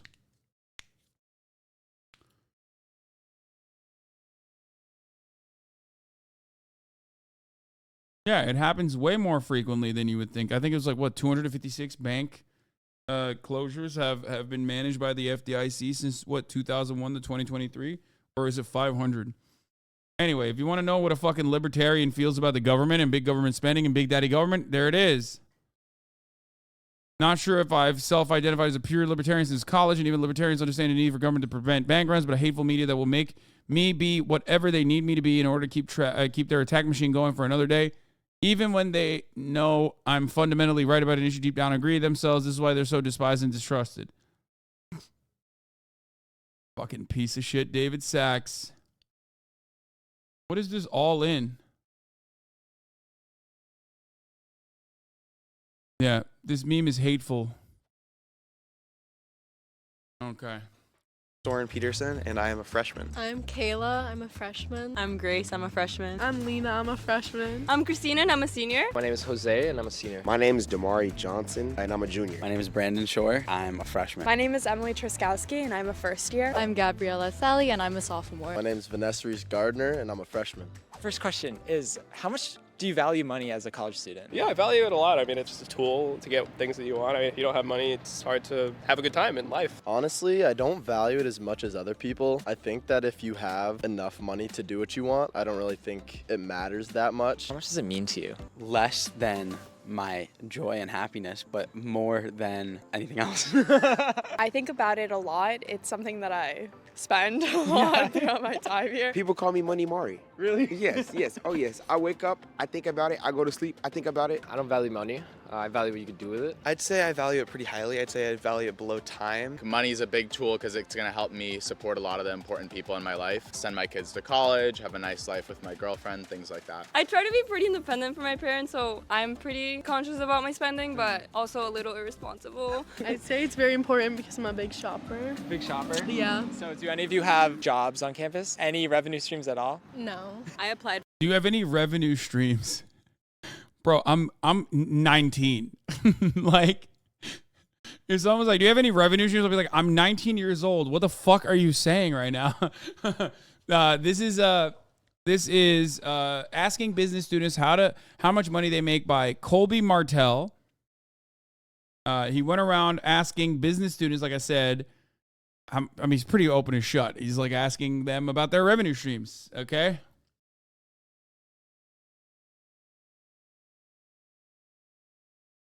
Revenue stream at 19, call mom and dad lol. I mean, I guess. Or fucking working at the cafeteria or OnlyFans, right? One and they didn't answer me. I don't have a job either, but I'm working on it.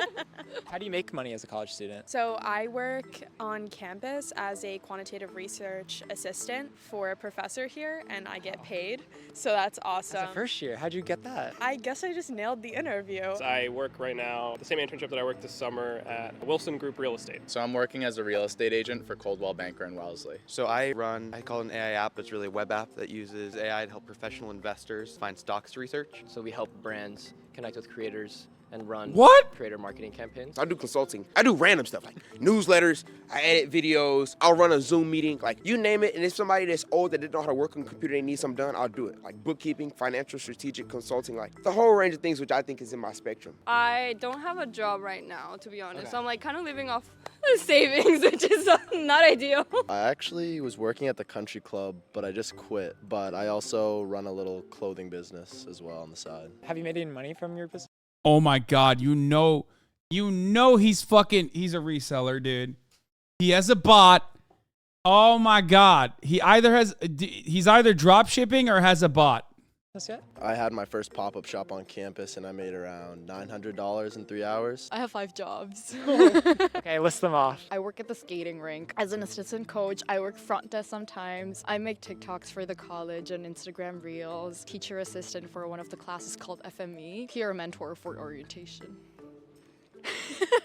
Oh, I also do photography for Babson. Do you have any financial life goals? I guess the baseline is like financial freedom. Get like as close as I can to a perfect credit score. I think is a big life goal. Credit is key. I want to be a billionaire by 30. How do you think you're going to accomplish that? I'm going into quant finance. I'm going to try and break into investment banking, but on the quant side. I'm going to work in it for 2 years, get out of the industry, start my own sustainable private equity firm. Then I'm going to rack up a lot of money and then start my own offshore sustainable wind farm off the coast of North Carolina. Wow, very ambitious. Thank you. How much money do you have now? $2,121. How many more zeros do we need on that? 4. No, 6. 6. Sorry, I don't know why I just said 4. That's okay. I believe in it. When do you think you're going to be a millionaire, if you're not already? I'm not already. Hopefully as soon as possible. By the time I graduate, that's the goal. Oh, wow. Hopefully more, but we'll see. How much money do you make in a month? 2 to 3 grand right now. I'll put it somewhere between 1.5 and 3 a month. The most I've gotten is probably like 4,000, 5,000 a month. Everything in total, I would say like 5,000 a month. 5,000 a month? Yeah. I'll tell you how much the company makes a year. Okay. Okay, we pass 6 figures a year. So all in, I make on the high end about $10,000 a month.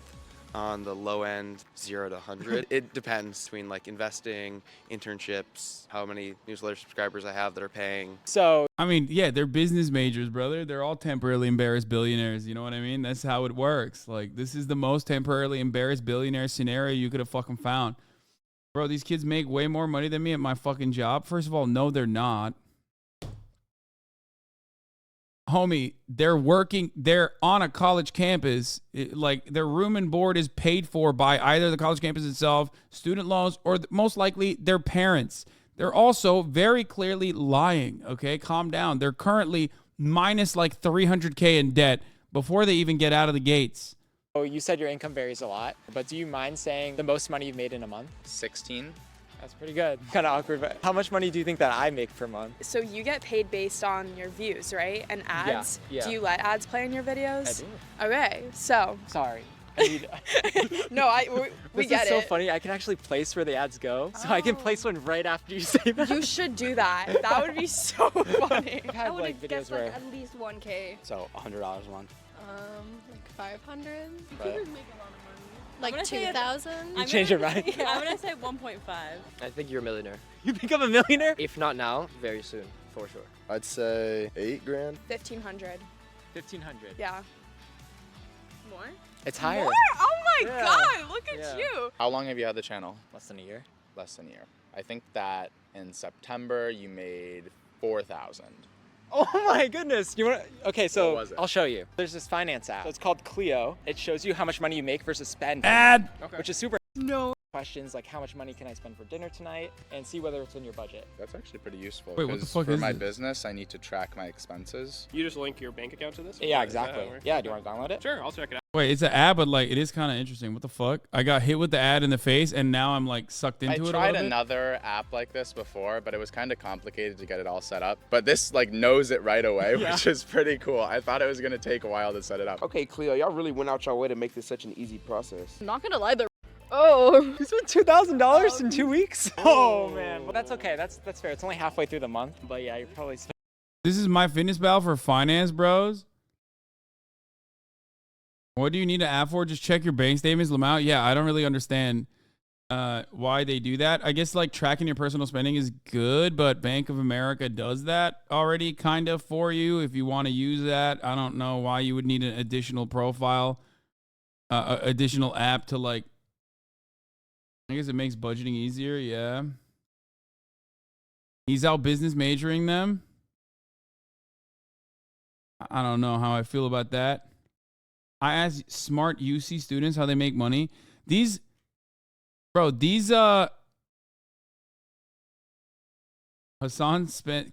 said Hassan spends $2,000 per minute on average. Well, yeah, of course. Okay, before we move away from this, where is the Kudlow? Oh, here it is. We're going to briefly talk about Larry Kudlow. Everyone's favorite drunk Trump administration government official, now at Fox Business, still fucking hammered. Let's see what this lush has to say about the bank run. It was reported that Silicon Valley Bank had to pay up over 5% to attract uninsured deposits. So that's a huge asset liability mismatch, right? Treasury bonds yielding 3.5–4%. Well, where was Mary Daly and her team at the San Francisco Fed while all this incredibly inept management was butchering the bank? Then you read about a $5 billion one-chunk investment in some kind of climate fund that was completely untested, and Lord knows what other left-wing romping was going on in these woke banks. And by the way, San Francisco Fed head Mary Daly is considered herself to be quite a wokester. The new House Republican Financial Services Committee Chair Patrick McHenry should haul Mary Daly and some of the other regions Back in my day, when I used to show up drunk and slap the secretary's ass, I could get away with it. Now they call it sexual harassment. But guess what? Wokeism is no good. That's why I always say these wokesters are jokesters. And we need to put an end to that. These woke banks, they need to stop. Do you eat breakfast before going live? No. Fed bank heads in front of his committee and find out what the heck they were doing while these banks were making bad, crazy decisions. And finally, the root cause of this bank crisis, namely the worst inflation in 40 years, spurred by the biggest spending spree from the Biden Democrats and the money printing accommodation by the early inflation denier Jay Powell, all that inflation literally happened under his watch. What? Bro, what he's talking about happened under his watch, under Donald Trump. That was his administration. Yo, that's awesome. He literally said the woke Biden-induced inflation. That's like, this is the guy. He's one of the guys. That's fucking, that's so sick. That's so sick. Inflation continues. Today's consumer price report shows the third straight month of higher than expected inflation. Last autumn, the month-over-month trends were falling. Now, since November, the month-over-month trends are rising. The 12-month change is still 6%. And as an aside, I just want to put in here, services excluding energy are up 7.3% year on year. The Cleveland Fed's median CPI up 7.2% the last 12 months. So the country still has a very big inflation problem, no matter what Biden keeps telling us. And the Fed's in a real pickle. They might want to pause because of contagion worries. Yes, he's slurring because he's fucking slosh, chatter. He's hammered. He is a very drunk man. But they may have to raise the target by a quarter because inflation continues high. You know, folks, just to sum up here, this whole episode, high inflation, high interest rates, bank financial worries, crazy left-wing woke policies, infiltrating banks, none of this stuff had to happen. Of course, I could list a zillion other problems, but I'll just say again, it's not America's decline. It's a decline of America's leadership in Washington. We need to wipe the slate clean.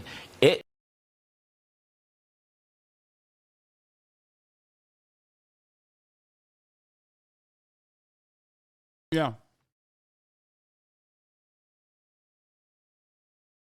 Which he was literally a part of. Really dries up with the rescue plan, which drove us into this inflationary hurricane, that if you did that, interest rates were going to go up. The bank, despite all of that, this bank didn't anticipate interest rates increasing, didn't understand the needs of its customers, who are basically fed cash by venture capitalists. And of course, venture capital investing really dries up when interest rates rise. They've then got people in charge at the bank who are more concerned about ESG and DEI and woke political issues than they are about managing risk. They had no risk manager for 9 months. And then you've got the Fed in San Francisco that, as you mentioned, completely dropped the ball. The Fed they do quarterly stress tests for these banks. This bank had to pass a quarterly stress test. Where were they? How on earth could it possibly have passed? Where were Mary Daly's bank examiners? Okay, and you know, Mary Daly, look, I hate to get personal, but she is known as a woke Fed head, probably the leading woke. She's a climate person. You have to wonder, Andy. I mean, Wait. Is he saying that the regulators failed to regulate? That's weird.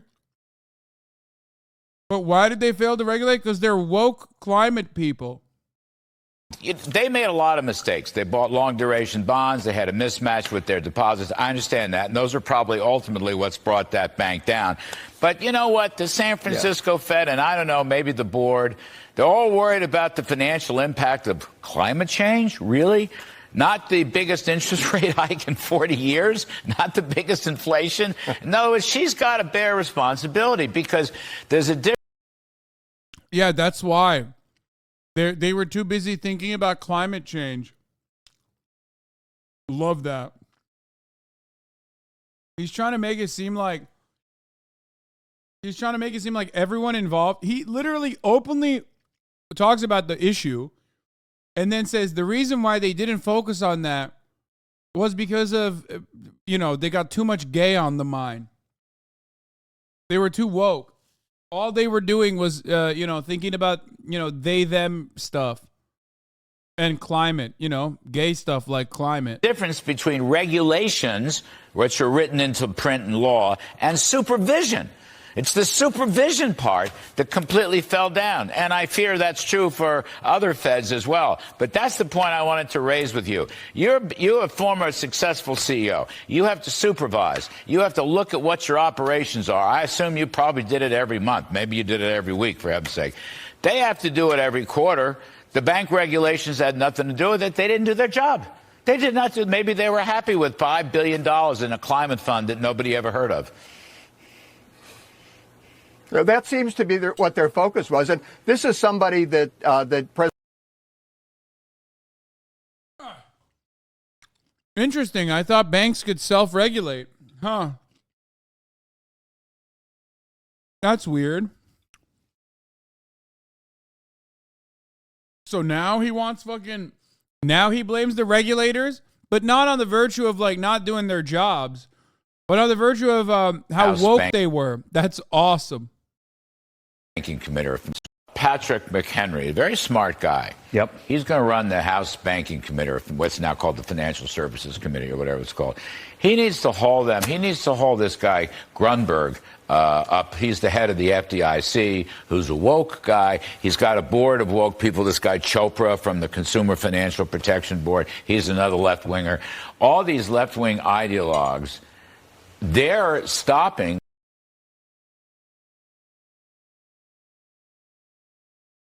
Bro, what are you saying?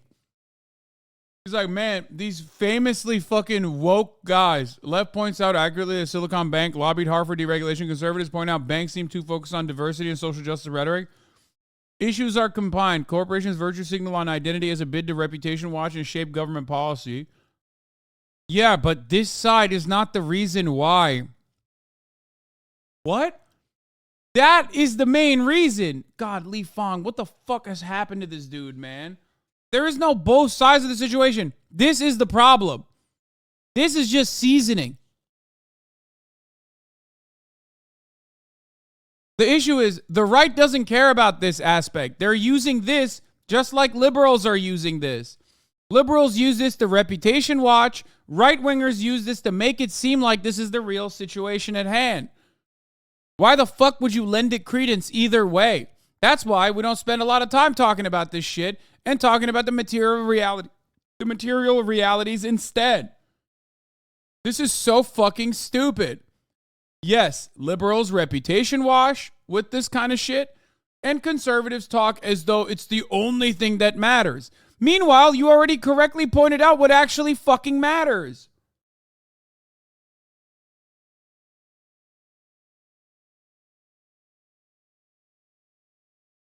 God damn.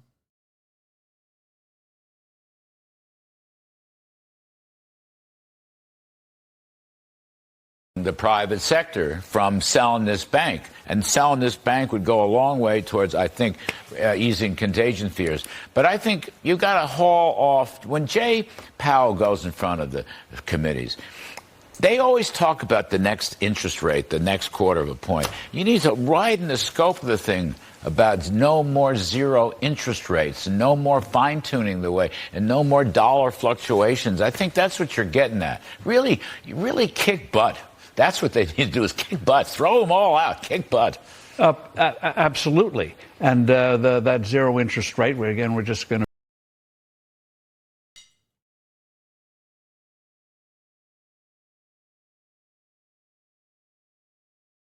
I love that like anyone is working under the assumption that banks are woke now.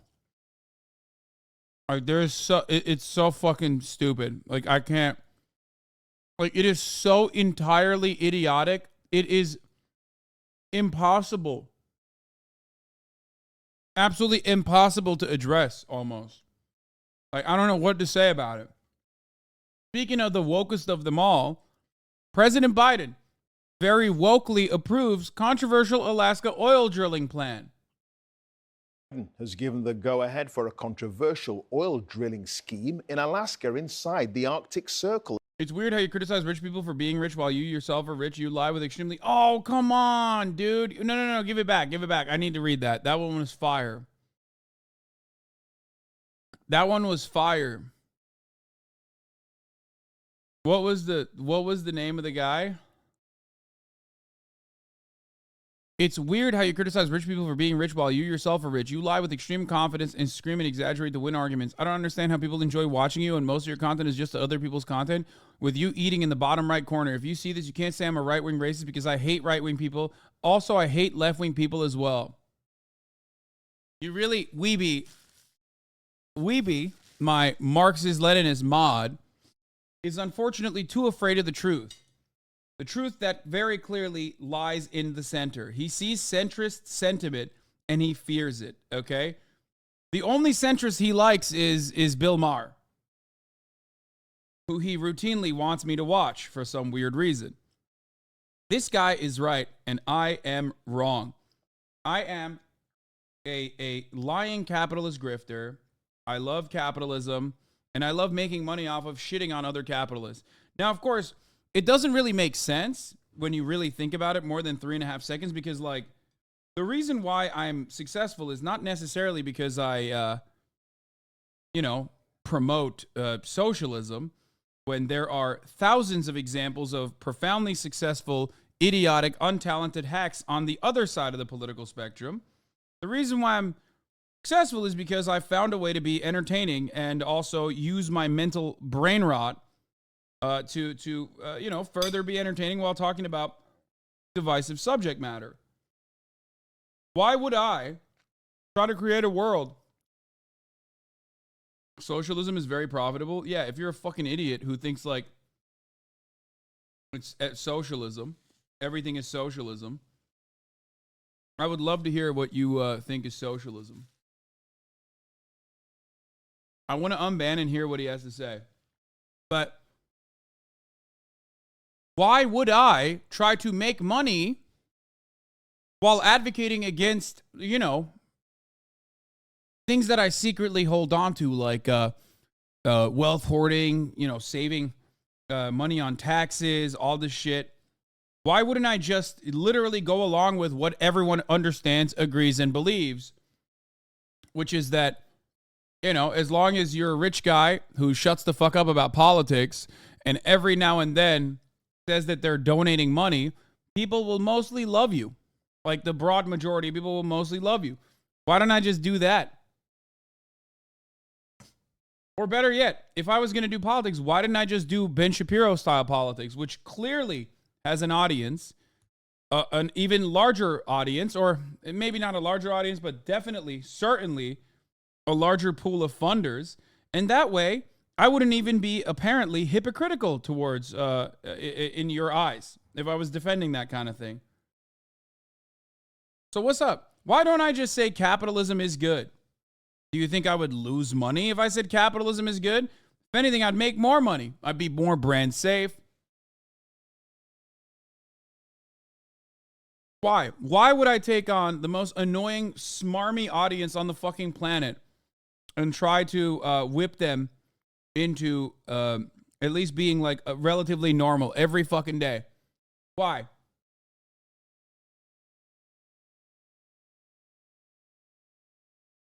Why would I do that? No one has an answer for this. They say socialism is really popular.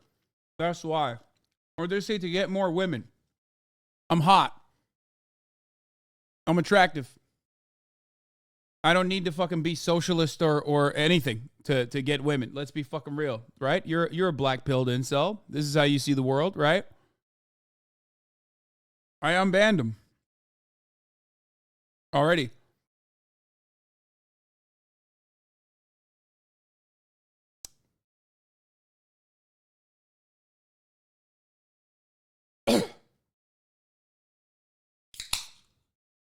So where is it?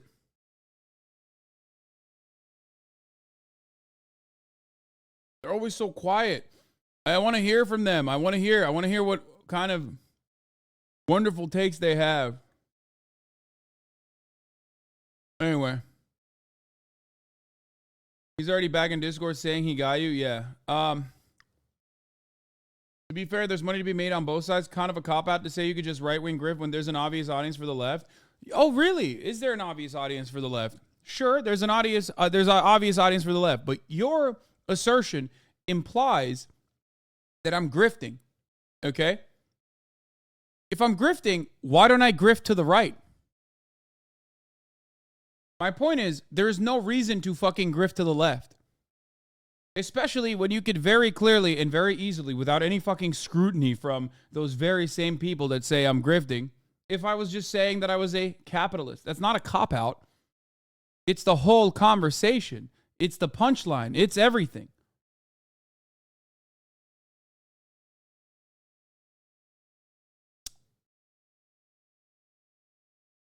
There's no way that you can make money in the same fucking way. If money is all I cared about, like you claim, there is no way I could. There are significantly more viable ways to make money.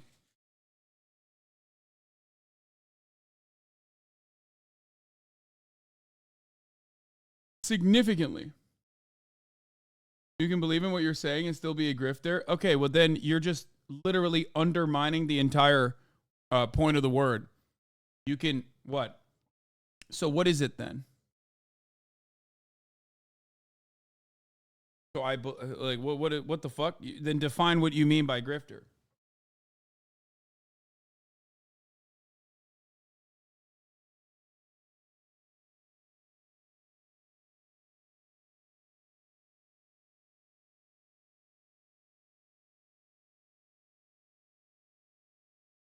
I'm willing to bet that a lot of people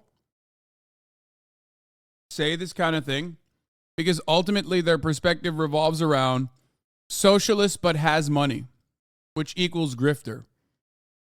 So he'll take the long way of basically saying that you are supposedly anti-capitalist, but here you are making a lot of money. You know what I mean? Bro, stop caring about what these losers say. Just ignore them. I mean, for me, it's fun to every now and then hear what these guys have to say to see if they've actually changed their perspective. You know what I mean? Like if there's like anything new coming out.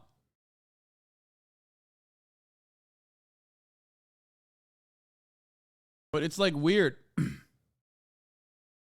Yeah, I don't see the hypocrisy in you criticizing the rich. You're criticizing their exploitation, not their wealth innately. I know, but a lot of people don't understand that.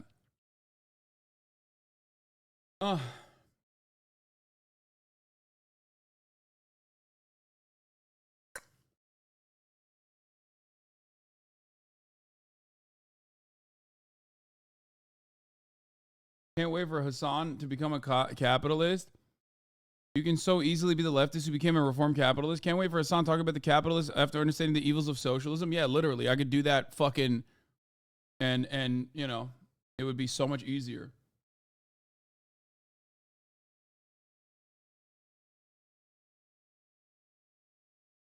So what's up?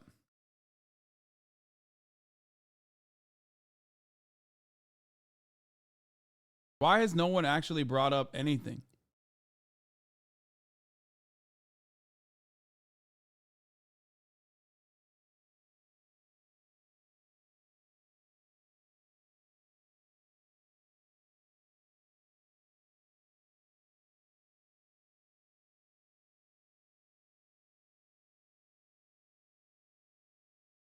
All right. Like you said the other day, if you never said you were anti-capitalist and just spread socialist ideals, shit would be so much easier for you. Yeah, 100%. 100%.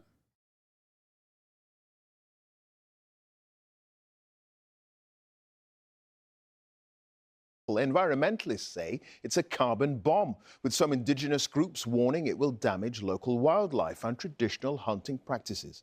But others have welcomed the move, saying the investment will create much-needed jobs. Gary O'Donoghue has that story. Alaska, home to some of America's last remaining undisturbed landscapes. But one oil company says under this freezing expanse lies decades of untapped oil and the potential to ensure US energy security into the future. The company, ConocoPhillips, has already begun exploratory work, and the go-ahead from the Biden administration will mean more than 200 wells. I don't think you are a grifter or in it for the money. Just don't like the argument that it's easier to be on the right, so don't give me pushback. I mean, that's not the argument. I'm not saying don't give me pushback. I'm saying don't give me idiotic pushback. Because the criticism that you're launching towards me is that I'm a grifter. I'm simply doing it for money. If that was the case, why wouldn't I just literally do it for... If I'm doing it for the money and I have no genuinely held beliefs about what I advocate for, then why in the ever-loving fuck would I ever, for a brief moment, take perhaps one of the least liked, least popular concepts after a century of fucking Red Scare propaganda and also have to deal with the most smarmy, pseudo-intellectual dipshits on the fucking planet who love virtue signaling? Why? Why would I do that? If I'm just a grifter, why would I do that? Why would I grift to the fucking left? I thought every leftist was poor, right? What happened?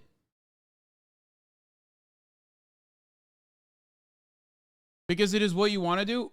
That is, you are baboon-brained. You are baboon-brained. You can't turn around and go, oh, you're grifting, and then simultaneously say, oh, well, that's what you want to do. When it undermines the argument, you can't turn around and go, because it's you, it's who you are, it's what you want to do. That literally implies that it's not grifting then, I guess. You never said you were grifting? Am I fucking mixing and matching the dumbasses in the chat?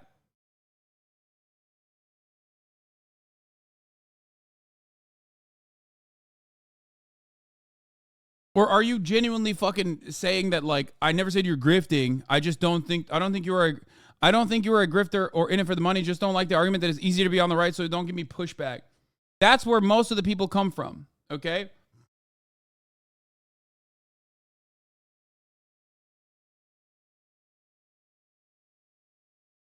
That's where they're coming from. There is no market for the left. I'm the one who fucking made the market for the left in a big way. Okay? Not to like hype myself up too much. You guys are the ones who made it.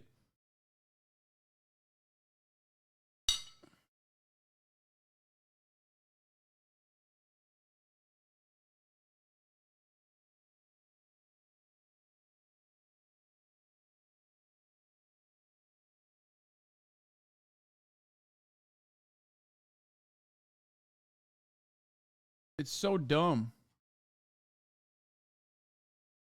If you never said I was grifting, I don't even know what your fucking problem is. You just don't like the argument. That's a good argument. That's a good fucking argument for people who say I'm grifting. Okay? It was the best argument. So stupid. Because the other counter to that is just me saying, no, these are genuinely held beliefs. Well, when someone says I'm a fucking grifter, they already have assumed that that's not the case. You understand? So why the fuck would I just say, no, you're wrong?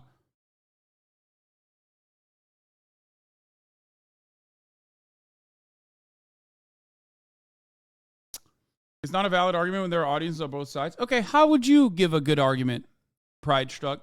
Come on, enlighten us with your intellectual intellectual prowess. Let's hear what your valid argument is in this situation. Steelman my position.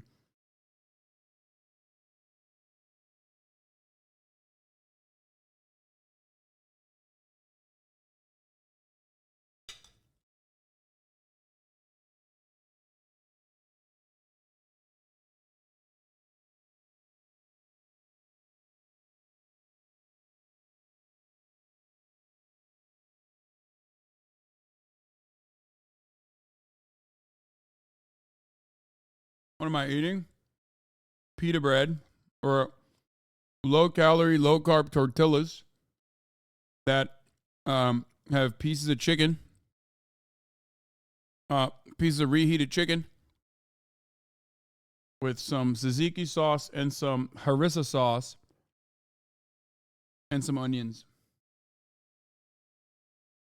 Now they're just going to double out on the one technically true part of the very untrue argument they were trying to make. I just want to hear what they have. I want to hear what the valid counter is. It's just your belief system and morals to pick the stances you do. No need to say, believe me, because I could be doing much better on the right grift game. Man, please. Okay, well, you're a bad PR manager and you just got fired, okay? Because for me to say, I believe in these principles because these are principles that I hold on to because of my life experiences is something that I say already. It's a given. But when someone comes to you, an interlocutor comes to you and says, you are a grifter, they've already undermined that. So now your position is to basically prove that you are not. And the way to do that, you can't just literally look at the premise that they have and just say, that premise is wrong, and then leave it at that. Your advice is fucking dog shit. That's why I say the counter that I say.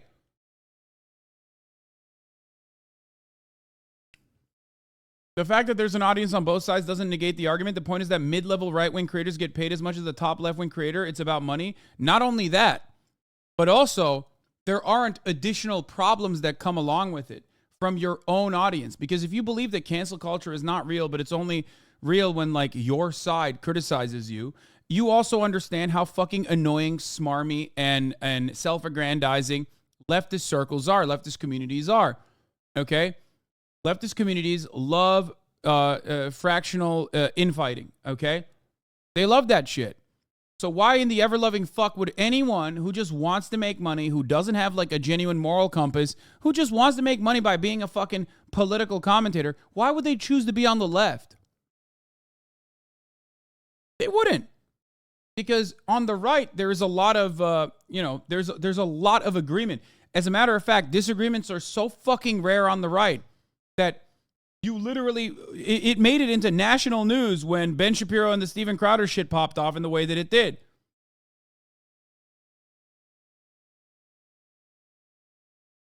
Think about how rare that is.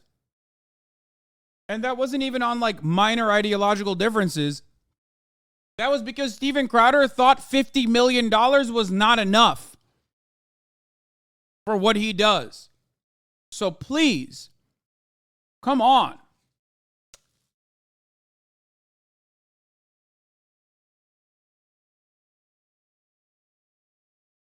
Yeah, mid-level right-wing commentators also don't get doxxed by people that supposedly have the same fucking beliefs. Okay? For like marginal differences. Mid-level right-wing commentators don't get fucking harassed endlessly and cyber-stalked endlessly by the people on their side. They maybe get it from the other side, certainly, but not by the people on their fucking side, because there is like literally 99% of the things we agree on, but that 1% that we don't agree on, that means you must die. That means you're a grifter. That means you must die. That means I can dox you. That means I could just lie about you all day, every day. Leftist purity spirals are fucking unimaginably, horrifyingly self-destructive. Why in the ever-loving fuck would anyone who just has no genuinely held convictions get in the leftist politics game? That's the reason why for every leftist political commentator, there are thousands of right-wingers.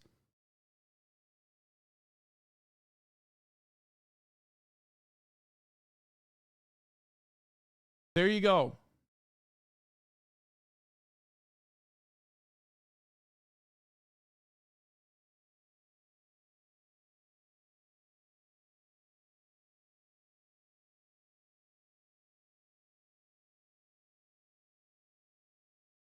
Yeah.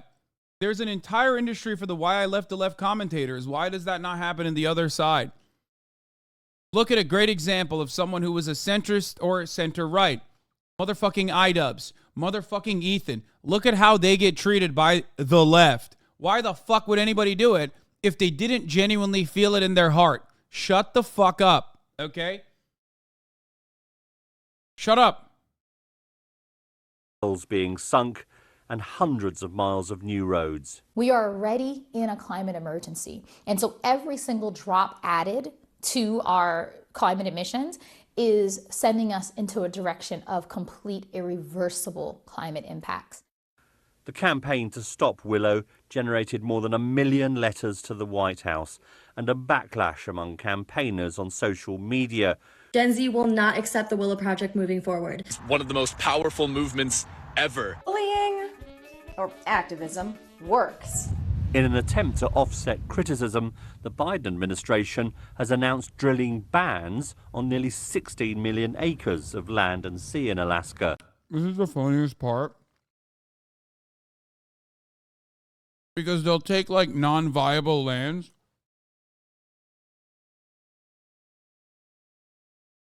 that this corporation has no interest in fucking drilling anyway and turn around and go, see, that's progress. See, we stopped them from drilling other places. We'll let them drill here. But these places that they had no interest in drilling at, well, they will never drill there. As well as curbing the scale of development. In a statement, the Department of the Interior said it was substantially reducing the size of the Willow project by denying 2 of the 5 drill sites proposed by ConocoPhillips. And it said the actions will create an additional buffer from exploration and development near the Chesapeake Lake caribou herd. This decision could cost Joe Biden politically. In his 2020 election campaign, he vowed to end new drilling on federal land. And some in his own party will see this as a betrayal. Gary O'Donoghue, BBC News, Washington. President Biden is expected to sign a new executive order.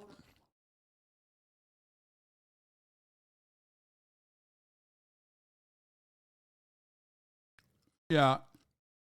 I honestly feel that targeting the supply is counterproductive because all it does is make the incentive of drilling more valuable. I feel like we need to heavily target and aggressively attack the demand of oil and property to go after it. Alaska's unemployment rate is 3.8%. Why are these much needed jobs? Because the media doesn't give a fuck.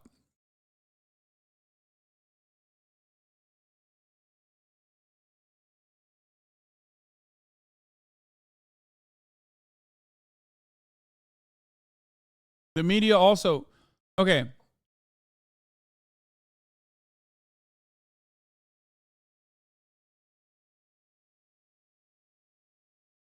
This is a good take. This is a good steal, man, which I will respond to in a second.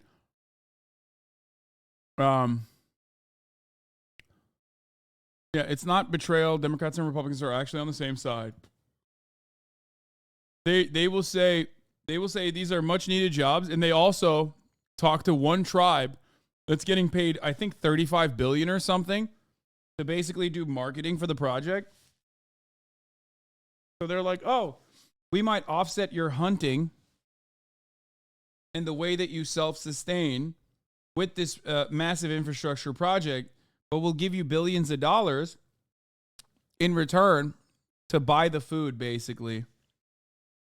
That's what I've seen thus far. And they will bring that up. That's why some people, like that, that's why the article that was covering it, and all articles, as a matter of fact, that have covered the story so far have been like, well, some people are actually on board with this. Like, some local tribes are on board with this. Like, they always do that. But yeah. Okay.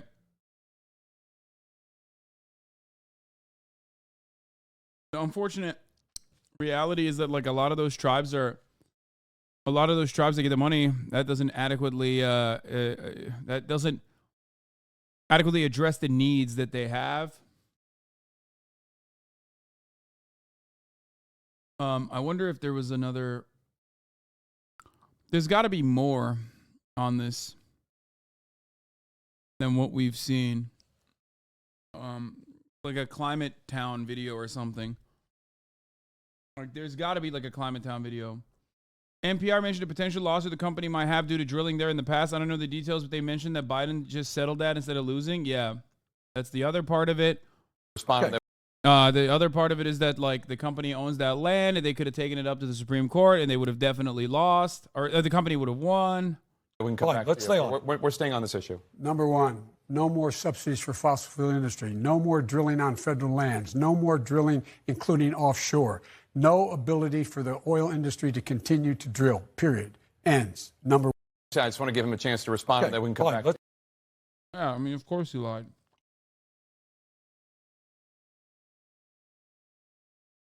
That's crazy. I said no more. Not no more. Multiple news organizations Biden to reject the project, warning it'll create a carbon bomb. In advance of approving the Willow project, the Biden administration also announced on Sunday steps to reduce oil drilling in other parts. What? It's kind of off topic. My friend had talked about high-speed rail, and he argued that high-speed rail is not worth the ecological output that construction causes. I was wondering what your take was. You don't want to hear what my take is about your friend that just said that. Like, literally, your friend is a fucking idiot. He's wrong. Unless he's like one of those anarcho-primitivists, in which case you should fucking lock your baboon friend into a fucking cage, okay? Obviously, don't do that. I'm joking. But your friend's brain should be studied in a fucking zoo. What an absolutely idiotic fucking take, dude. Holy fuck!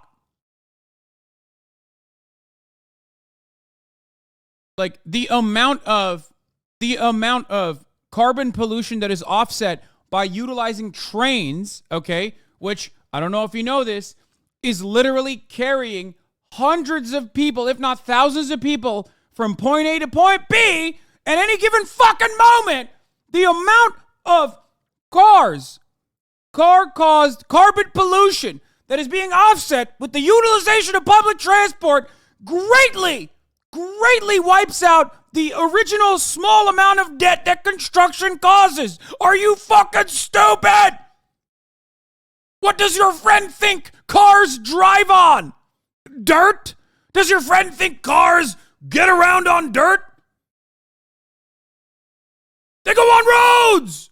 How do you build the fucking roads?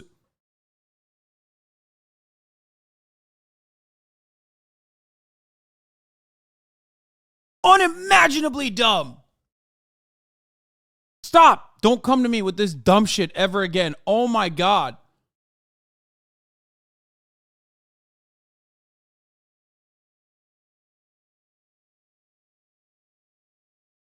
Parts of the Arctic. This includes barring future oil and gas leasing for 3 million acres of federal waters in the Arctic Ocean and limiting drilling in a further 13 million acres in the National Petroleum Reserve in Alaska's North Slope. Kristen Mansell of the Center for Biological Diversity criticized the Biden plan, saying, quote, protecting one area of the Arctic so you can destroy another doesn't make sense, and it won't help the people and wildlife who will be upended by the Willow project, they said. We go now to North Pole, Alaska, where we're joined by Sikanik Malpan, Executive Director of the Sovereign Inupiat for a Living Arctic. It's great to have you back. Thanks so much for joining us, Sikanik. Can you talk about what you understand is being announced today? Well, recently on Friday afternoon, the Bloomberg report came out saying that there were speculations that the Biden administration will approve a 3-pad plan instead of the 5-pad original plan. And now we're hearing that he will make his decision Monday at about 9 a.m., but we're not for sure. While campaigning in 2020, then presidential candidate Joe Biden said, quote, no more drilling on federal lands, period. This is candidate Biden responding to a question about his position on drilling in the Arctic. Yes, he made I think I'm the only one, maybe not the only one running who's been up in the Arctic Circle. Remember the great oil spill that occurred? And I watched when I went up there, and I went up in a helicopter up in the North Slope and saw what was going on and saw what was happening as the glaciers began to melt and how the caribou and everyone, I mean, there's a lot going on up there. And it's a real gigantic problem. And by the way, no more drilling on federal lands, period. Period, period, period. Well, the Arctic Circle is a disaster to do that. So that was candidate Biden. And again, the little part we missed at the beginning of what the candidate said was, I'm completely, totally opposed to drilling in the Arctic. Sikanik Malpan, describe this project. What is the Willow Project and what you understand President Biden's announcing today?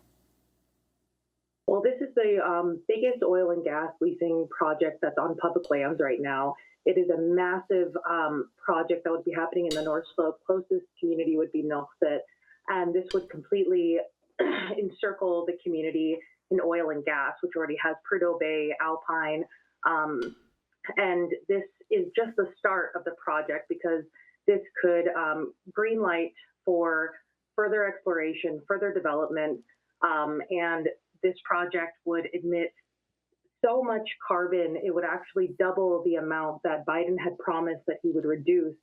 And so all of his plans to reduce the CO2 being released would be nullified by this project and then putting back double what he said he was going to reduce. And can you talk about why you've invested so much time and energy into protesting this and the two parts of the plan that's being announced today? Yes, I want to say personally, I've been trying to fight this project for about 4 years. And on a more personal level, my mother lives in Nuxit. My family is from Nuxit. And although I wasn't raised there, I have a deep connection and love for the community. And in 2018, I was invited to go to an air quality monitoring system planning session. And currently, ConocoPhillips owns the only air quality monitoring system in place in Nuxit. And they also own most of the research that is quoted for the safety of this project to go forward. So we went over the top 10 pollutants that are put out by ConocoPhillips that's required to be put to the EPA and what the possible impact is from being exposed to those pollutants like cancer, respiratory illness, and other things, even changing the sex in the womb of a child from male to female. And in that session, there was community members, the youth council, and a lot of the American government will not stop until every tribal area is impacted by like carcinogen contaminants. It's just like they literally are like, no, we have to make sure that every fucking reservation has no fucking water supply and have a bunch of people getting cancer. This is the true secret agenda. They're like, sorry, our forefathers tried to genocide y'all and we couldn't really finish the job, so I'm doing everything I can to continue it. It's crazy. Of us realized that we had seen these occurrences in our family. We had seen increase in cancer, respiratory illnesses. And in 2012, there was a blowout, a Repsol blowout, and that caused one child to be medevac from the village, another one to have permanent health problems with their respiratory system. And many people have complained recently there was a gas leak near Nuxit in the Alpine field, and they didn't evacuate the village. They said that they were fine, but many people self-evacuated because children were complaining of nausea, headaches, and not feeling well. And so currently there is no plan put into place to help evacuate or keep the community of Nuxit safe. And as I learned more about this project and its impacts, not just to the community and the public health, but the climate impacts were significant. The Arctic is warming at 4 times the rate than the rest of the world. And while many people speculate climate change, we're living it. We're seeing in the Yukon River, they haven't been able to fish for many years, subsistence fishing. We are seeing caribou that are showing signs of starvation. We're seeing fish pop up with mold. And this project is going to accelerate those issues and create food insecurity and many, many issues that is not just going to affect Nuxit or the 8 communities in the North Slope, but the entire Arctic itself. And then, of course, globally, it's going to affect people for climate change. And so this project, we're concerned about for those reasons, but we also want to transition away from oil and gas. And this would lock us into oil and gas for the next 30 years. And so, and we wouldn't actually see any of the benefits economically for 10 years. So this would be something that, you know, a catastrophe for Biden, who had promised that he would transition us into clean energy. And what is also concerning is that systematically we've seen that small rural places like this, time and time again, coal, gold mining, have had been in an economic hostage situation where they're told that the only way that they can get basic necessities like running water and plumbing and such is to sacrifice their health, their lands, their food security, and so many more consequences from this project. Former U.S. Vice President Al Gore, longtime environmentalist, told The Guardian, the proposed expansion of oil and gas drilling in Alaska is recklessly irresponsible. The pollution it would generate will not only put Alaska Native and other local communities at risk, it's incompatible with the ambition we need to achieve a net zero future. We don't need to prop up the fossil fuel industry with new multi-year projects that are a recipe for climate chaos. Instead, we must end the expansion of oil, gas, and coal and embrace the abundant climate solutions at our fingertips, he said. Now, according to the New York Times, Willow would be the largest new oil development in the United States, expected to pump out 600 million barrels of crude over 30 years. Burning all that oil could release nearly 280 million metric tons of carbon emissions into the atmosphere. On an annual basis, that would translate into 9.2 million metric tons of carbon pollution, equal to adding nearly 2 million cars to the roads each year. The United States, the second biggest polluter on the planet after China, emits about 5.6 billion metric tons of carbon dioxide annually, the New York Times wrote. So, yes, environmental activists across the political spectrum are calling this a carbon bomb. Sikanik, talk about ConocoPhillips and who pushed this project forward. What's really funny about this, and this is the one aspect of conservative commentary that is absolutely undeniably true, is that when Biden does it, it doesn't get the same amount of coverage as Trump. Donald Trump tried to pull out of the Paris Climate Agreement, Paris Climate Accord, and everyone was like, what the fuck, dude? He's killing us. That was just like a handshake and a promise. You know what I mean? Like the top of the hour ad break. Handshake and a promise. It's going to be served to you at the top of the hour. Sometimes it's going to be 8 minutes late. Sometimes it's going to be right on the dot. But it's still coming, right? Because at the top of the hour, there's a 3-minute ad break. If you no longer want to see those ads, all you need to do is subscribe, which you can do for $5 or for free with a Twitch Prime. By subscribing, by using your Amazon Prime account and connecting it to your Twitch account.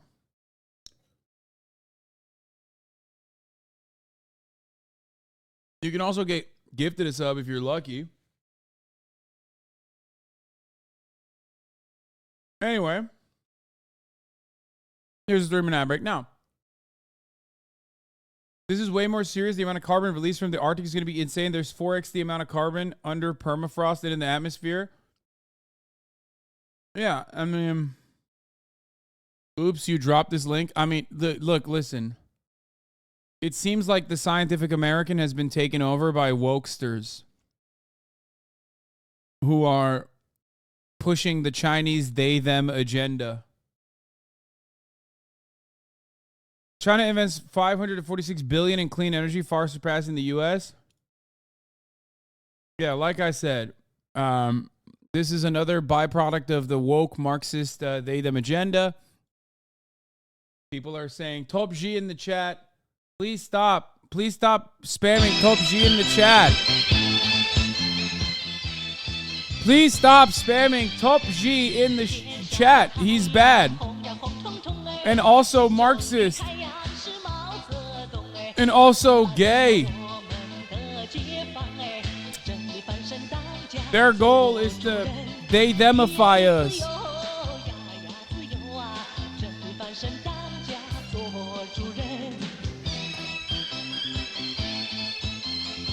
Okay, anyway, I mean, yeah, China is a big polluter, but they're spending more than us right now in renewable energy initiatives. Has a huge hand in everything that happens in Alaska, politically, locally, in the public education.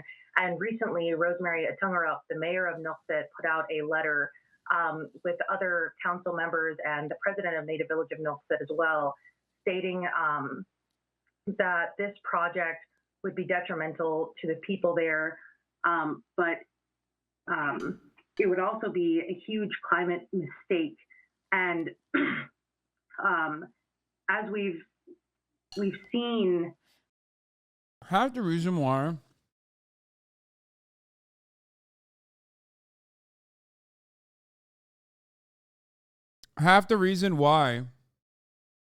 people say global warming is a Chinese conspiracy is literally because of their ownership over cobalt and lithium, right? Like, they say it's a Chinese conspiracy because, like, China owns the future of energy, or at least as far as we understand it. We maintained a big chunk of the fossil fuel game. Not only did we have it, but also had set up allegiances.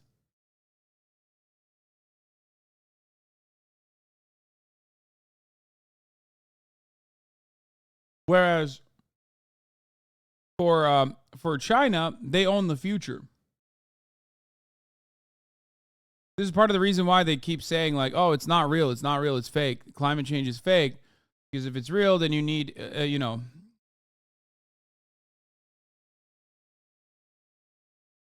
using electric or shifting over to renewable energy is actually helping China. Anyway. Bad stuff overall here. Nothing good that comes from that. This is, should I even respond to this at this point? Steel Manning, the grifter Chud's biggest point is that is the difference in marginal utility of an additional commentator. Right-wing commentary space is more crowded. Then again, that could probably be countered that the left is already saturated for the audience that exists for its relative how much money is injected to the right. Yeah.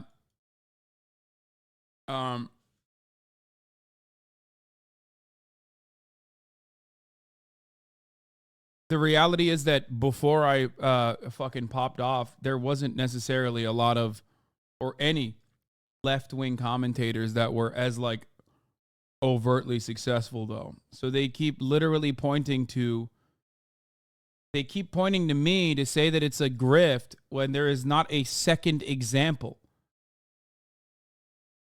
TYT is nowhere near where I'm at. What are you, fucking crazy? People say the Young Turks, though. Like, what are you talking about, the Young Turks? That's like a corporation, basically. It's a company.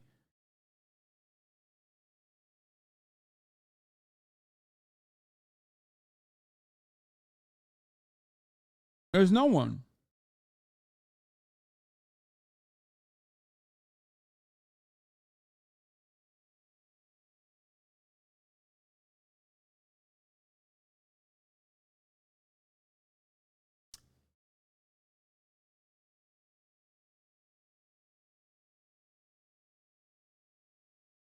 Anyway, so remember that. The video is back up. Oh, we chirped at them and then they put it back up. Good for them.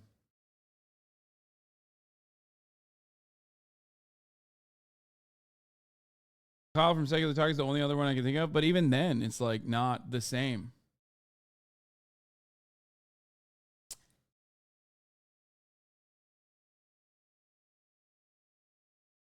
Anyway, how Biden's executive order aims to reduce gun violence. Let's take a look.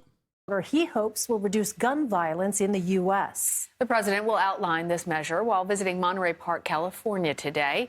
A mass shooting shocked that Los Angeles suburb less than 2 months ago. A gunman killed 11 people and wounded 9 others following a Lunar New Year celebration.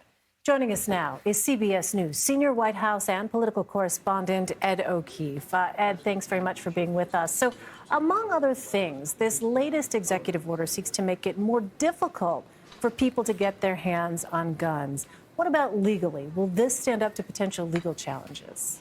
It's a good question, Elaine. We're not entirely certain because, in part because so far what we understand to be in this executive order is a little vague. But basically, what it's doing is reinforcing what Congress passed last year. Remember that bipartisan legislation they passed in the wake of the Uvalde shooting and the shooting in Buffalo. In essence, making sure that background checks are conducted on the kinds of sort of private or smaller level gun sales that maybe an antique dealer does to a buyer, or that happens on the sidelines of a gun show. By making sure that those background checks happen, it at least adds one more layer of protection. You could conceivably see some kind of a small-time gun dealer, somebody who does this casually, or again, maybe is just an antique dealer, trying to introduce a lawsuit that suggests that this infringes on their Second Amendment right. That's it, folks. Joe Brandon doesn't care about the mom and shop death dealers. That's right. What about the mom and shop gun sales persons?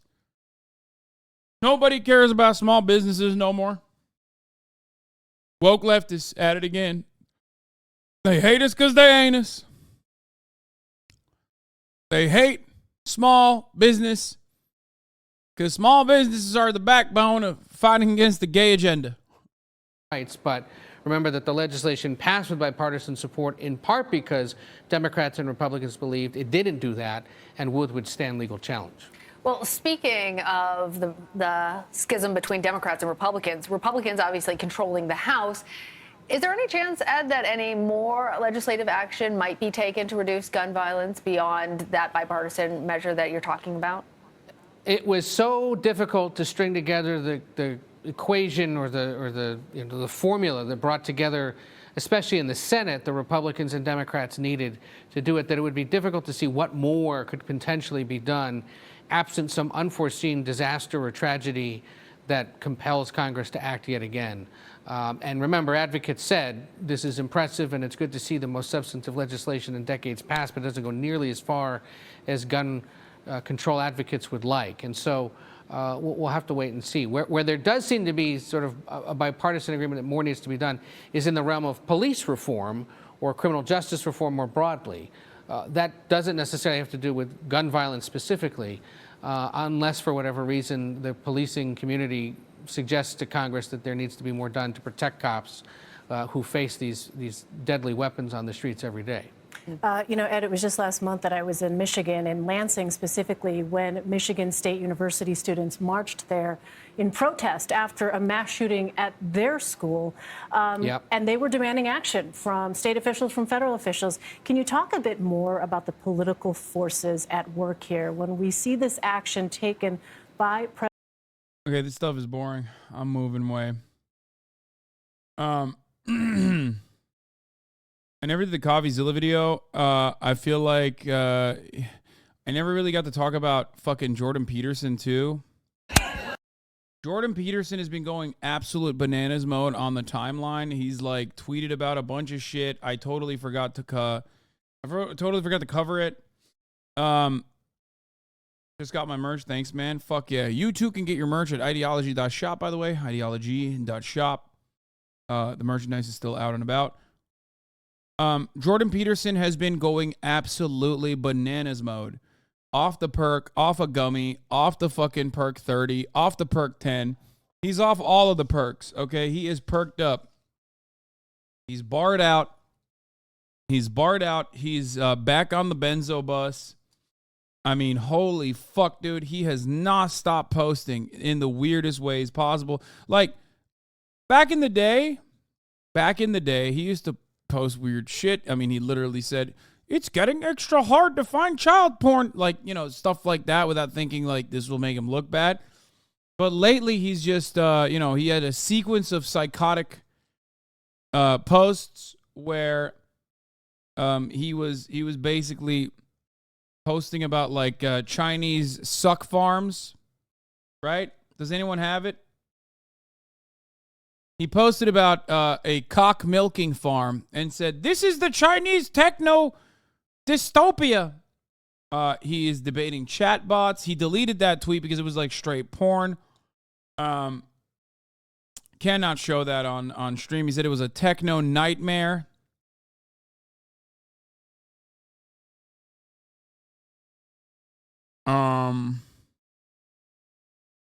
What else?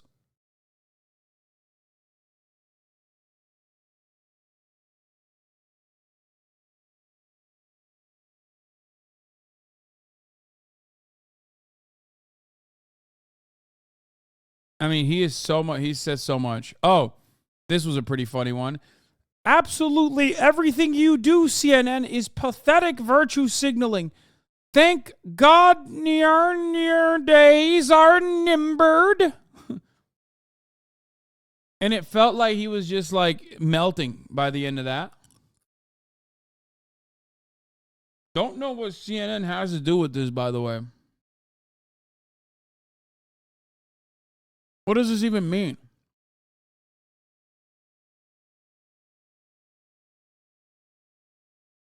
He apparently retweeted a picture of a topless underage trans boy, which, by his perspective, would, I guess, be like an underage woman, right? Isn't that what they think? Even though it's not, obviously. Not to like do that kind of thing, but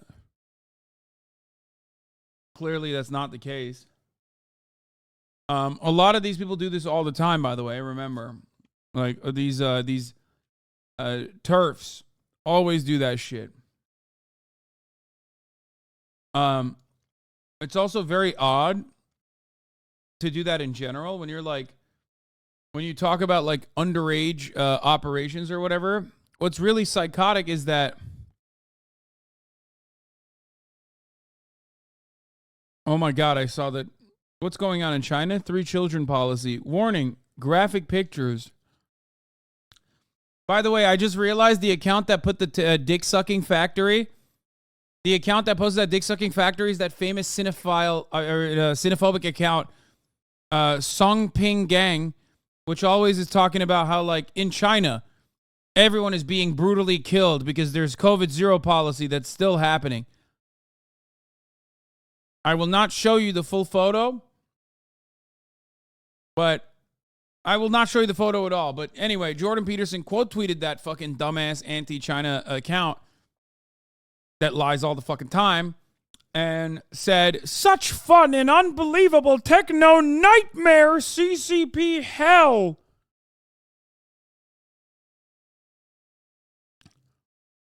Jordan Peterson very concerned by milking porn factory.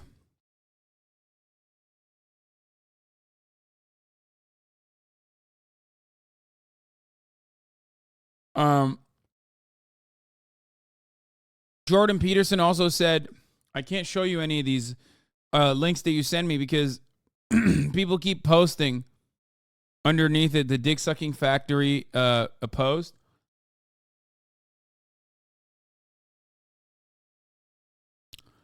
What is this?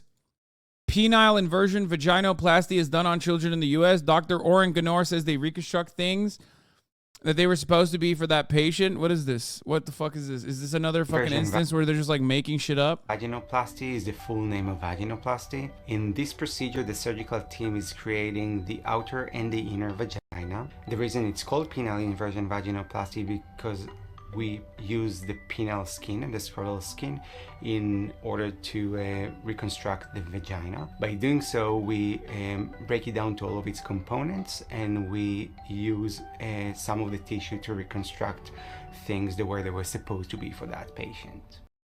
Oh, it's because it says Boston's Children's Hospital on the side. I'm like, what the fuck? Why are they saying like this is being done on children? This is not being done on children. For the record, I just want people to understand. Number one, what do I always tell you? They always fucking talk about surgery in like gruesome terms. When you're like, they'll take like an actual doctor. They'll take like an actual doctor talking about surgery. And then they'll turn around and go, oh, dude, unacceptable. Look at them. Look at how gruesome this is. And it's like, he's just describing bottom surgery, right? So on the side, it says Boston Children's Hospital. I don't know if you guys know this, but that doesn't mean they only do surgery on children. As a matter of fact, I know 100% that the Boston Children's Hospital does not perform this surgery, nor any top or bottom surgery, if I'm not mistaken, unless it's like it's not gender affirming, but unless there's like literally a need like a literal immediate life-threatening need, there are no top or bottom surgeries conducted at the Boston Children's Hospital for people under the age of 18. Okay? The surgery he's describing is not done to children. So not only have we established that all surgeries are obviously gross because you're technically cutting a human up, okay? But also, what this doctor's describing is bottom surgery and it's not being done to children, but this fucking dipshit hasn't stopped himself from saying it is. Penile inversion vaginoplasty is done on children in the U.S. Not true. Just completely false. But of course, that didn't stop Jordan Peterson from lying about it and saying, prison! And then also further, quote, retweeting it and saying, and it's not a vagina. It's a hole for another man to fuck. And that's that. Which is odd. So, you know, in the past week, he's basically, like I said, debated a chat GPT, I guess, which I'm not going to read because that sounds insane. Talked about how, you know, in his mind, there are children who are getting vaginoplasties, which is not the case.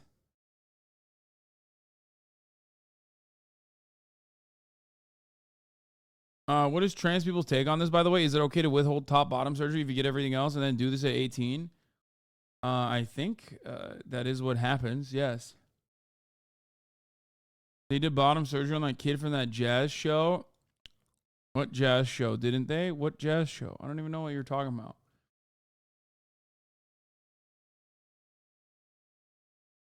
There might be exceptions. Now, one thing that people need to understand, there might be exceptions to the rule. We're talking about fucking literal, the actual rule. Okay? Now, there might be exceptions to the rule. You want to know what the most common fucking gender surgery that's conducted on children that no one even considers or thinks about, though?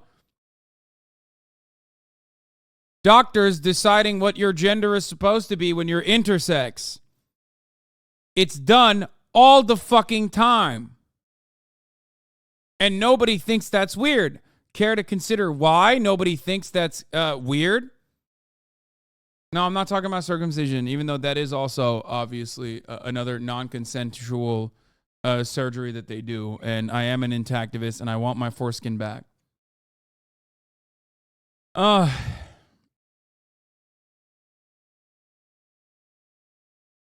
Give it back to me.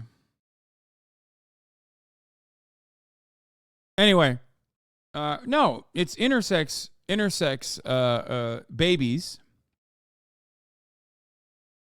are born all the time, and then doctors choose their gender for them. That's it.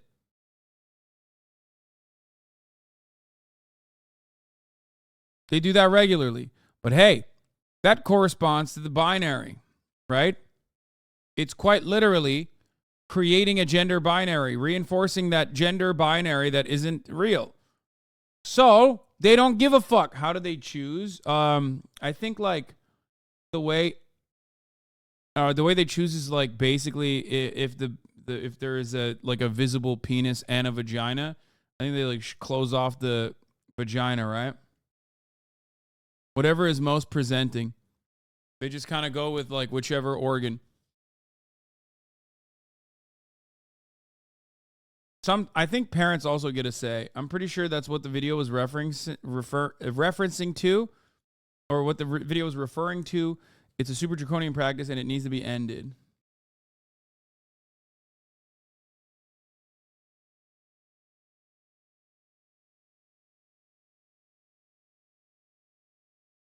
Our hospital protocol allows all parents to decide intersex child sexual organ assignment, but conservatives never bring that up. Yup.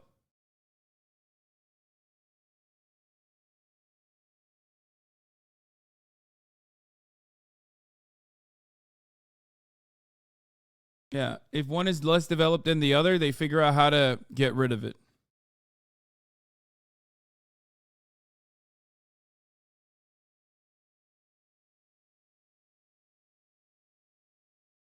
Which, ironically, I think... ironically, that same Boston Children's Hospital that got bomb threats is no longer doing that. Because they find it to be unimaginably cruel.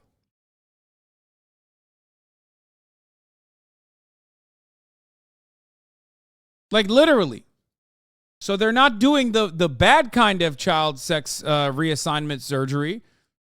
And they're not even doing any kind of like organ replacement or anything like that in general until the kid is a consenting adult, at least 18.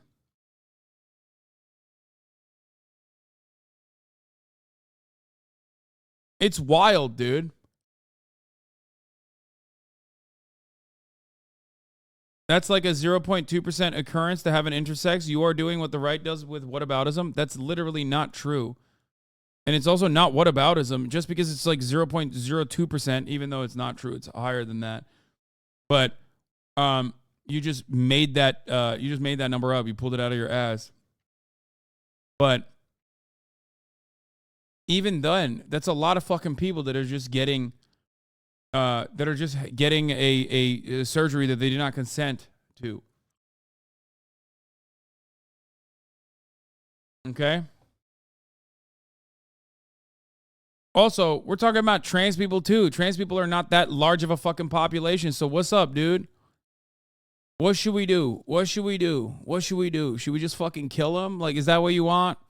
The entire point of conversation revolving like trans affirming care and healthcare quite literally is that like they should be able to get that. It's a medical procedure that should be left between the patient and the doctor. Okay, so it's fucking idiotic to be like, this is just a tiny fraction. Oh, okay, kill him then. Fuck it, dude. What do you mean?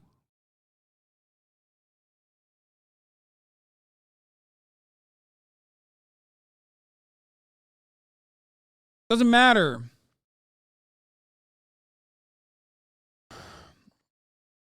That is an argument on my side. If it's incredibly rare, then it's understandable that doctors shouldn't even do this, shouldn't even perform this.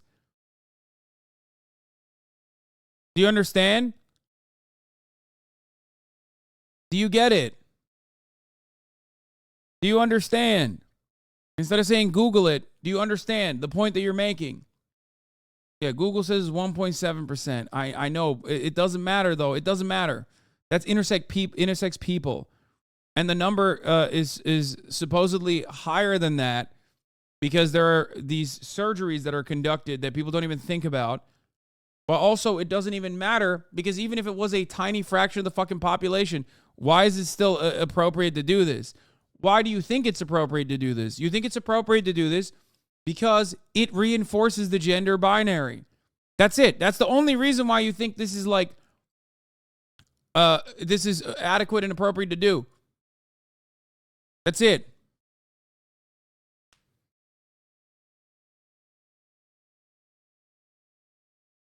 Got it? That's why you defend this and not the inverse of this. The inverse of this would be a child being able to consent to like whatever kind of fucking top or bottom surgery, which they don't do. That's not allowed. And that's understandable that that's not allowed because it's irreversible.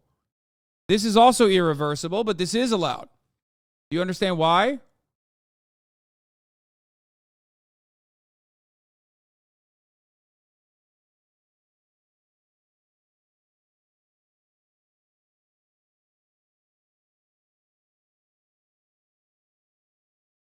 Are hormones consentable? Hormones or puberty blockers is what people use, okay? Is gender affirming puberty blockers are reversible. Not only that, but also on top of that, or puberty blockers are reversible, but on top of that, there's also gender affirming hormones that you can get, except it doesn't fucking matter. It's like, it's conducted by medical professionals. You're talking about literally doctor prescribed pills that you're like, nope, don't care. Don't give a fuck what this doctor is saying. I, a dumbass, have decided I know more than the fucking doctor because the doctor is woke and gay and is operating under the trans agenda. You know what I mean? Do you know how much of a caveman you sound like when you say dumb shit like this?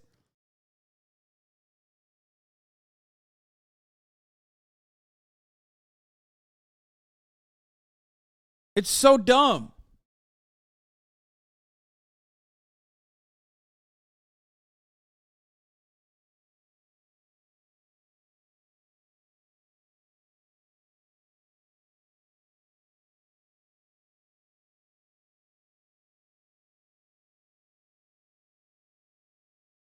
Why is Chad so fucking transphobic? Call them out, please. No, I am a transphobe myself, which is why I'm not calling them out. Like, what do you mean? Who is transphobic in the chat? I'm literally addressing the transphobic idiocy in the chat. The fuck are you talking about? We're literally currently having a conversation that is inherently against transphobia. Like, what do you mean? Where are the transphobes? Just tell them to the mods and we'll fucking block them. We'll ban them. What the fuck?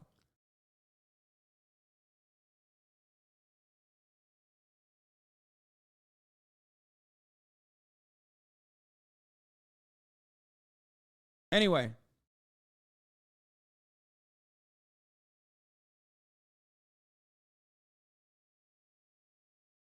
Only cis people get to use hormones as gender reaffirming treatment? Yeah, exactly. Look, if you're a woman, you can fucking immediately get placed on. If you're AFAB, cis, you get all matter of different kinds of hormones, right? And you should be able to, by the way. Don't misunderstand me. You get birth control, you get all other kinds of shit. But like, God forbid, you know? God forbid. Catboy Collector. Research shows, oh, here Catboy Collector is back again. My number one enemy in the chat. The only reason they do mastectomies on trans teenagers is because the efficacy rate is absurdly fucking high and the regret rate is less than 1%. I got mine at 16 and it took 1 billion recommendations.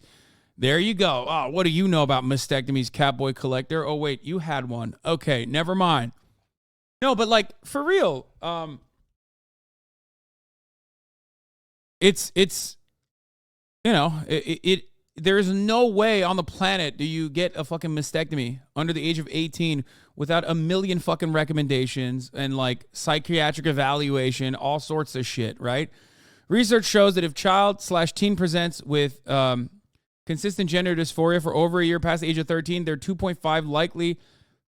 2.5% likely to detransition, and most of those detransitions happen before medical interventions. Goddamn. Catboy Collector collecting facts.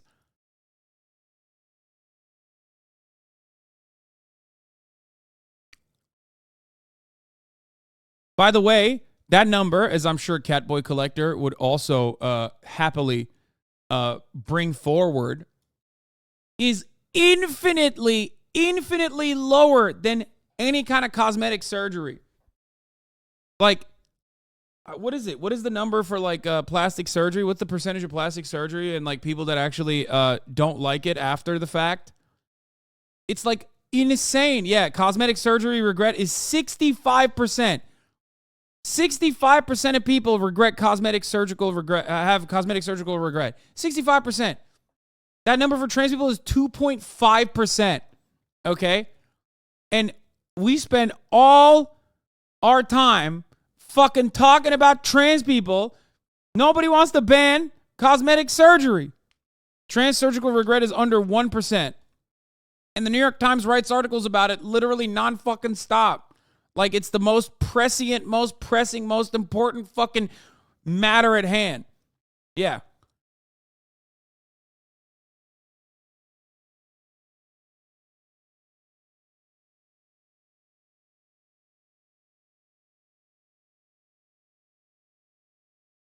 That's why trans surgical regret is under 1%. Actually, most detrans pre-surgery. That's why the number is different. You know what's funny though? Because of the small number of trans people on the planet in general, that's why I have to hand it to the motherfucking New York Times, okay? I'm sorry, trans people. You don't understand how fucking hard it is to find literally the one person who's a detransitioner, okay? Like maybe two. Because there's not that many trans people in general, percentage-wise. And then also on top of that, the likelihood that you're going to find someone who's like, oh, actually, I wasn't trans. I hate this. I'm a detransitioner.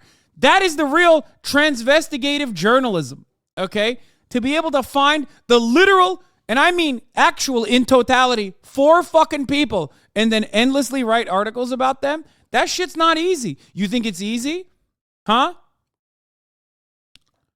Trans people are 0.1% of the population. Detransitioners are 2% of that 0.1% of the population, which leads to literally like 8 guys, okay?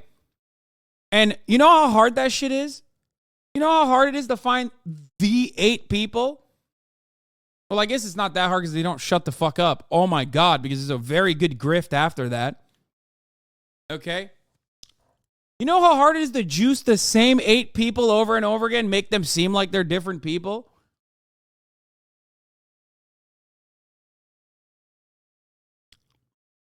It's hard. Not easy.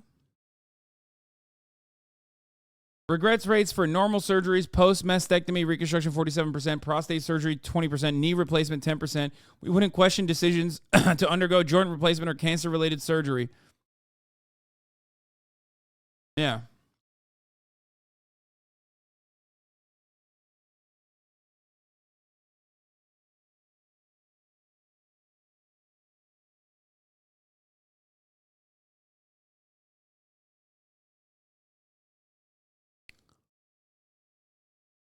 Anyway.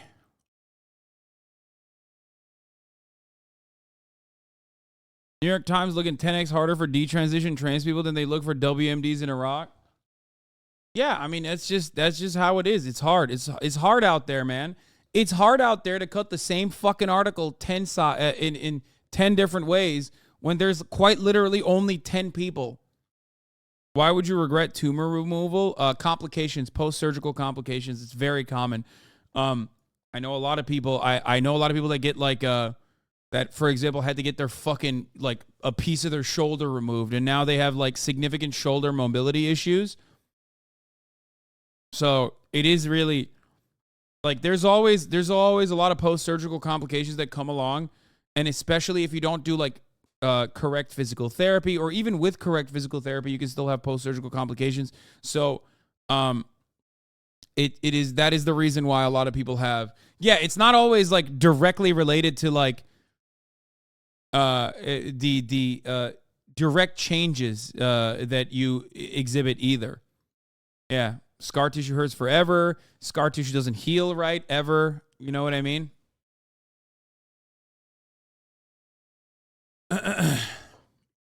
Most who detrans are forced to and are still trans, but 82.5% of those who detransition attribute their decision to at least one external factor, such as pressure from family, non-affirming school environments, and increased vulnerability to violence, including sexual assault.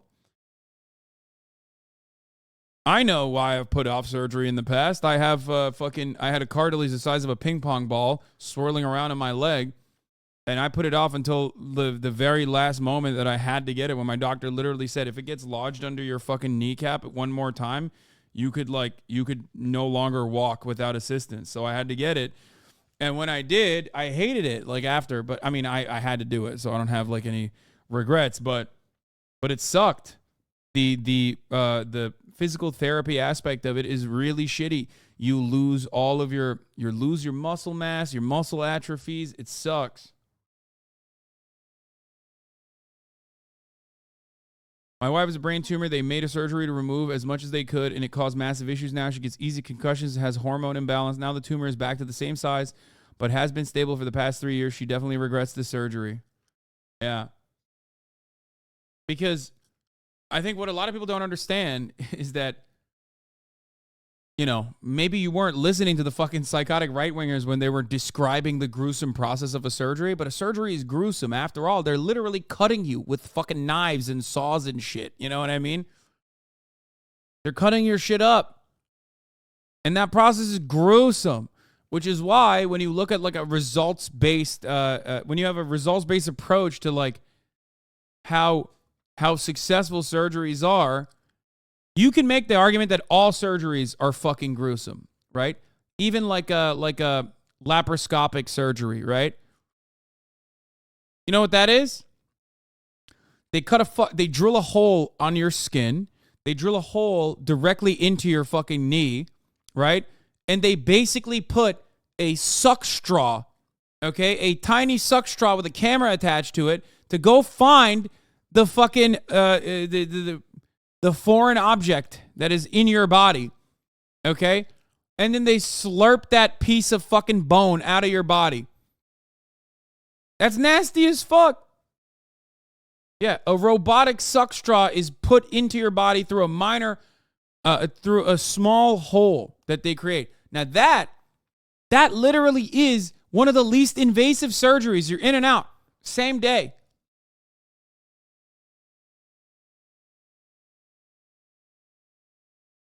Do you get what I'm saying?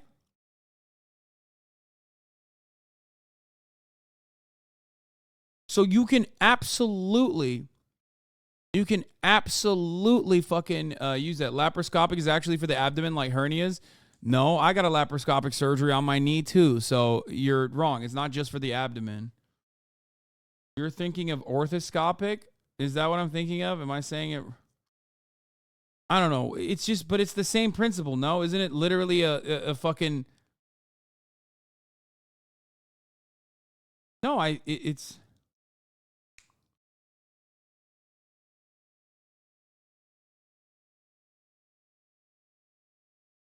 It's the same principle. They make a fucking hole and they put a suck straw through that hole with a camera attached to it.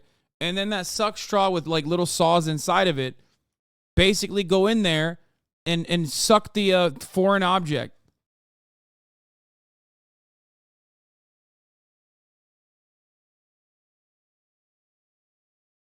Point is, it sounds fucking gross. And it is kind of gross. But it's life-saving. Right? So you can describe all manner of surgery as gross because it is gross, right? And not only that, but also the success rating of surgeries for trans people is like infinitely higher than any number of surgeries that that cis people undertake, and no one is choosing to ban those surgeries. Got it?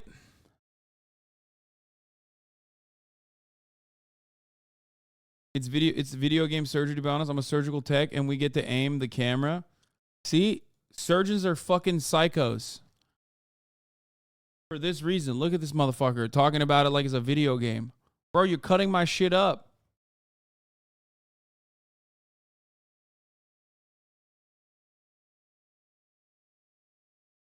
Anyway. BS, thank you for the 5 gifted subs. You're right about laparoscopic. I don't know why chatters are being silly. What do you mean? That's the whole point. So yeah, Jordan Peterson perked up, going crazy. Don't know why okay, this was funny though. Let's get back to this for a second. Women in Berlin can now swim topless in the city's public pools if they choose to. It's being hailed as a step towards gender equality in the German capital. So he quote retweeted this and then made it seem like CNN is at fault for the Berlin government. Like, I don't really understand what the fuck this has to do with CNN. But yeah, it's great. It's wonderful.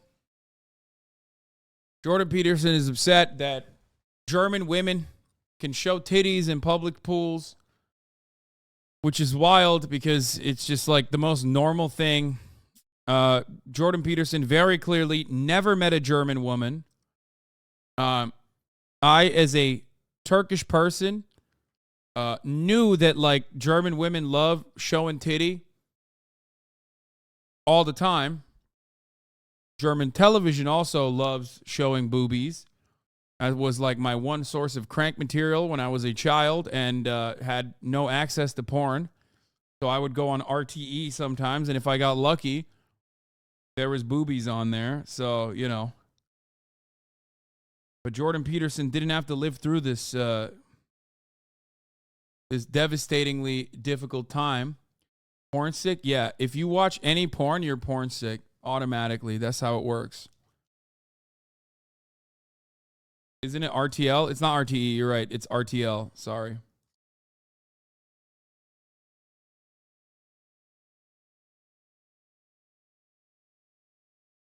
How are you going to be 31 years old saying boobies? Yeah. This was already condoned in Germany, but now you officially can't get a ticket for it? Yeah. So there it is. That's the situation at hand. Jordan Peterson fucking losing his mind over it, though. And last but not least, he tweeted this from Puebla, Mexico. Bar, bar, bar, bar, bar. As in the bars he's taking. The constant crowd crowing, truly, they're at the gate, the barbarians. Stop going to the universities to speak. To hell with them. Or, much more subtly and comically, speak at 8 a.m. None of the woke radicals will hoist their miserable carcasses out of bed. I've done it many times, smile. Sheer, unadulterated narcissism in action. I care so much about the devouring mother arises from the underworld. Her worship is now mandatory in all institutions of higher education in precise proportion to their past preeminence. We are indeed rotting from the head down, led by an army of demented harpies. I don't even know what the fuck he's saying any longer. He's lost the plot. He's lost his goddamn mind. Who's he talking to? Don't know. Meanwhile, here is a conversation that Trainwrecks TV had with Will Neff, apparently. So here's the question full circle. Yeah. When are we going to get you on Fear End? I don't know if we're getting Trainwrecks on Fear End, but apparently there was a long conversation that Train had with Will. We're not going to watch all of it. Apparently there were parts of it where he was like reigniting the whole like socialism. Why doesn't Hassan do socialism himself? What is this Will and Train debate about Hassan? The whole idea that he should like give away his money or not make money is ridiculous because that's the system and the framework that we preside in. So you do your best to make amends to that system while living under the reality that you are in that system. Yes, but I think sometimes words aren't enough. I think the action has to be, there has to be action as well, right? So, for example, I think, some of the systems that you think should be in place in America, right? I think should show through action. So, for example, like on a proportional level, right? You don't think that him raising like millions of dollars for the Turkish earthquake and stuff is practice? I think it's nice to crowdfund and to, match a small percentage of that yourself, but Look at him undermining 50 grand. Like, I'm sorry, I don't have like $700 million from fucking crypto gambling sponsorships. Like, that's crazy. He just said a small percentage, like 50 grand from my pocket is like tiny. Like, listen, I don't really talk about this too frequently, but goddamn do motherfuckers always undermine that shit. They don't shut the fuck up about a $1,000 shirt for 700 years. But the moment that I fucking put 50 grand out of my own goddamn pocket to something I fucking believe in, that's a tiny percentage, dog. What the fuck? If you can't shut the fuck up about the $1,000 Gucci shirt, you should be 50 times more vocal about the 50 grand, right? Not once did I ever bring that up. Not once. But when you undermine that, when you make it seem like the infrastructure that we had to create on the back end to ensure that American and foreign fucking donators could very easily dump funds into the charities, okay? Like, that's crazy. That's crazy to me. That's insane. Like, come on, guys. Yes, I have a lot of money, but like, holy fuck. That's crazy. There's a thread on... Are you insane, bro? They will always chirp no matter how much you give. It's the whole fucking suicide paradoxon that people bring on to vegetarians and vegans is disgusting. Yeah. No, it just doesn't matter. It doesn't matter. It's not, because it's not about the fund. Okay? It's not about how much it is. Because in his mind, maybe he's misguided, but he personally thinks like I should be literally fucking like fixing healthcare in America. Okay?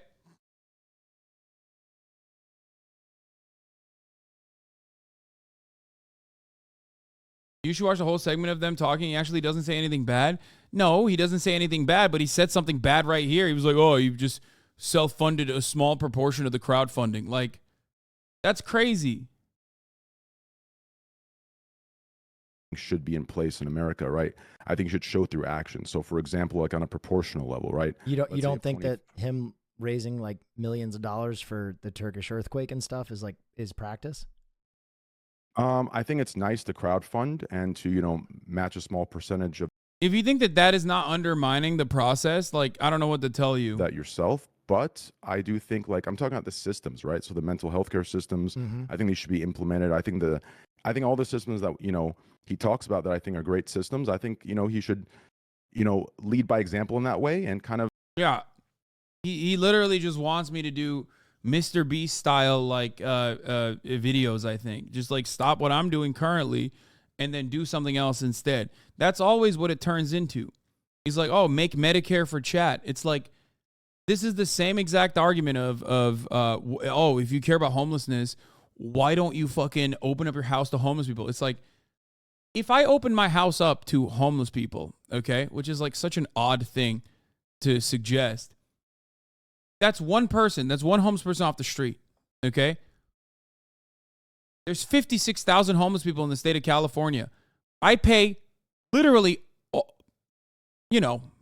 not going to say exactly how much, but a lot of fucking money in taxes to the state of California.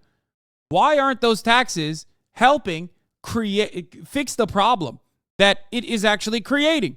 I am not the government. One man cannot fucking actually solve all of these problems. 100 men cannot solve these problems. The government that we pay into willingly is who is supposed to fucking help these problems. If people would actually listen to my words and listen to what I'm saying instead of talking over them all the goddamn time to make their own fucking points about how much of a grifter I am, they would perhaps understand this fundamental point. That's why I advocate for the things I advocate for. Anyway.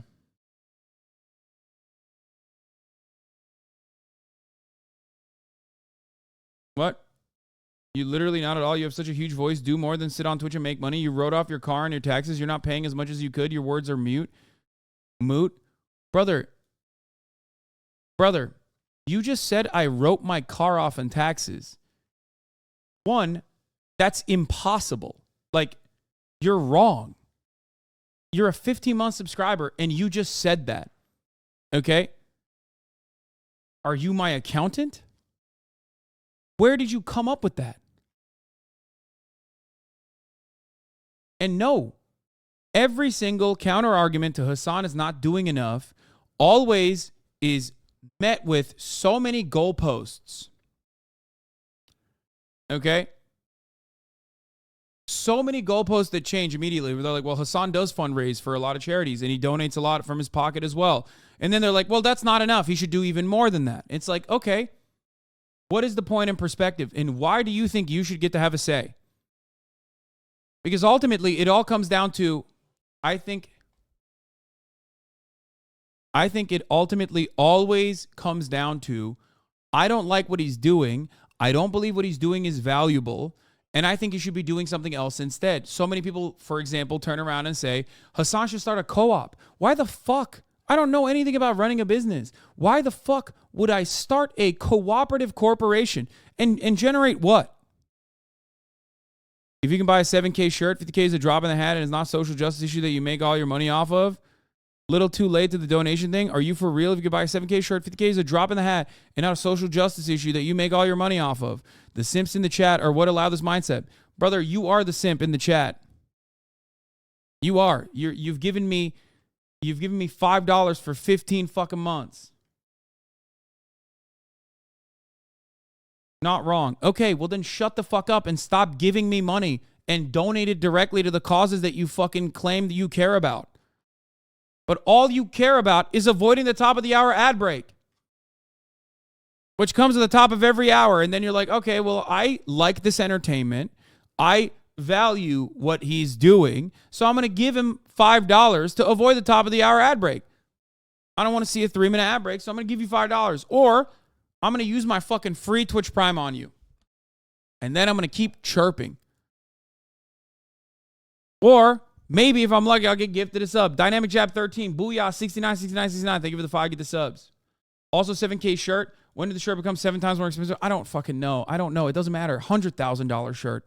Who cares? The point is not that. Okay. Casually Natal. Thank you for the 5. Get the subs. Haven't you said that you don't even write off your donations on taxes? No, a lot of those donations are not tax write-offable because they're not 501c3 donations, strike funds. Like ALU, Amazon Labor Union. Chris NGRY just gifted 5 gifted subs. Chirped and then gave me fucking $25. You just complain and then give me $25 fucking dollars.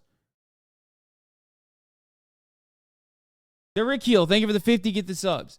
Ultimately, people find value in the entertainment and the educational aspect of what I do, okay? I find a lot of fulfillment in this endeavor as well. I also love serving you the 3-minute ad breaks at the top of the hour, but that's besides the point, okay? Here's the issue. Holy fuck, that is literally officially the highest ad-rated segue on this broadcast ever. 9.84. Let's fucking go. It will never be higher than that.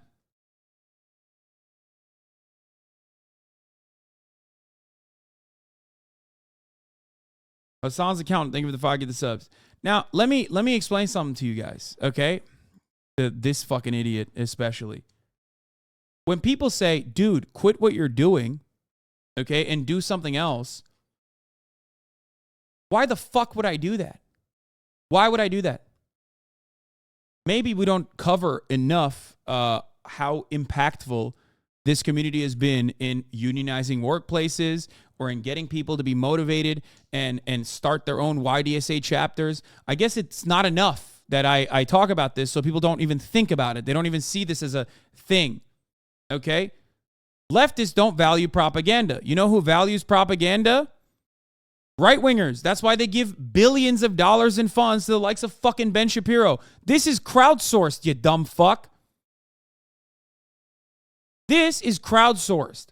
That's why it's up to each and every one of you individuals to be like, yeah, you know what? This is good enough for me. I'm going to give him $5 fucking dollars. Meanwhile, on the right, motherfuckers are getting hundreds of millions of dollars to set up failed media institutions that are propped up exclusively by oil barons. You want to know why? Because they understand the value of propaganda. They understand the value of having a hyper right-wing media perspective that's constantly fucking pummeling people's brains with information. Why the fuck would I stop doing what I know I'm best at, what I'm very fucking good at, demonstrably good at, so that I can do something I'm not good at just because you think that's the more acceptable way to promote leftism by creating a cooperative? Oh, dude, you're a leftist? Start a 501c3 and do charity instead. Why? This takes 10 fucking hours on camera every goddamn day to do. You might not consider it to be good. You might not consider it to be valuable, but clearly plenty of people do. Okay? Why would I stop doing what I'm good at that I have contributed 10 hours of my fucking day into and just stop doing that and instead start a 501c3 to make you happy? To make you feel like you're doing something better? You do it then. You can. You have all the fucking free time. Especially as it takes away from what I'm very good at, what I'm good at doing.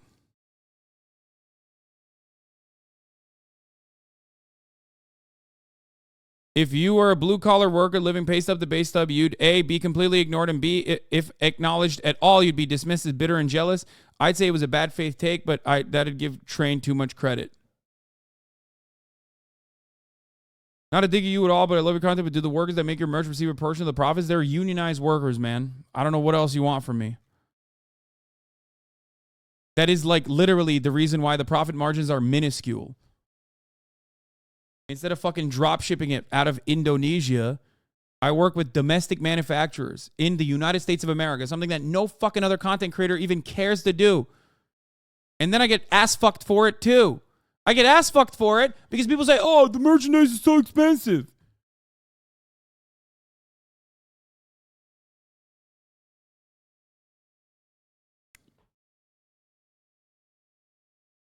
Brother, it's not about isolating yourself into a hug box, but holy fuck, you need to ignore this shit. Every time you engage in it, it not only diminishes the stream, but also gives these worms food to eat both off of and perpetuate this view of you.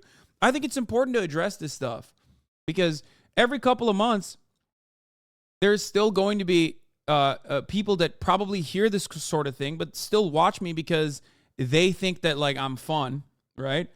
But it's important because they probably are too fearful to ask some of these questions. So it's like a fireside chat where I just rapid fire answer some of the most common, commonly launched idiotic criticisms, especially when you have someone who's been subscribed for 15 months who keeps fucking saying that. I'm the crowdsourcer giving to the DSA, by the way. You should keep doing what you're doing.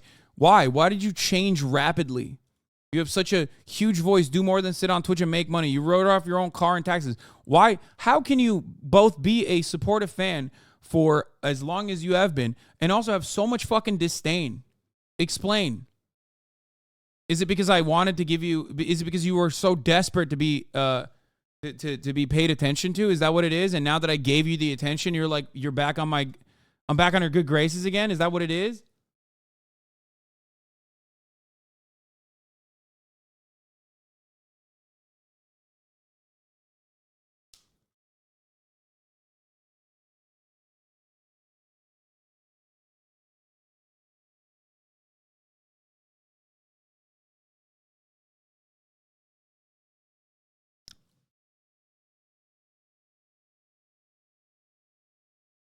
Daniel Sheridan and Javelina Zhing, thank you for the 5 get the subs. Not Christian NF, thank you for the 5 get the subs. I see both sides of the argument, to be honest, because it would piss me off too if people constantly picked apart shit I did, but I get why chatters think it should be ignored. No, I mean, it's not just people picking apart shit I did. It's people claiming that the stuff I'm doing, that everyone else is doing, that they themselves are doing, is like somehow improper.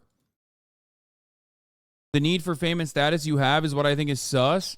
Okay, now you moved away from like the fucking you're not doing enough to the need for fame and status you have, I think is sus. Shut the fuck up. You just literally, I'm gonna make it simple for you. Okay, you want to know what it is? I know what it is. It's resentment. It's envy. You look at someone that is very similar to you in many respects, be profoundly successful, partially because you and others like you, thousands of others like you, are giving me money. That makes you angry.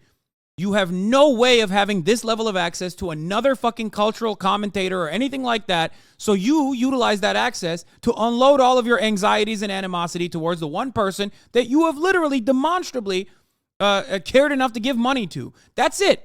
That's the main reason. Now you're sitting there trying to, instead of engage in introspection on why you feel that way and why it's misdirected, utilizing it as a way to intellectualize that envy. That's it. And I see it every fucking day. You just moved the goalposts 3 fucking times. My need for fame and status, of course, is going to be partially, because I am brutally honest, about my narcissistic desires, my narcissistic tendencies. But a big chunk of why I want charitability more than anything else is so that people can understand what I'm saying. When this community grows, leftist politics grows alongside it. And many people understand that. If you've been in here since 2020, you should understand that too. What is the argument here? That you just don't want people to fucking hear what I have to say and agree with me? Is that what you want? You want this to be, are you a hipster?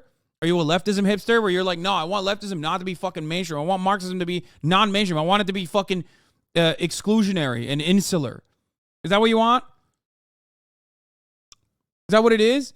Or is there a third reason?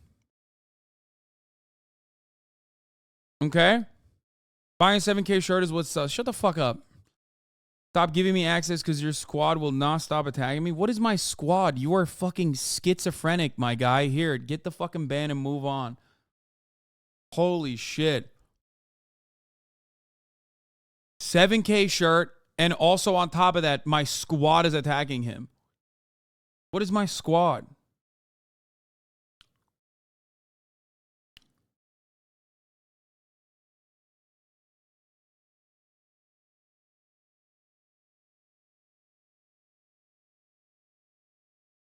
If you want to do praxis and you think I'm not doing enough, you have every opportunity to turn the fucking stream off and go work at a fucking soup kitchen, man. What the fuck are you doing? You're over here feeling kind of gross about your own consumption, I guess. So you have to like make it seem like it's you know, that's actually decent. Criticizing me is the most practice you're going to do.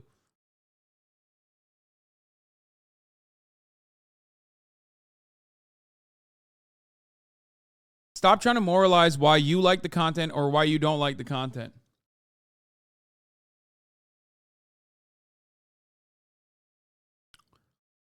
Anyway, it's weird. I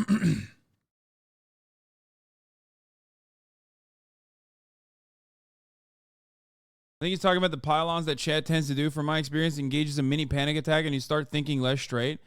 Okay, but then don't say fucking dumb shit. And chat, don't pile on this person because you yourself could be in the crosshairs in a similar capacity one day, and you certainly don't want others to behave in the way that you are at that point. But like sometimes motherfuckers are so smarmy and they don't want to even stop. They don't want to stop. They want to keep going. They want to keep going. They want to keep going.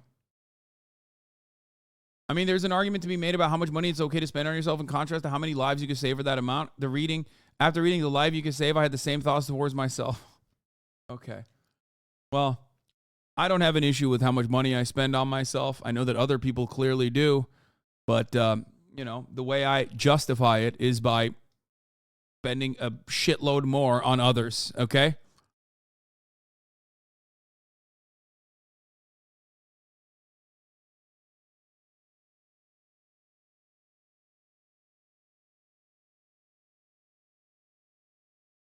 $7K for a shirt. No wonder said make the rich pay. See, every time someone says some dumb shit in the chat, people fucking go along with it. Now there's like 1,000 people who are like, yeah, he's doing it.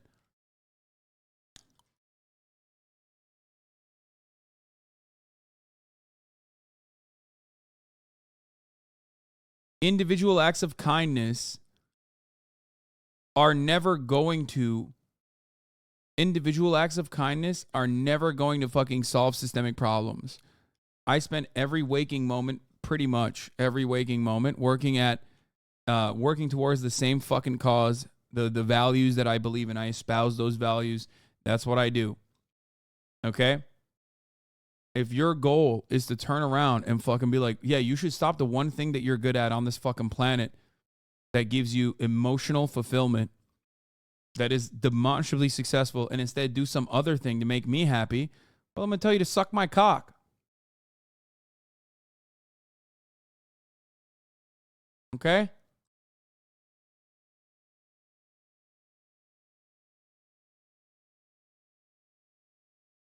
The shirt and the house cost more every time they fucking talk about it. Please read. Your influence in agitprop has directly resulted in unionized workers, protests, political action. You are changing minds and affecting change through advocacy. I'm not even trying to glaze you up. I'm just stating my observations over the years following you and seeing what your fans have accomplished. It's true.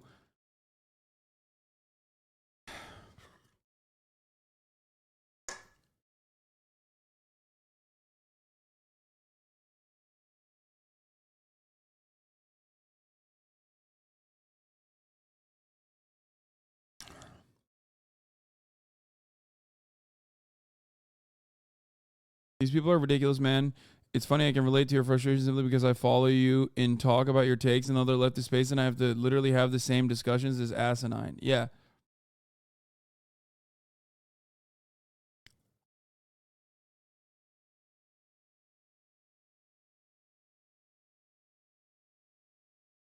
Anyway.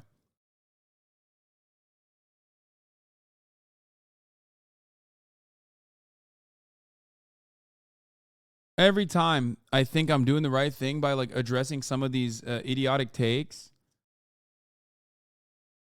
I always feel like I've done a good job addressing it, and it turns out it's not. It's just breathing more fire into the people who are just coming in here with like stupid fucking takes. I'm so dumb. I know I should always stop, but I can't.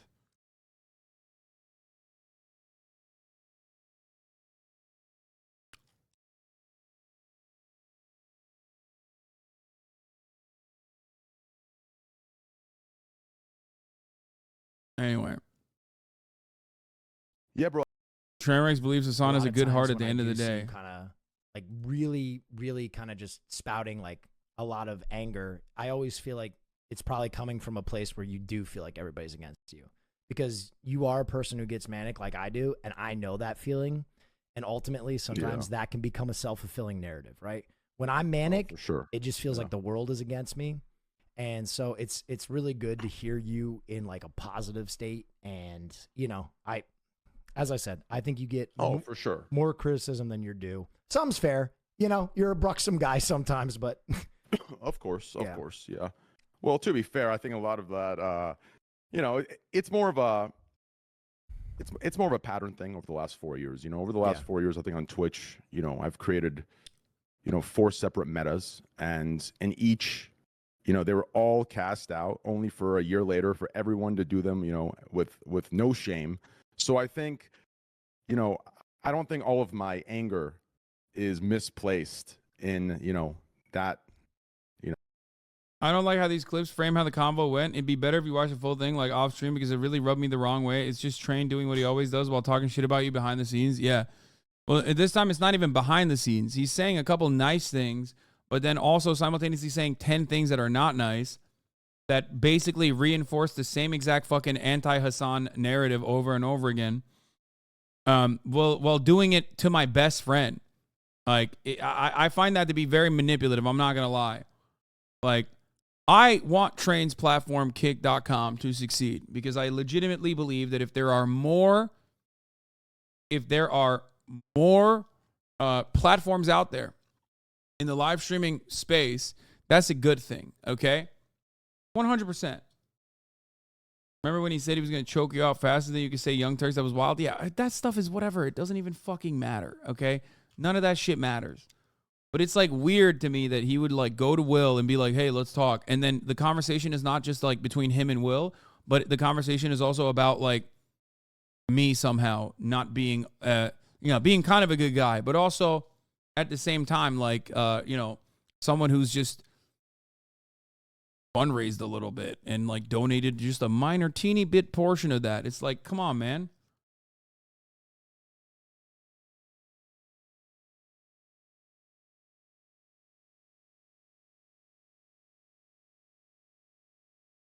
It's just like weird to not living my values and all these other like very commonly held points of view directly to my best friend and his community that has a lot of members of my community in there as well. Like, that's kind of weird to me, honestly.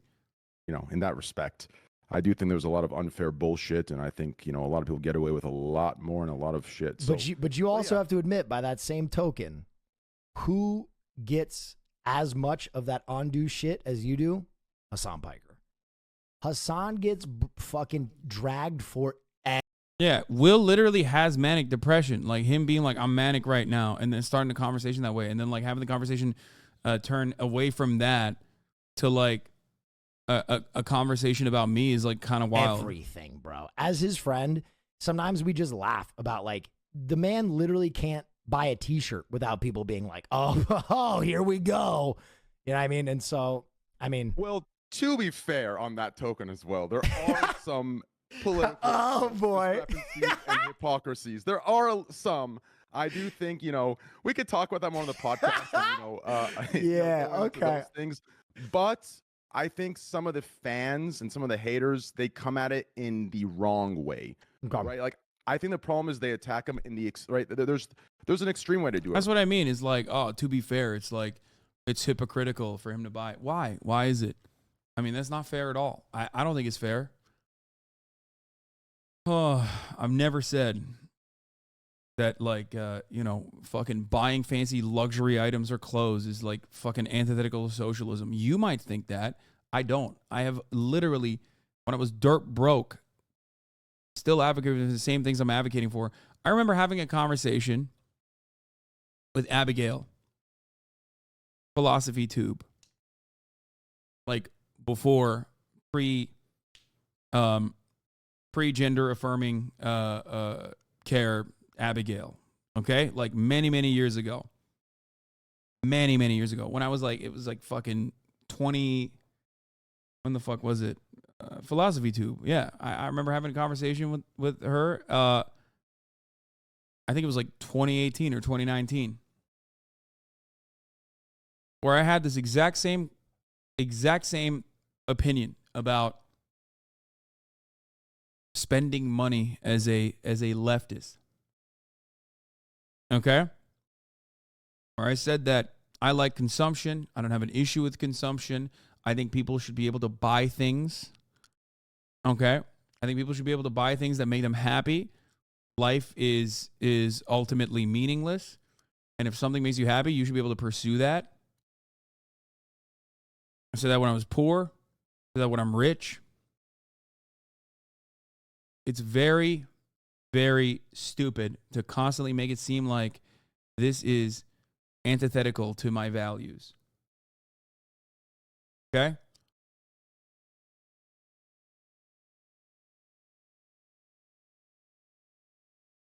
Odd to say that this is like implement within his socialism is like, you know, whatever I decide it is. I mean, this has 400 comments and 300 upvotes. So you know what happened here. Does Train want Hassan to create his own healthcare system or something? Billionaires can often push their agendas by investing in different industries and political ideas to the point where Bill Gates admitted he had more swaying power as a billionaire than he would as president, but Hassan is nowhere near that kind of money. Yeah, exactly. Even Mr. Beast does philanthropy and he could not like do anything. Hassan could potentially go broke trying to pay out of pocket for 1 to 2 people going through major cancer treatments in America. Yeah. No, I mean, these comments aren't that bad. Hell, Cutie was just talking about how Hassan pays his editor too much.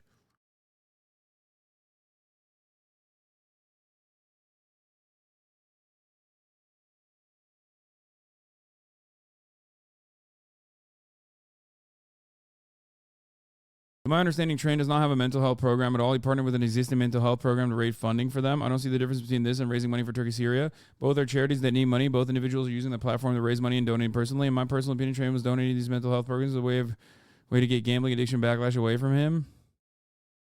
Yeah, I mean, it doesn't.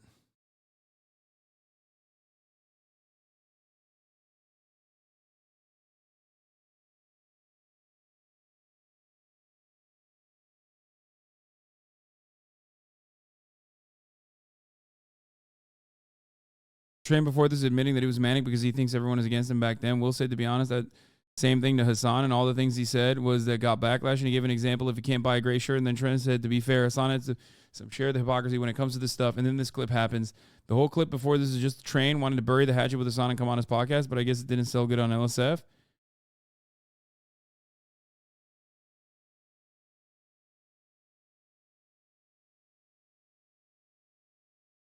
These are the most charitable. Yeah. That's the problem. Like, you advocate for free healthcare system, yet you haven't provided a free healthcare within your community. Hypocrite is like basically what this argument is reduced to. And that's one person's free healthcare. Like, it doesn't change anything. There's no systemic change associated with it. And all I can do with the limited amount of power I have is to advocate for systemic change from here. And every now and then I do also literally pay for shit. I pay for people's surgeries. I pay for people's GoFundMes and stuff every now and then.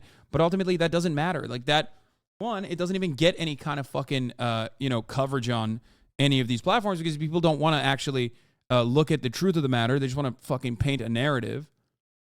Okay? And two, I don't think that is like moving the needle. It's just something I'm doing because it makes me feel good. Okay? That's it.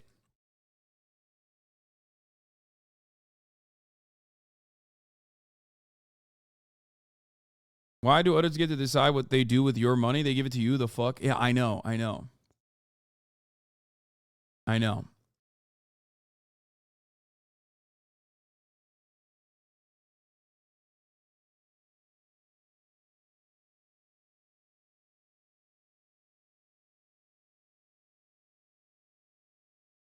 Didn't you get shit for donating the MasterChef contestant for surgery? Yes, I did.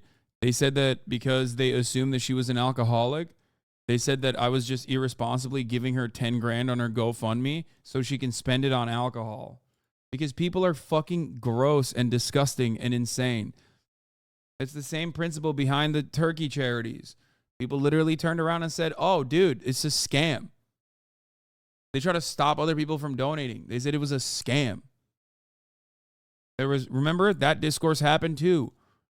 I've never been able to do anything in my life where I've done something that I think is the right thing to do without people just like literally, without any evidence whatsoever, immediately dismiss it out of principle. Okay?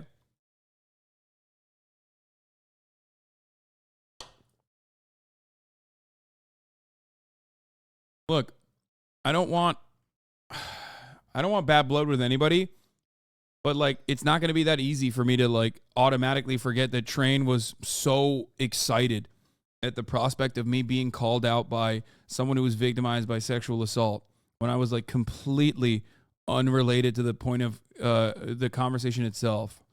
Like it's hard to let that go. You know what I mean?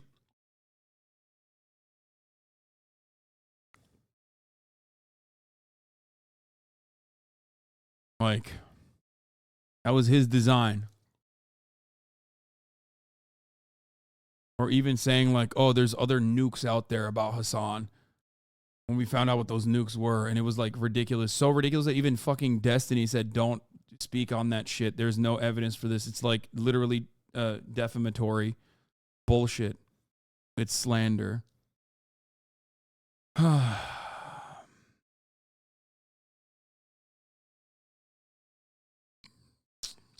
Anyway. Yeah, I don't know. I don't know if I want to watch the rest of this.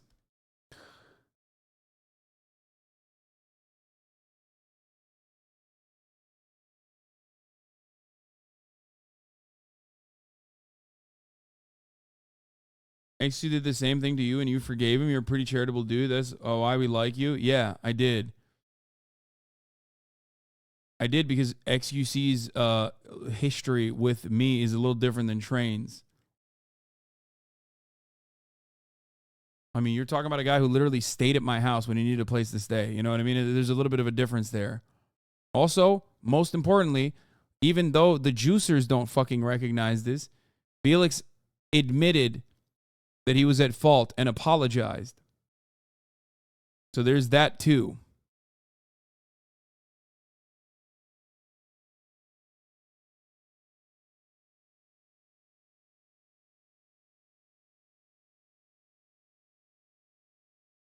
You know what I mean?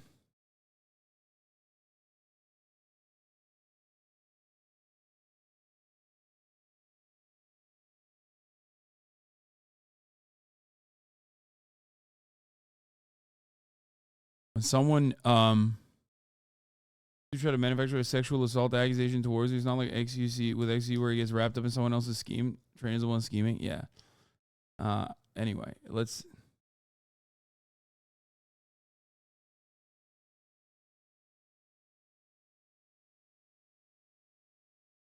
All right, we're done.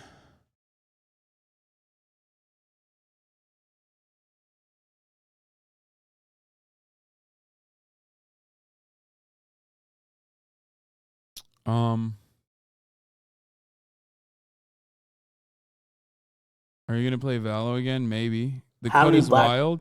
Dating outside of my race for the first time. Jesus Christ. Jesus, Lord mercy.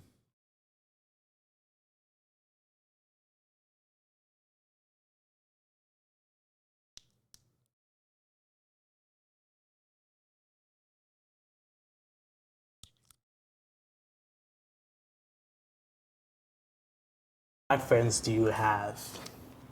One. That's zero. You don't have any One. Who's the one? Like, are you close or is it Coworker. But like,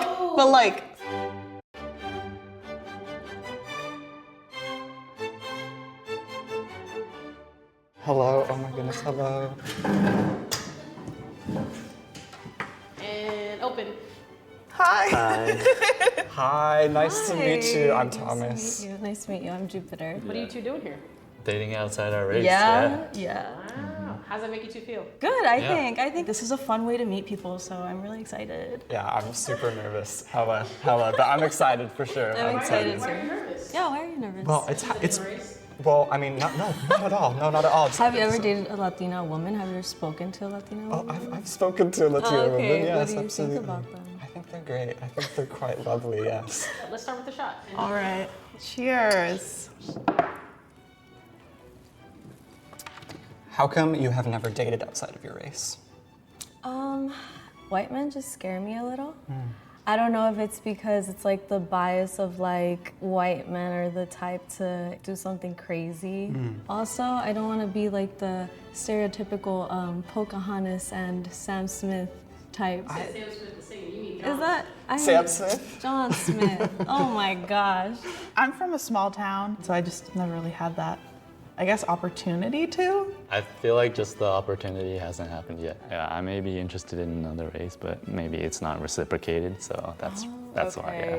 Tell me 2 reasons why I should date you and 2 reasons why I shouldn't. I'm really just knowledgeable. If someone were to date me, they'd end up knowing so much about everything. Yeah, so you're a sponge for knowledge. Yeah. 2, I feel like I'd push you in life. It's the ambition. Like every time I've dated someone, like they're here, and then as soon as they stop dating me, they're like here. They're way up there. Yeah. I feel like I'm really like independent, so sometimes I'll just like not text or something. It'll be like a whole day has. A whole day? Yeah. Whoa, okay. And then another reason.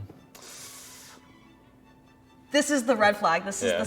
the second reason is Yeah, that you I'm only just not think that you humble, have you one. know? I'm too confident. Yeah, that's the other one. What stereotypes have you heard about my race when it comes to dating? Ooh, I don't want to be like rude. I heard like y'all can be crazy. What's wrong with a little crazy? I don't think there's anything wrong with a little crazy. Yeah, no, absolutely, that's totally okay. That you don't typically date outside of your race. Yeah. I think there's been a lot of instances in my life where I've like been into a guy who is East Asian, and I've just like not gone for it because I was like, nah, he's gonna get with like some really cute East Asian girl, and I'm not gonna look exactly like that. So I'd say that is like a big one. You guys can be like really nitpicky. Are you a picky eater? No. Can you handle spicy food? Let's start there. I might be a little wimp if it's too spicy, but I'm gonna try it. Like. Tell me the most racist thing you've ever done, or take a shot.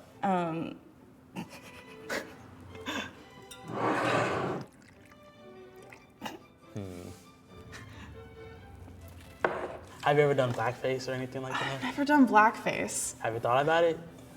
What the Does fuck? rapping along to like Doja Cat count? What? I don't know. I'm reaching here. If you're not saying the N-word. I have never said the N-word, and I stand by that. You stand by that? Mhm. Okay. So when I was 15, I was getting bullied by someone in an He said, have you ever done blackface or said the N-word? I guess when you look at the history of or when you look at the performance across the board for white people, it's like, that does make sense to ask that question. In order to stop getting bullied by that person, I decided to befriend him, right? And so that meant doing and saying the things that he was saying. And one of those things was like the N-word with the hard R. Okay. So I was just hella saying that without any regard to it, exactly. And I feel a lot of shame about that. That's something I would never do. Thank you for sharing. Okay, well, there you go. I was proven. I like literally, this is what that's what I meant. Are you not? Absolutely. You could take a shot for this one. I will not be offended. Between the two of us, who is hotter? Oh, that's easy. You, obviously. Yeah. I don't think so. I think we're like in equal playing field. Oh, okay. Okay. You're about to leave here with the biggest ego boost. Let's go. Honestly, you have beautiful eyes. Thank you, I appreciate that. So I would say you, because I have poop color eyes. I have brown. No, but you're so pretty. What? That really surprises me. Like, oh my gosh. I would say me, to be honest, but that's just That's my valid. opinion. Okay, you said yourself. I'm gonna say myself then. I respect that. We like confident people. Ooh, what's the kinkiest thing that you have ever done? I remember one time I was kissing this guy and like he bit my lip and he made me bleed. And I got so turned on by it and I kind of got a little scared, not gonna lie to you. I was like, is there something wrong with me? You know, I tried to do that with other partners, but it just, I felt like that was just a one and done. Gotcha, yeah.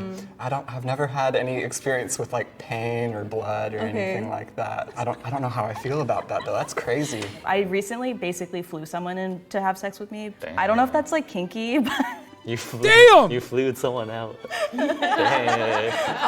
She's Drake, bro. She pulled a Drake. This is your mod. Blood play. Haas tasty. Oh my God, Lake, what are you doing? How many black friends do you have? 1. That's 0. You don't have 1. That took a minute to think about though. I did, because I have 1. What can I say? What was the one? Like, are you close or is it Coworker. But like favorite coworker. See? That doesn't count. That doesn't She said favorite coworker, but he's my favorite black. count. No. Serenade me with a song you think someone of my race would like. Ooh. What?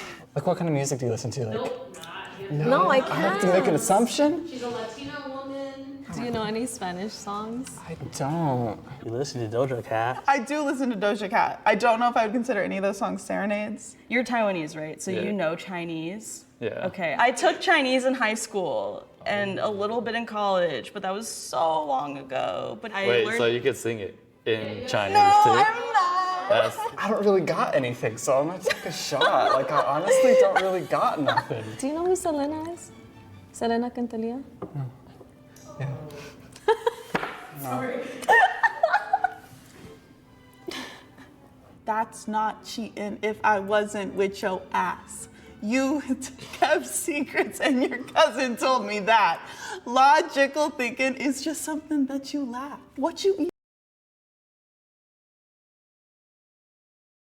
That's not. That's, you can't. Nope. Nah, nope. Nope. Don't do that. There's no reason to, no, nope, nope, nope, nope. That's not it. You never do that. It's a trap. Okay, that's a trap. You just fell into that. Okay? Even mad for? Looking like a stick in your asshole. I think the tune was like, 你是我的小野小苹果, and then I don't remember the rest. dang, I'm serenaded. Dang it right there. Last one. If you are feeling it, let's seal this day with a kiss. I don't know if I'm feeling it. I don't know. Oh! That's cool. Oh, I'm glad you said that. Oh my God! Bro, what is happening? What's happening? He just went right for it, dude. Yo! Hey, yo! He just said, I don't give a fuck, dude. Oh my Lord, that is crazy. I'm surprised. I thought the white boy would have kissed, and I thought he was not going to. That's,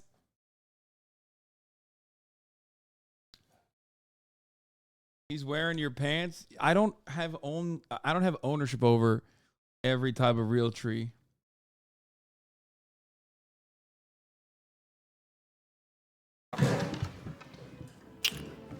Oh, he was going for more. A kiss? I have so much lipstick on. Yo, let's save it for the next day. You know? Save it for the next day? Oh Okay, my that sounds God. good. So would you two go on another date? Yes. Yeah. All right then. Wow. Damn, he was ready, dude. He was like, fuck it. Oh, okay. I'm so flattered. Jerk TWWH. Thank you for the 5 gifted subs. That was wild. What we just watched right there was wild, dude. Dr. Umar is rolling. Dude, I don't even know what just happened. Yeah, she has 2 black friends now. That's exactly what happened.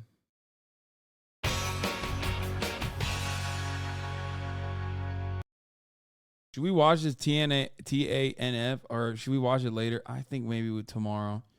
I don't want to watch that today. Okay, I'm not going to watch this. Bretman Rock I blind date. can't with this. I just feel like so mean. Can I call a friend? I regret doing this. I'm not even into men, actually. Matter of fact, who said I was gay? Scene 1, take 1, action. Well, hey guys, my name is Bretman Rock. Today, I am here to find a date based on their outfits. I feel like I noticed like their color palettes, I think. Not necessarily what they're wearing. I'm like more of a color aura girl. And what's like an immediate red flag when it comes to fashion? Just an outfit with no thought. So I would say like a no-no is a himbo outfit. This is my book, You're That Bitch. Buy this shit. It's my little memoir, my first love letter to myself. There's a lot to learn about I just got me. attacked. How I lost my virginity in Disneyland, how I dealt with my dad's death, how I dealt with fame in high school, and just things of that nature. Buy this shit. Are you ready to meet our boys and start our date? I don't have a choice, girl, I guess. I just realized, I was like, I noticed the color first with my gray ass. Not a lot of colors, like I said. I feel like a lot of the shoes are also giving hetero. Raise your hand if you're straight. Exactly. Bitch, I can't be talking shit because I feel like I have every pair of these shoes. Say your name and why did you wear that? My name is Corin Porras, and I wore these because I love hiking and I live in Simi Valley. It's the voice for me. My name is Noah Carter. I wore these because they're comfortable and they look cute. They be. Thank you. My name is Dale, and I wore these because I love a good Doc Martin. Oh, period. I'm Keon Lee, and I wore these because they are a staple to every outfit, honestly. Oreos. My name is Ronald, and I wore these because they're black and white, and if I want to switch it up today, I could still keep these shoes on. I don't know. My name is Angel. I wore this because they look very sci-fi. Looks like I'm gonna go to the moon, and I'm gonna take you to the moon. Oh, shit. Oh, period. Oh my gosh, why am I nervous? Like, can I eliminate myself from this video? Vanish. Just based on the polishness of the shoes, I feel like number 5 left their shoes out in the sun for a little too long. What? You're making a mistake, Brett. I'm telling you. All right, can I have number 5? No, I didn't even say that. And he's the only one wearing color too. Like, I don't want to eliminate him. Come on, baby. You're making a mistake. Oh, well, I do like being called baby, so 5 can stay. 6, you gotta go. All right, number Wait, no, he's gonna take me to the moon. Who are we eliminating? Bitch. 6. Oh, yeah. Oh, period. Word. I love your top. Thank you. And your collar. Yeah. I love it. What do we talk about now? I hate the fact that y'all just made me want to talk to them. What is your sign and why? Aquarius, so we are compatible. Happy belated. Yeah, you're a Leo. And my moon is Leo. My moon is Aquarius. Oh, shit. Oh my gosh, maybe we're just cosmic sisters, honestly. Yeah, Thank you, bye. Angel. Nice to Bye. meet you. Nice to meet you. Is there like certain dialogues you want me to hit when they come here so it's not awkward? Well, it's gonna be awkward no I matter what. can't with this.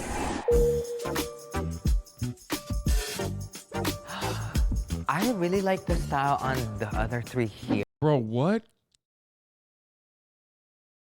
He's got pants that say BLM on it. Because it's more like loose era. I like these 2 as well, but you know, I'm a color girl. So I would love to know where everyone got their pants from. I got these pants as a gift because as a weightlifter, I find it kind of hard to find pants that fit my butt. So I love these pants because they're 4-way stretch and I can pretty much do anything in them.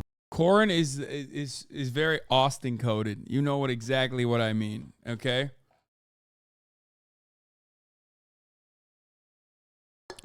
It's like straight. Yeah, I mean, he is like he's like, yeah, I like hiking and I like working out. And also on top of that, you know, I got a big ass. I feel like that's straight up what I would hear Austin say. The selfish top is exuding. Okay? He's just it's seeping through the white psyche here, okay? You had me at weightlifting, girl. Like, period. Like, I believe I thrifted them. I love a good loose fit. And yeah, they're just my vibe. they look so airy and light. Yes, they are. Is that Carhartt in the middle? Yes, Period. Did you thrift that? I did. I thrifted at a coffee shop. Oh, work. And I like that they're kind of cropped because I'm pretty tall. Oh, period. Well, these are from Urban Outfitters. Yeah, I'm like super into like parachute pants and staying on trends. All right, so my friend actually made these I mean, he's wearing panda dunks and parachute pants. You know what I mean? He's just like, this man is wearing whatever is like fashionable in that moment. Okay. personally for me during the BLM movement. So it's kind of like a tribute to that time in my life. I usually don't do colors. I'm usually like a black, gray kind of guy, but he made these like super pink and I kind of appreciate it. Is it like hand painted? It is, yeah. All of it's hand painted. And, so good. I would love to know your favorite hobby, because I have a lot of hobbies. I love being outdoors, obviously. You know, being among plants and animals, and I like doing as much volunteer work as I can. I like two things, basically. I love creativity and I like socializing. Like, I love to draw. I love just art in general, music. I like to sing. Right now, my favorite album is SOS. What's your favorite song? Because I need to know now. Definitely Snooze. What else? Because Conceited. Period. Oh. That's all I needed to know. Thank you.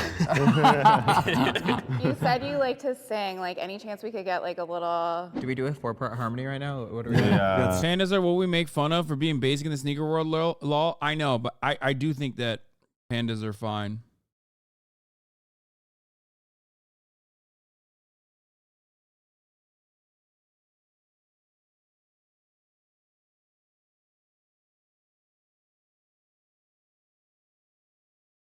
They're basic, but that's why I like it. I have too many non-basic shoes. I need to have some basic shoes. Fifth Harmony, let's hit it. If you could taste my pulse right now, I'ma feel it just like a sledgehammer. Oh, they were serious. Okay, that That gave. Thank you. I'm really into sewing at the moment. Do you crochet? You know, I'm actually getting started with crochet literally next week. That's your next era. I love it. We always start at sewing. Yes. I picked up a new habit, which is actually drag shows. As a drag queen or like as a watcher? Oh, no, I'm not a drag queen. I've never been put on makeup before, but my friend is like a really good drag queen. Do I know this friend? Well, they're on TV I know right a now. lot of Are they on season 15 of RuPaul's Drag Race right now? Yeah, she is. Why do I feel like I can guess? I know all the girls. Is she on the top 9 right now? She's a chola, yeah. Mitch, I know Miss Selena Estes when I know it, bitch. Yeah. Oh my gosh. By the way, you guys, I would go on date with all of y'all, so including even the one I eliminated. So don't even get hurt. Like, I'll do one based on the pants and then one based on the Q&A. I would say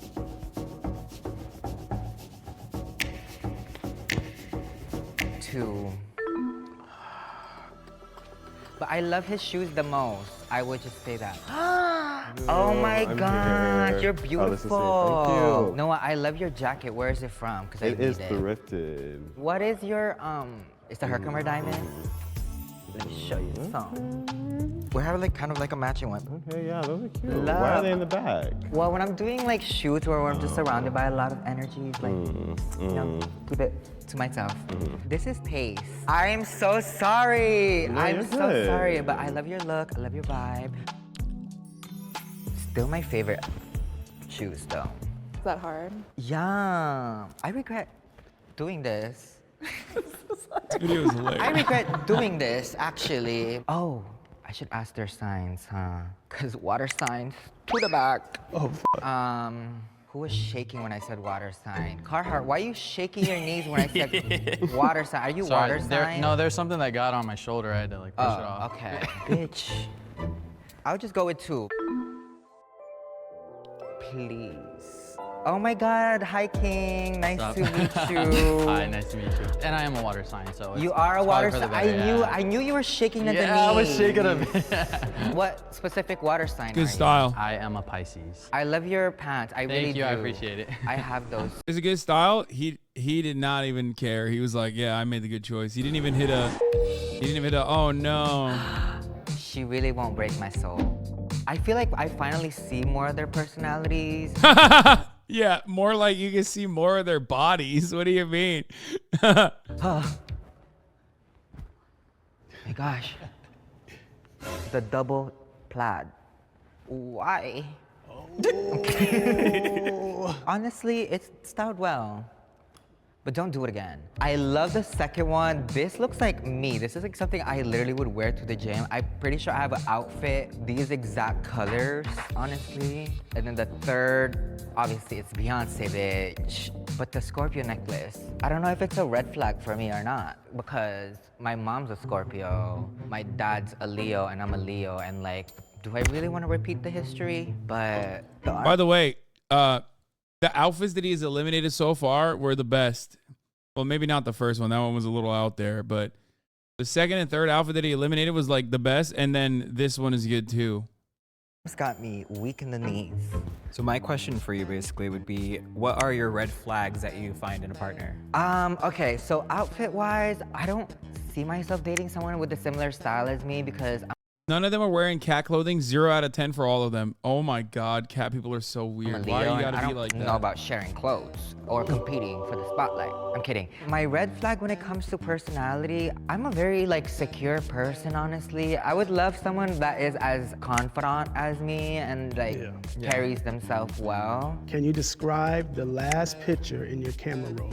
I'm pretty sure I had asked my makeup artist to take a close picture of my makeup today, so it was probably just me checking if I had a flashback. Bretman, where is your favorite place you've ever visited that you saw for the first time? I'm not trying to sound corny, but like literally when I first moved to Hawaii when I was 8, I was like, this is so magical, and it looked like Lilo and Stitch. Nice. That's a good question. The only person that's dressed normal is the first one. Yeah. Yeah, normal. Exactly. Yeah, that's why I said he's Austin coded. This is actually some shit Austin would do. Question. Have you been to the islands? I have been to Hawaii. I've been a few times. I've been to Maui. I've been to a couple small islands. Yeah, I like the tropics a lot. Actually, the reason I wore this in general is because I wanted to show off this jacket. My friend made it for me. And it's freaking incredible. It's so cute. Oh, he's okay. Oh, dude! Oh, you it's didn't a have wrap! to get rid of it, but thank you. I would love both of them off, actually. Plaid. I don't even like plaid. You want them both off? I hate plaid, like red flag. There we go. I just feel like so mean. He's cheating. He's ulting. But it's like me at the Japanese snack mama bar. You know what I mean? Taking the fucking jacket off. Can I say something? Also say that my favorite outfit though is the second one I eliminated. My favorite outfit. Together, girl. Atery. With that being said, my first eliminated one, because I said what I said about I can't with someone that has similar style as me. And number 2 is looking like me, like dead ass, like. So I would say number 2. He literally eliminated all the people with good style. Hi, King. Hello, nice hello. to meet you. I Nice to love meet- your bandana. Thank you. I Nice love to this. meet you. Mew, mew. Damn. Okay, this My is man's got some Betsy pit right here. stains. Sisters. Keon, when is your birthday? May 27th. Bitch, the same day as my sister. I'm so glad I eliminated you.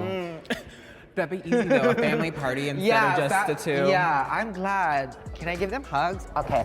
I should have gave them hugs. Now I late. look like I mean okay, yeah. I would say, because I feel like number 1 is someone that I would be very like physically into. I already know. But number 2 is someone that I feel like I could talk to forever and ever and ever and ever. I feel like talk about Drag Race and Beyonce. What are we gonna do? You'd be sweating too if Bretman was gonna eliminate you. Yeah, okay. Girl, I'm not even into men, actually. Matter of fact, who said I was gay? Fuck. And both of their outfits, there is something I don't like and like about each of them. At this point, I'd rather date these fucking poles holding this fucking curtain, bitch. Because the title of the video is dating people based on their outfits, I'm gonna keep. Oh, he's gonna keep BLM pants. Number 2. Unfortunately, bro, he literally, like, look at how tight these fucking pants are. 2. I mean, you're a slut, okay? Can I just say, I'm slut shaming, okay? He is so fucking caked up. He's wearing a skin tight fucking shirt. He's got his biceps popping out. You're a slut. You're a hoe. Okay, you better fucking relax. What is this? Unfortunately. Look at him. Look at him galloping over here, gallivanting with his big fat ass, dude. This is exactly Austin shit. Oh my God. Hello, King. Nice Hi. to meet you. Nice to meet What you. is your name? Corin. You're so beautiful. Thank you. You have a beautiful smile. Thank you so much. You're welcome. I love your. That face is not what I expected from that voice. That I will admit. Okay, that is what the fuck? I did not expect what just happened. What? I'm in a state of disbelief. What is happening? What the fuck? What the fuck? Bro, what?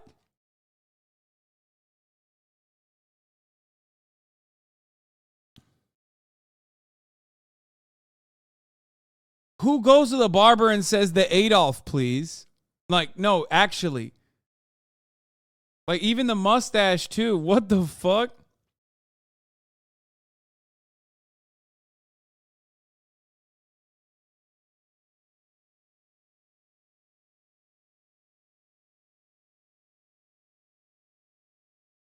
Your smile as well.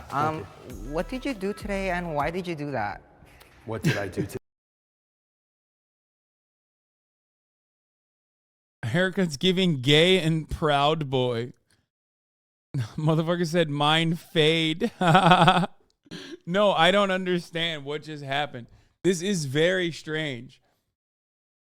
No, like actually very, very strange. I don't know how, like everything up to here, okay? You're like, oh, okay, like this is like Austin coded, and then boom, it's like, what the fuck? Like this fits on an entirely different person. An entirely different personality. It just doesn't make sense. Today? Yeah, you're making me nervous. I don't know. I don't know what I've done. Besides this. Oh, this? Yeah. I walked my dog. We took a hike. Yeah, no. Oh, no. That's oh no. No.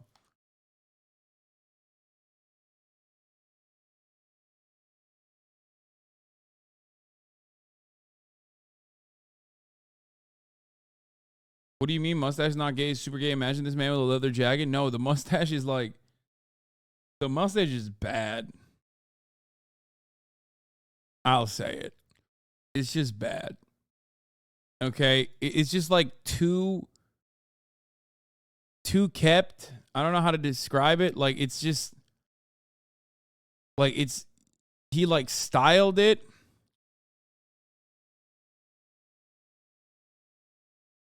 Like, even without the stash, it'd be better.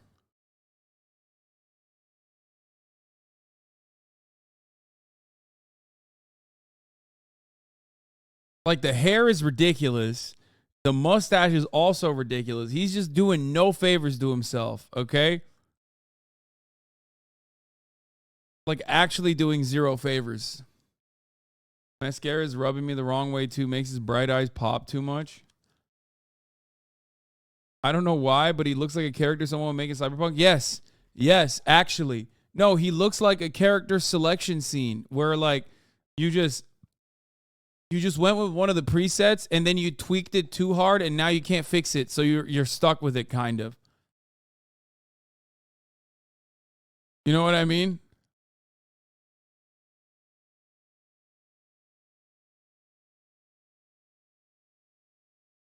Hike this morning. I have a white husky wolf. A husky wolf? Yeah. Work. Yeah. Thank you so much. Nice to meet you. Nice to meet you. That was a really tender hug. And did you hear my bone crack? All right, are you ready to meet your pick? Yeah. This dude is gay, but also listens to hardcore. When you see a guy like this, you know they definitely mosh to Trapped Under Ice. He's a punk gay.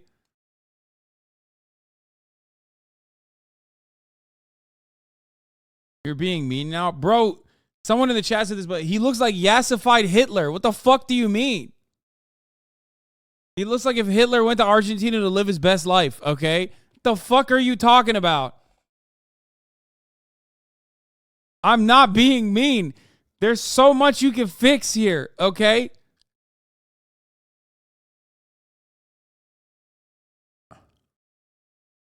Yeah, if he got into art school, both of my mods said the same thing at the same time.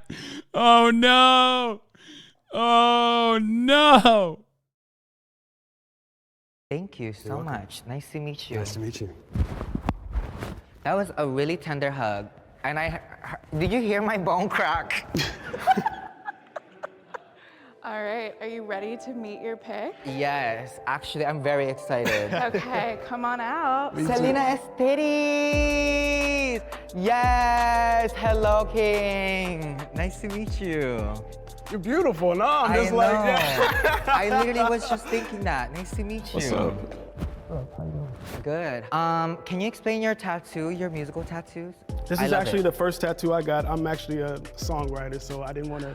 I know. What songs have you written that I know? I've actually written the song on Drag Race, the one that she performed. I did that one. I know you're the like singer. On the first episode, right? Yeah, She yeah, sang yeah, a- yeah, yeah. You're the singer. You're the singer. Wow. But I know. Now we're gonna go. Our first date is at a drag brunch. I know. Thank you, guys. I'm so sorry. Honestly. I mean, Uncle can get it. I don't give a fuck. Another redhead. Oh, another redhead. We're a dying breed, though. So we have to reproduce? We don't. I mean, we don't have to. Wait, redheads 6v1? Wait, what the fuck? For a long time, I was in ginger denial. Like, I didn't realize I was a redhead. And just so everyone knows, gingers have souls. South Park really did us dirty. Ginger kids have no soul. Physical attraction is important, but let's make this fun. Let's laugh. Bro, he is too ginger, bro. Give me another video. I can't watch this. I f***ing can't with it. It's like, it's too ginger. I can't. I can't do that. Dating athletes? Yeah, let's watch this instead. No, I can't. I'm sorry. Hi, my name is Ronnie. I'm 23 years old. My type are athletes. I love going free diving in the ocean. I love snowboarding. I love going to the gym, working out. Just being fit and being outdoors is what brings me happiness. I do. Bro, how can I be ginger phobic? My bitch is ginger, okay? The fuck do you mean? Like,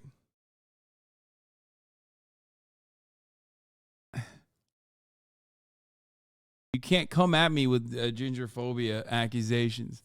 That man was a little too ginger, though. Indeed, need a big boy. I am so ready. I'm so excited to see who I'll meet today.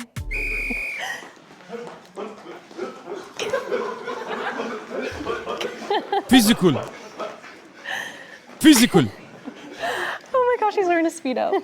All right, well, hi guys. My That's name is crazy. Ronnie. I played softball at a 4-year university in Hawaii, and I'm really excited to get to know you guys. Nice to meet you. So excited. Hi, my name is Akemini, E for short. I'm 25. My sport, I mean, you can tell by the dumbbell, the gym. I don't do it for My the health sport, aspect. I the just gym. Like to look good. Okay, I feel that. Nice. Gonna slut shame some more now? Yes, I am. Yes. I am heavy into male slut shaming, okay? Yeah. Put some fucking pants on. What is this? To meet you. My name is Edgar. I'm 24 years old. As you can see, I play soccer. Fun fact about me is I had a bowl cut when I was a kid. He had the Edgar cut. Oh my god. Hi, Ronnie. How are you doing today? I'm doing great. How are you? I'm great. Thanks for asking. My name's Daniel. I'm 25 I gotta years pee. I'll old. be back. I got another dumbbell, kind of rusty. I got it 5 years ago when I was still a little skinny. And then a fun fact about me is that I do speak 6 languages. So Oh, wow. yeah, talk to me. It's very nice to meet you. That was smooth. Okay. Hi, good to meet you. My name is Alex. I'm 22, and I brought my ball sack with a lot of different sports inside. Okay. And then I have knee sleeves because I like powerlifting, strength training. And then fun fact about me, part of my eyebrows are a little bit gone because when I was young, my brother convinced me to get the little cheap razors and to shave my unibrow with the razor. And like half my eyebrow was gone and then never really grew back. But yeah. Very Good to fun meet you. fact. How you doing, Ronnie? I'm doing great. How are you? Good, thank you. My name is Garrett. I'm 21 years old. I'm an active MMA fighter. I brought these wraps right here. This is for my last fight, which I won, so these will be worth $1 million one day. Okay. And fun fact about me, my first time out of the state, I went to Hawaii.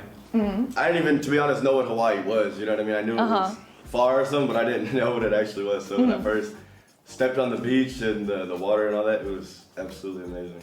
I felt super blessed. That's super cool. If you don't mind me asking, what island? Oahu. Okay, that's where I live. Basic, I know. Basic? Isn't that the one that's the one everybody goes to? I lived there for 3 years and I lived my dream life No, there. it's amazing, don't get me wrong, but you know, that's the one everybody goes to. It's okay, I feel you, you're good. How you doing, Ronnie? My name is Jordan. I'm 26. My sport was football, as you can see the helmet.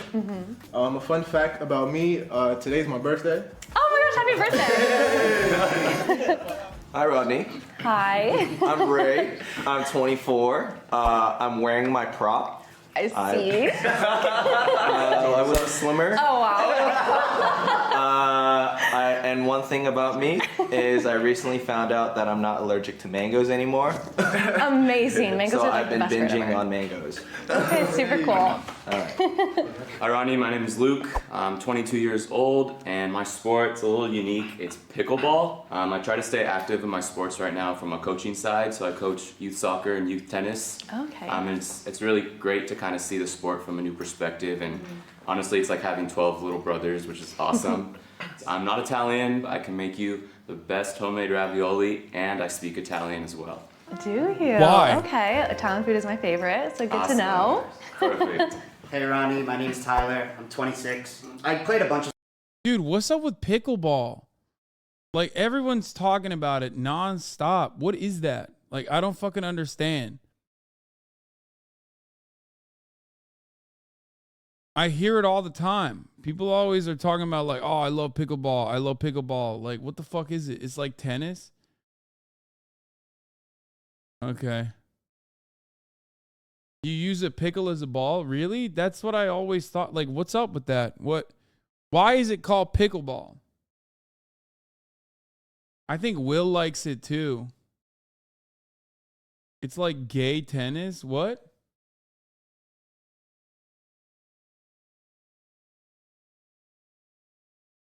What is that? Wait, why? Tennis can be gay. I don't know why you think it's ball with a pickle on it.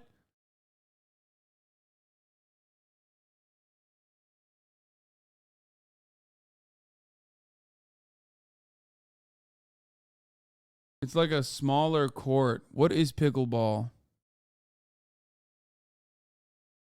When you hear pickleball, don't you think of tennis? Maybe you do, maybe you don't. Pickleball resembles sports such as tennis, ping pong, and badminton. Players use paddle made of wood, composite, or graphite. The balls look a lot like wiffle ball. However, they're denser and more durable, representing a similar size baseball. The court size is 20 feet.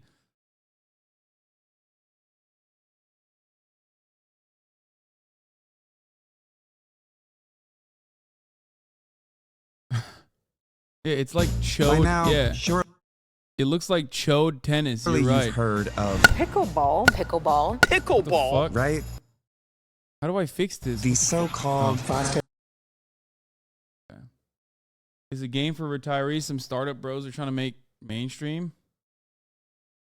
How pickleball got its name. In the summer of 1965, it was founded by Joel Pritchard, Bill Bell, and Barney McCallum on Bainbridge Island, Washington. Within days, Joan Pritchard had come up with the name pickleball, a reference to the thrown together leftover non-starters in the pickle boat of crew races. I'll beat you in a pickleball match.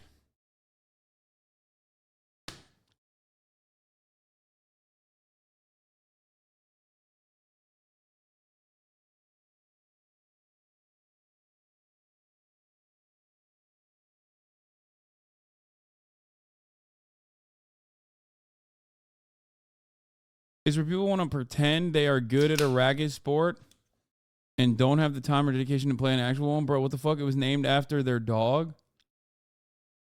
It's required at most schools. Wait, really?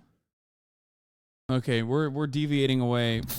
Hey, excuse me, do you know where the pickleball tournament is? You're in the right place. You want a beer or no? Oh, no, we're fine. We're actually the athletes, in today's tournament. No kidding. Us too. Cool. Great. Awesome. We're gonna kill them. Good luck. Do you guys want bloodies? Are you wearing those? These? Yeah, no. Wearing those. My 12-year-old really likes those too. So we are here at the first annual Manitowoc Pickleball Open. Here we are.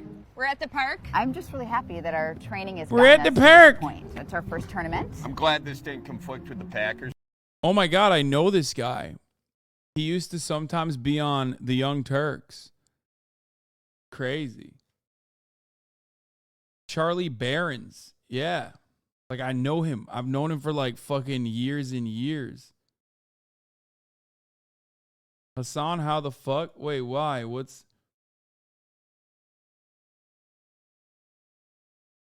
He's huge on YouTube?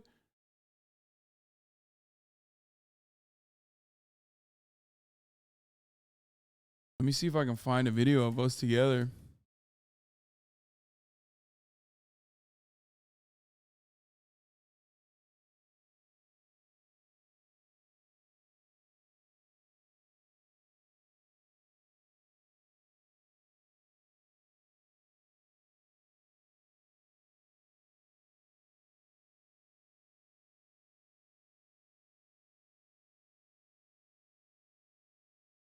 Damn, he has 1.7 million subscribers. Good for him. He's famous in Wisconsin. Yeah. He makes TikToks by the Midwest and stuff. I think that's crazy. All right. Game. Checking out the competition. I think we got this. You know, it's important to tailgate before really anything, but pickleball especially. My dink shot's been like a little off. Well, we've been trying to correct a lot of your spin with some lead tape, and we've been trying to work really on getting that power when we move forward. The spicy bloodies give you a kick. Gonna knock you.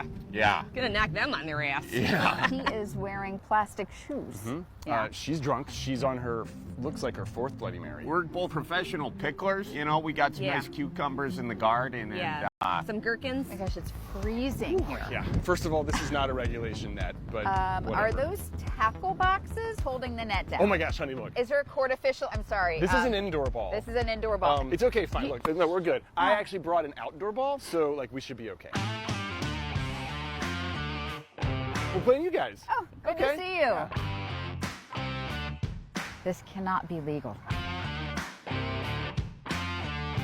Beautiful day out. Actually, it's freezing. I should have worn my Lululemon. So is that beer allowed on the court? They didn't say anything to me. Did they say anything to you? No. Think we're okay. Well, in that case, drink up. Yeah. Easier for us. Absolutely. You want it? Honey, what kind of tournament did you find for us? I don't know. Oh, you're good? You're good? Okay. Well, you take that I'm gonna one. take it. Yeah. I'm gonna. You want to just get started? We're just here for fun, guys. You go easy on us, okay? Come on, let's go. Let's do it. Got it! Oh, sorry. Just lucky shot. It's fine. It's fine. Okay, It's fine. yeah. Fine. Oh gosh. You. Oh, good rip. It's a nice day out. Yeah. What's the point for us? I apologize. I promise we're not that good. No, No. we're not. I thought it was Sorry going about out. that. Like, You know, way out. You should try. Someone's You know gotta you have to win try a for point every here shot. and there. Oh, you know what? It's my serve. Hold Oh, on. I- You I'll hold hold your just beer. real quick once. Yeah. Okay, hold on. Jackson. Did you hear about John Jelansky? What about him now? He got a new lake house. They should really get a boat. Hey, John, hey how there, are buddy. ya? Are they having conversations Yeah, I with heard you had other a time. people? The walleyes are biting. No, you bet your I ass. got it, got it, they got it, got are. it. Yeah. Should we go to the church picnic later? Yeah, that could be fun. Out. Great. That's game. Well, we tried our best. We did it. We did what we could. You won. We won? What? Oh. By quite a lot, actually. very wide margin. By a lot? Oh, gosh. I'm so sorry. Your apologies actually make it worse somehow. I don't know why, but Okay, I mean, we got it. That's pickleball, don't you know? That at the top of the hour, there's a 3-minute ad break, don't you know? And if you no longer want to see those ads, don't you know? All you need to do is subscribe, don't you know? Yeah. Yeah, that's right. It's coming sometimes 15 minutes into the top of the hour. Accent work lacking. Okay, shut up, dude. It's been a while, okay? How's the weather by you? 0107 affecting foothills of the central and southern Sierra Nevada to the transverse range of Southern California. Why does this shit look like a dick? A dick and balls. You betcha. You betcha. Here's the 3-minute ad break now. You betcha.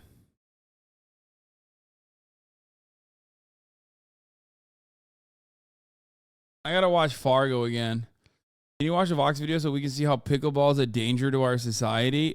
Later. Let's watch this. Sports growing up and stuff. Then I just started working out and stuff, wanted to get into shape. But my whole life doesn't revolve around it.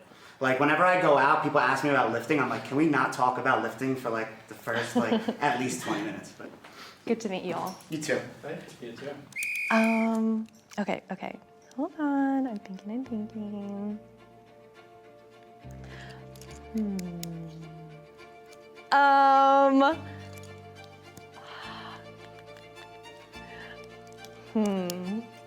Okay, so the first person that I want to eliminate is Edgar, because soccer is the one sport that I really don't know anything about. I've never even seen a soccer game, so I think that's the only reason why I'm going to eliminate you, but you seem like a really sweet guy. That's fucked up. You missed out. That's fucked Watch up. many games together.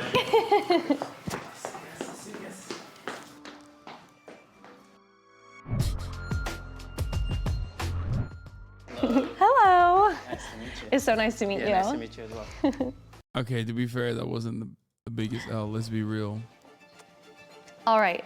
And the second person that I'm going to eliminate is Garrett. She's a Pinaldo fan. Yeah. That's why she said Ronaldo on top. Because he called Hawaii basic. Hi, it's nice to meet you. Bro, you know his ass listens to the podcast, okay? I can tell. He is a podcast listener right there, okay? You can tell this motherfucker loves podcasts. Bro, that's you? I don't got cauliflower ear, man. How dare you? Nice to meet you. Ronnie, I was curious what your biggest kind of motivation is and kind of your future and pursuing to be your best self.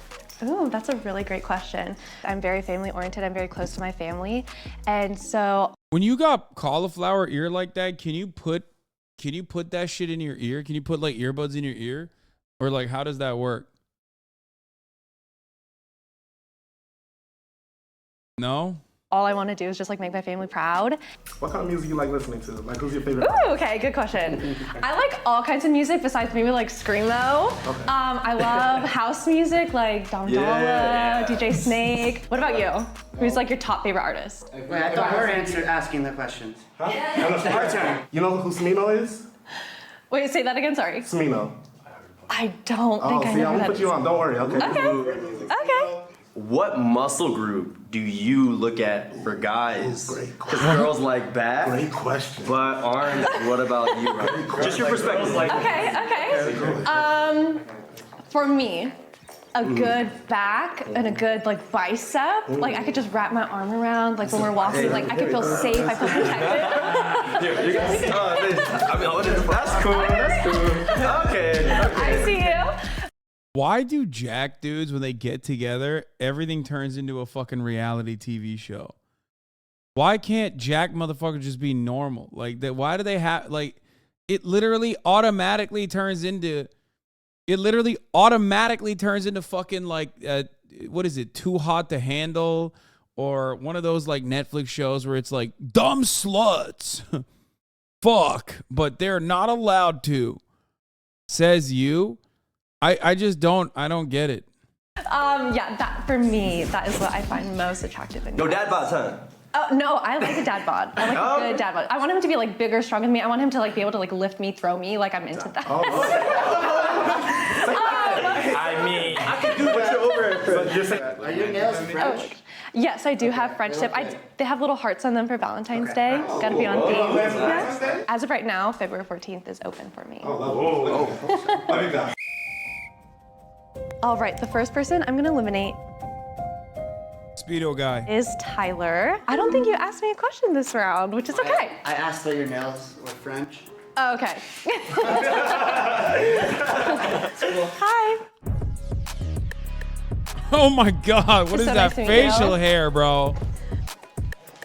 Okay, the second person that I am going to eliminate. Bro, big homie's face looks like one of those like old-timey photos. Like he just straight out, it looks like a 1920 strongman who'd be on like one of those bicycles with like one really big wheel and one small wheel. You know what I mean? What the fuck? Hello! That's right. You see? I'm the strongest man in the continent. What the fuck is this, bro? What is happening? Sounds like you're insecure about that. What?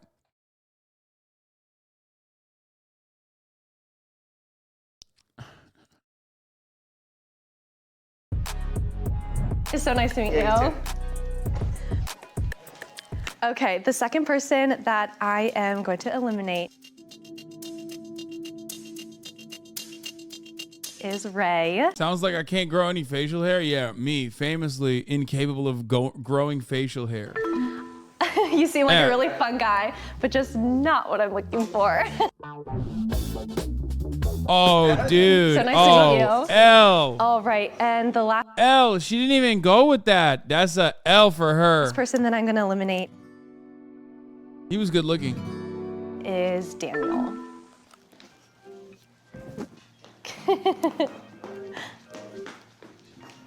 Hi. Yeah. It's so nice to meet you.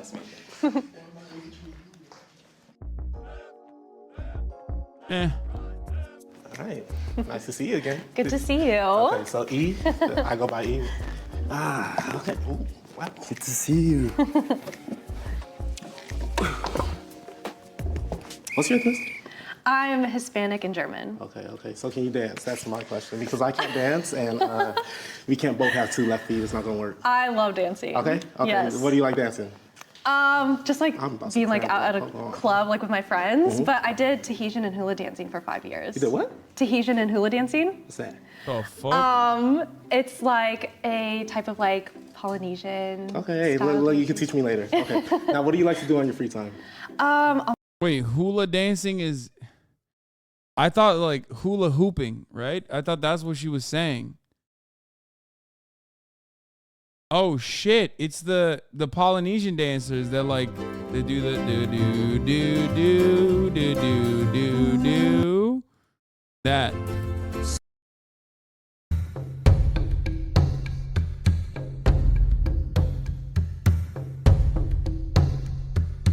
Hula hoops got its name from the hula dance. I got it.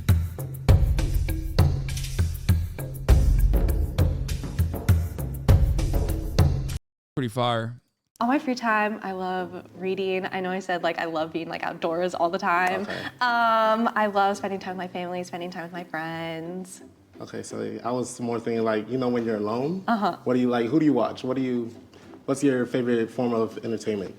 I love watching movies. I'm a Okay. big like movie buff. Okay. My favorite movie is Into the Wild. It's based on a true story and it's also a book. Okay. I also love like rom-com movies like The Titanic, The Notebook. Okay, look, I like rom-com too, but Do you? you watch anime?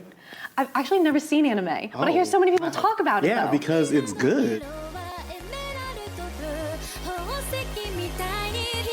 The fuck is that? We'll talk about it. Okay, what do so you suggest? What should I watch? I have to go through my list. It's on my phone, so I Okay. can send you a list after this. Okay. But there's rom-coms that I watch because, you know, sometimes you need to Oh take a break from the... dude, he watches. Wait, don't tell me he watches anime. He does not watch romantic anime. Please, that's the final stage of weebdom. Okay, that is like, don't ever admit that shit in public. Okay, don't act like you don't know. No, I only watch like shonens and shit. You guys already know. I don't like romantic animes.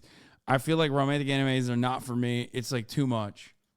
You know, I don't want to hear a guy screaming in my ear all night. But like, there's some like, it sounds weird, but some high school rom-coms, right? Okay. Oh, see, this is what you sound like. No, never admit that. Never admit that, my man. Do not do that, bro. That is so stupid. One Piece of romantic anime, bro. What the fuck are you talking about? Brother, I would never, even if I said like I watch anime, I would never like ever describe in detail what the animes I'm watching are. Okay? He was so, Batman couldn't get this info out of me. Dude, CIA black site torture, okay? They black bag you. They put you in a fucking airship. They dangle you outside of the airship. They pull the black bag off your head. They say, tell me what kind of animes you watch and explain them with ages of the characters. I'm like, nope. Kill me right now. Throw me off this plane right now.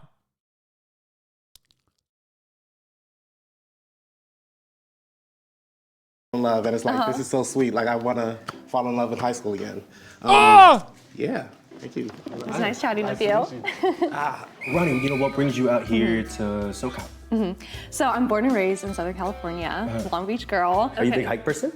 I'm a very big hike person. I love going on hikes. I've yet to go on a lot of hikes here in California, but I'm like very open to it. Bro, he killed it. Like the first guy ruined his chances. Are you a big NorCal, there's a lot. There's like a big waterfall that goes onto the beach.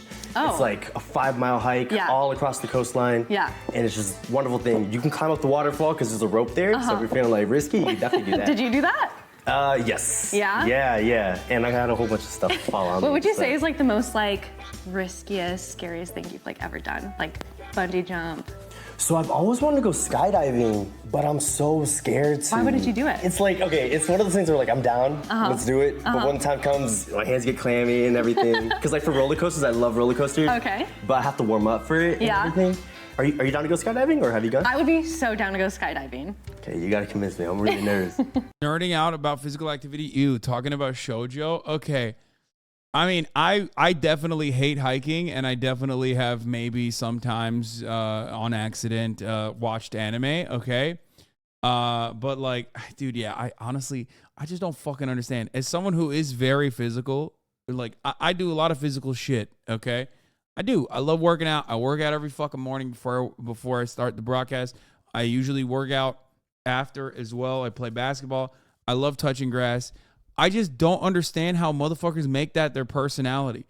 It makes literally, okay, making anime your personality makes more sense than making physical activity your personality. I'm not even kidding, because anime is so wide, okay? And I'm not saying this as like an advocate. I'm not a weeb, obviously. But I feel like when you're working out, it's just like, it's so one-dimensional. Like, even if you're doing all these different kinds of physical actions, I don't know. I just feel like it's weird. I don't get it. I actually don't get it. It's so boring. And I say this as someone who works out more than the average person. You know what I mean? I do 2-a-days sometimes. You know what I mean? I love working out. It's still so like, I don't know. Oh, you like hiking? Sick. Like, tell me what you watch. What kind of content are you consuming? Bro, look at your audience right now. Of course, most of chat is going to agree with you. I guess that's why we are in agreement. You know what I mean? Okay. Great talking to you. Likewise. Well, I see you went to school in Hawaii, right? I did, yes. Well, last year for my 25th birthday, I was in Hawaii. I was in Waikiki. Okay. This yeah, guy's I was gonna like win. 10 minutes away from Waikiki. He's the best looking. What did you do there? I was doing the mopeds. I went by myself, so like. You went by yourself? Yeah, I solo How was travel. that? I solo travel everywhere. Yeah. Yeah, so I did the little mopeds. I went to Hawaii, the school. And then I did that hike.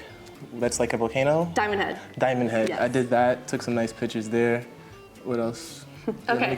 If you could have dinner with one famous person, who would it be and why? Not Jay-Z. It would definitely be probably like Rihanna. Okay. Why Rihanna?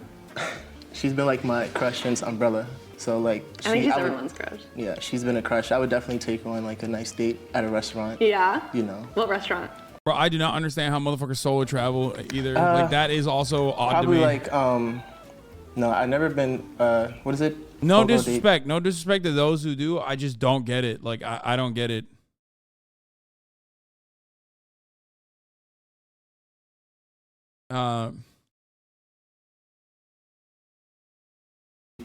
Probably like you know. What restaurant? I would definitely take her on like a nice date at a restaurant. Yeah. You know. What restaurant?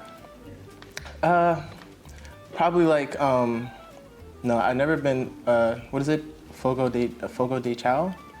Damn, he's got no riz, dude. No charisma. Something like that.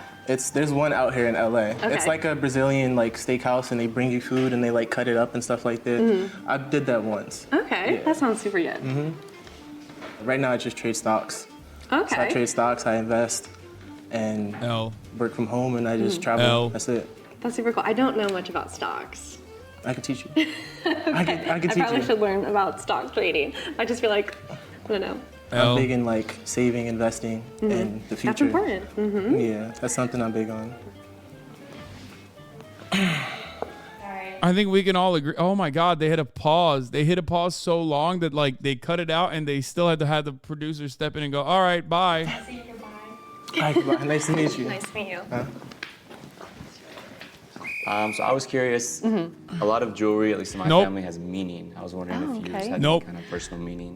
So this ring is actually from my mom. It has like a whole bunch of like good luck charms on it, like 7, a clover, an elephant, like a heart. And so I wear this every single day because it's like for my mom, and it's like a little good luck charm that I have. But besides that, I'm a Hasanabi hairline? Fuck you. Okay, literally fuck you. That is not the Hasanabi hairline. How dare you, dude? Hassan's stepson. You know what? You're disowned. Okay?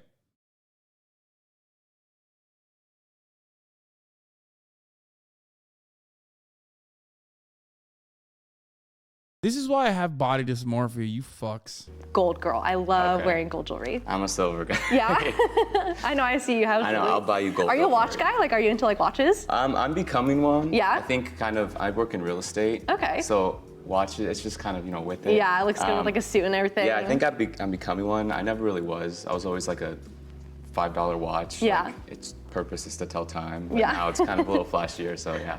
Okay. I was curious kind of how many siblings do you have, if you have any, and kind of what your dynamic is like. So I have 2 younger sisters, Robbie and Ricky, and we're all super close. Like my family, we're very, very close. We always do like family trips at least once a year. That's awesome. And yeah, I'm just very family oriented. I have cousins that live like super close to me as well. So we do like pretty much everything together. Family's just really important to me. What about yourself? I have 2 older sisters, so I'm the baby. Okay. I actually come from a family that is almost all girls, cousins. Okay. Bro, I swear to God, fucking sports guys are so boring. Oh my God. Yeah, the anime guy came across with like way more personality than anyone else. And everything. I was the youngest boy and the first boy. But I mean, I'm very close with them. We all live together. And growing up, they would kind of pick on me because, younger brother, that's kind of what it is. I'd see my sister at high school and she would literally 180 it the other way. But we've grown up, we're kind of maturing together. So it's really cool to just kind of do things together. Okay, and I remember Anime you guys' mentioned that whole you like to cook personalities, Italian anime, how food, is that right? exciting? What's like your favorite meal that you've ever cooked? Listen, I'm not a weeb, okay? But like anime is way more exciting than this shit, dude. Holy fuck. Probably the ravioli. Really? Yeah, so when I'm in the kitchen, I kind of just like see what I have and make something of it. So I saw that I had stuff to make that and I made it and it was actually very good, so yeah. Okay. There's this, like one of the best like Italian restaurants I've ever been to is called Sunny's in San Clemente. Okay.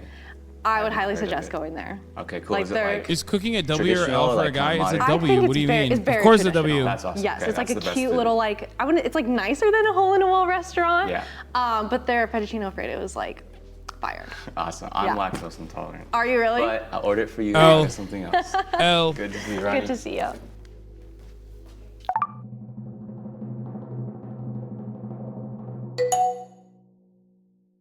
Ronnie, do you know who you want to choose? Yes.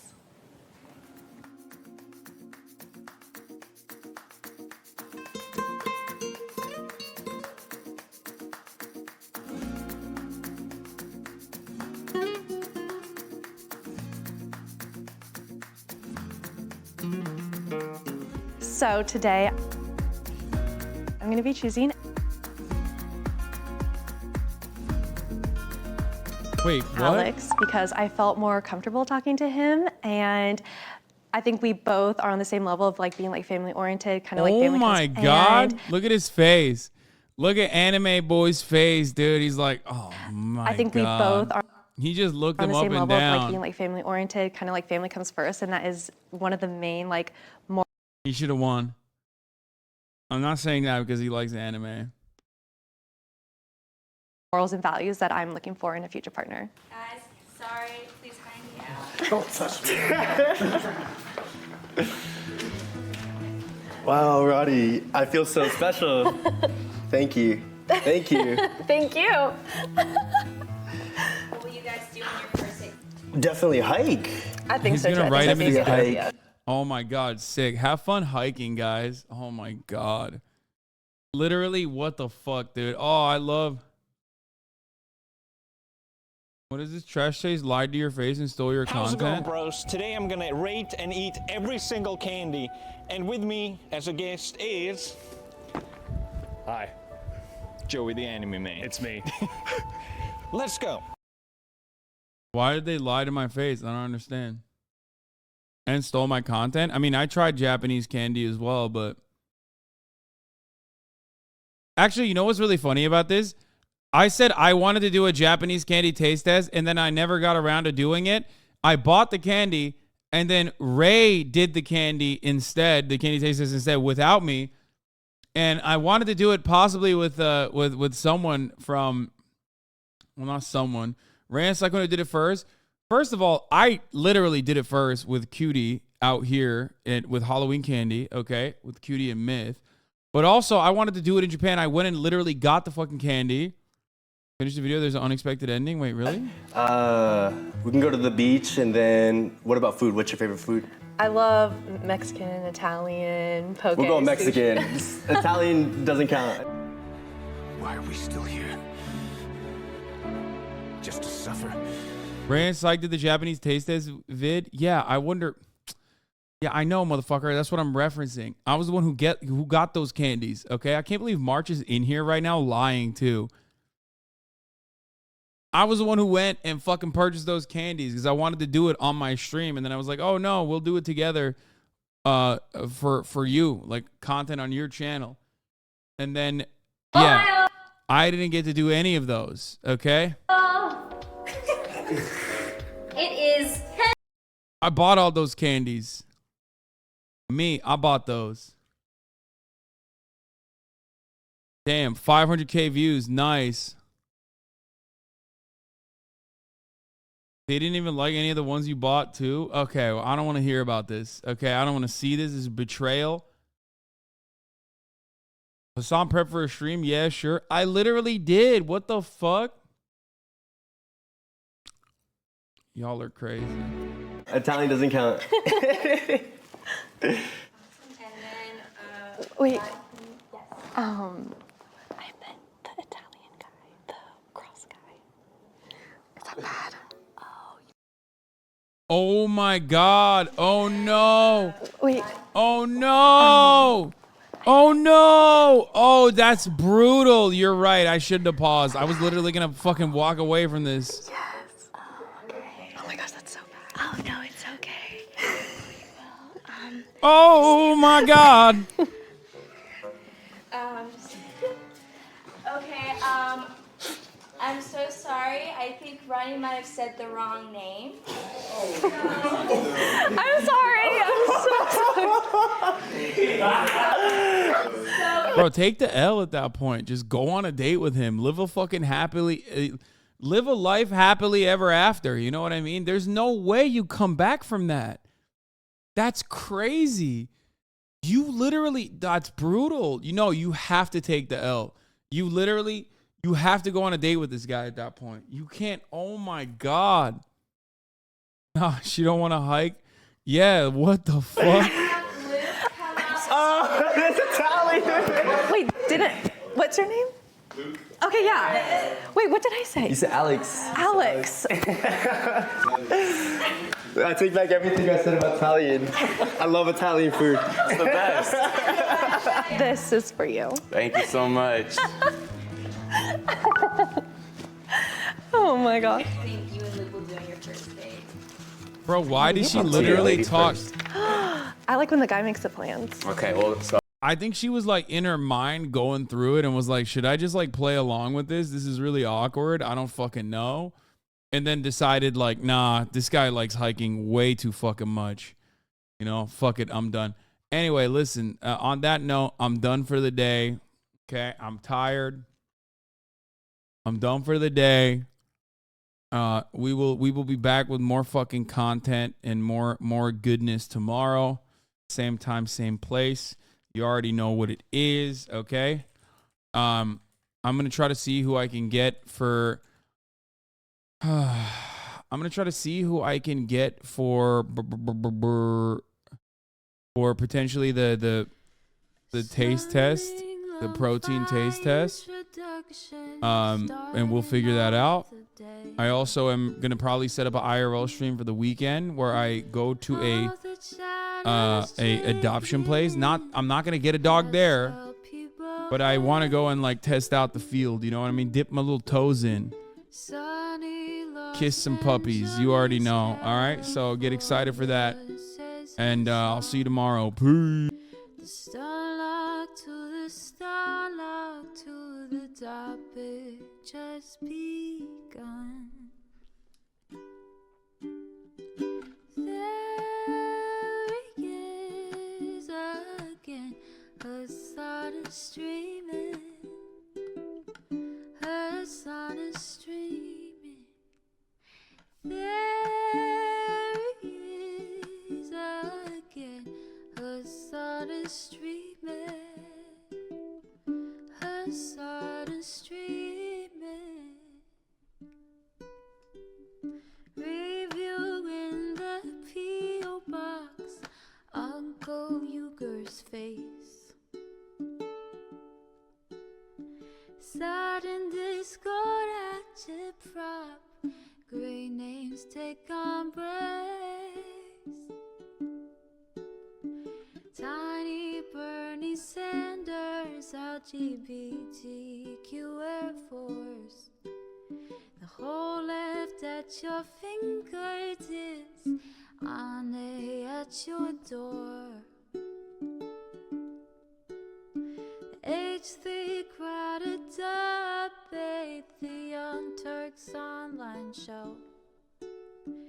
3 full fucking years of this, plenty more to go. 90-day fiance talks of champagne bourgeoisie. A Trump rally live reaction, a mass riot at DC. There he is again, her sun is streaming, her sun is streaming. There he is again, her sun is streaming, her sun is streaming. Reading a live stream, fair comments, Austin show chat advice. And all the ways the right-wing pipeline can suck you in online.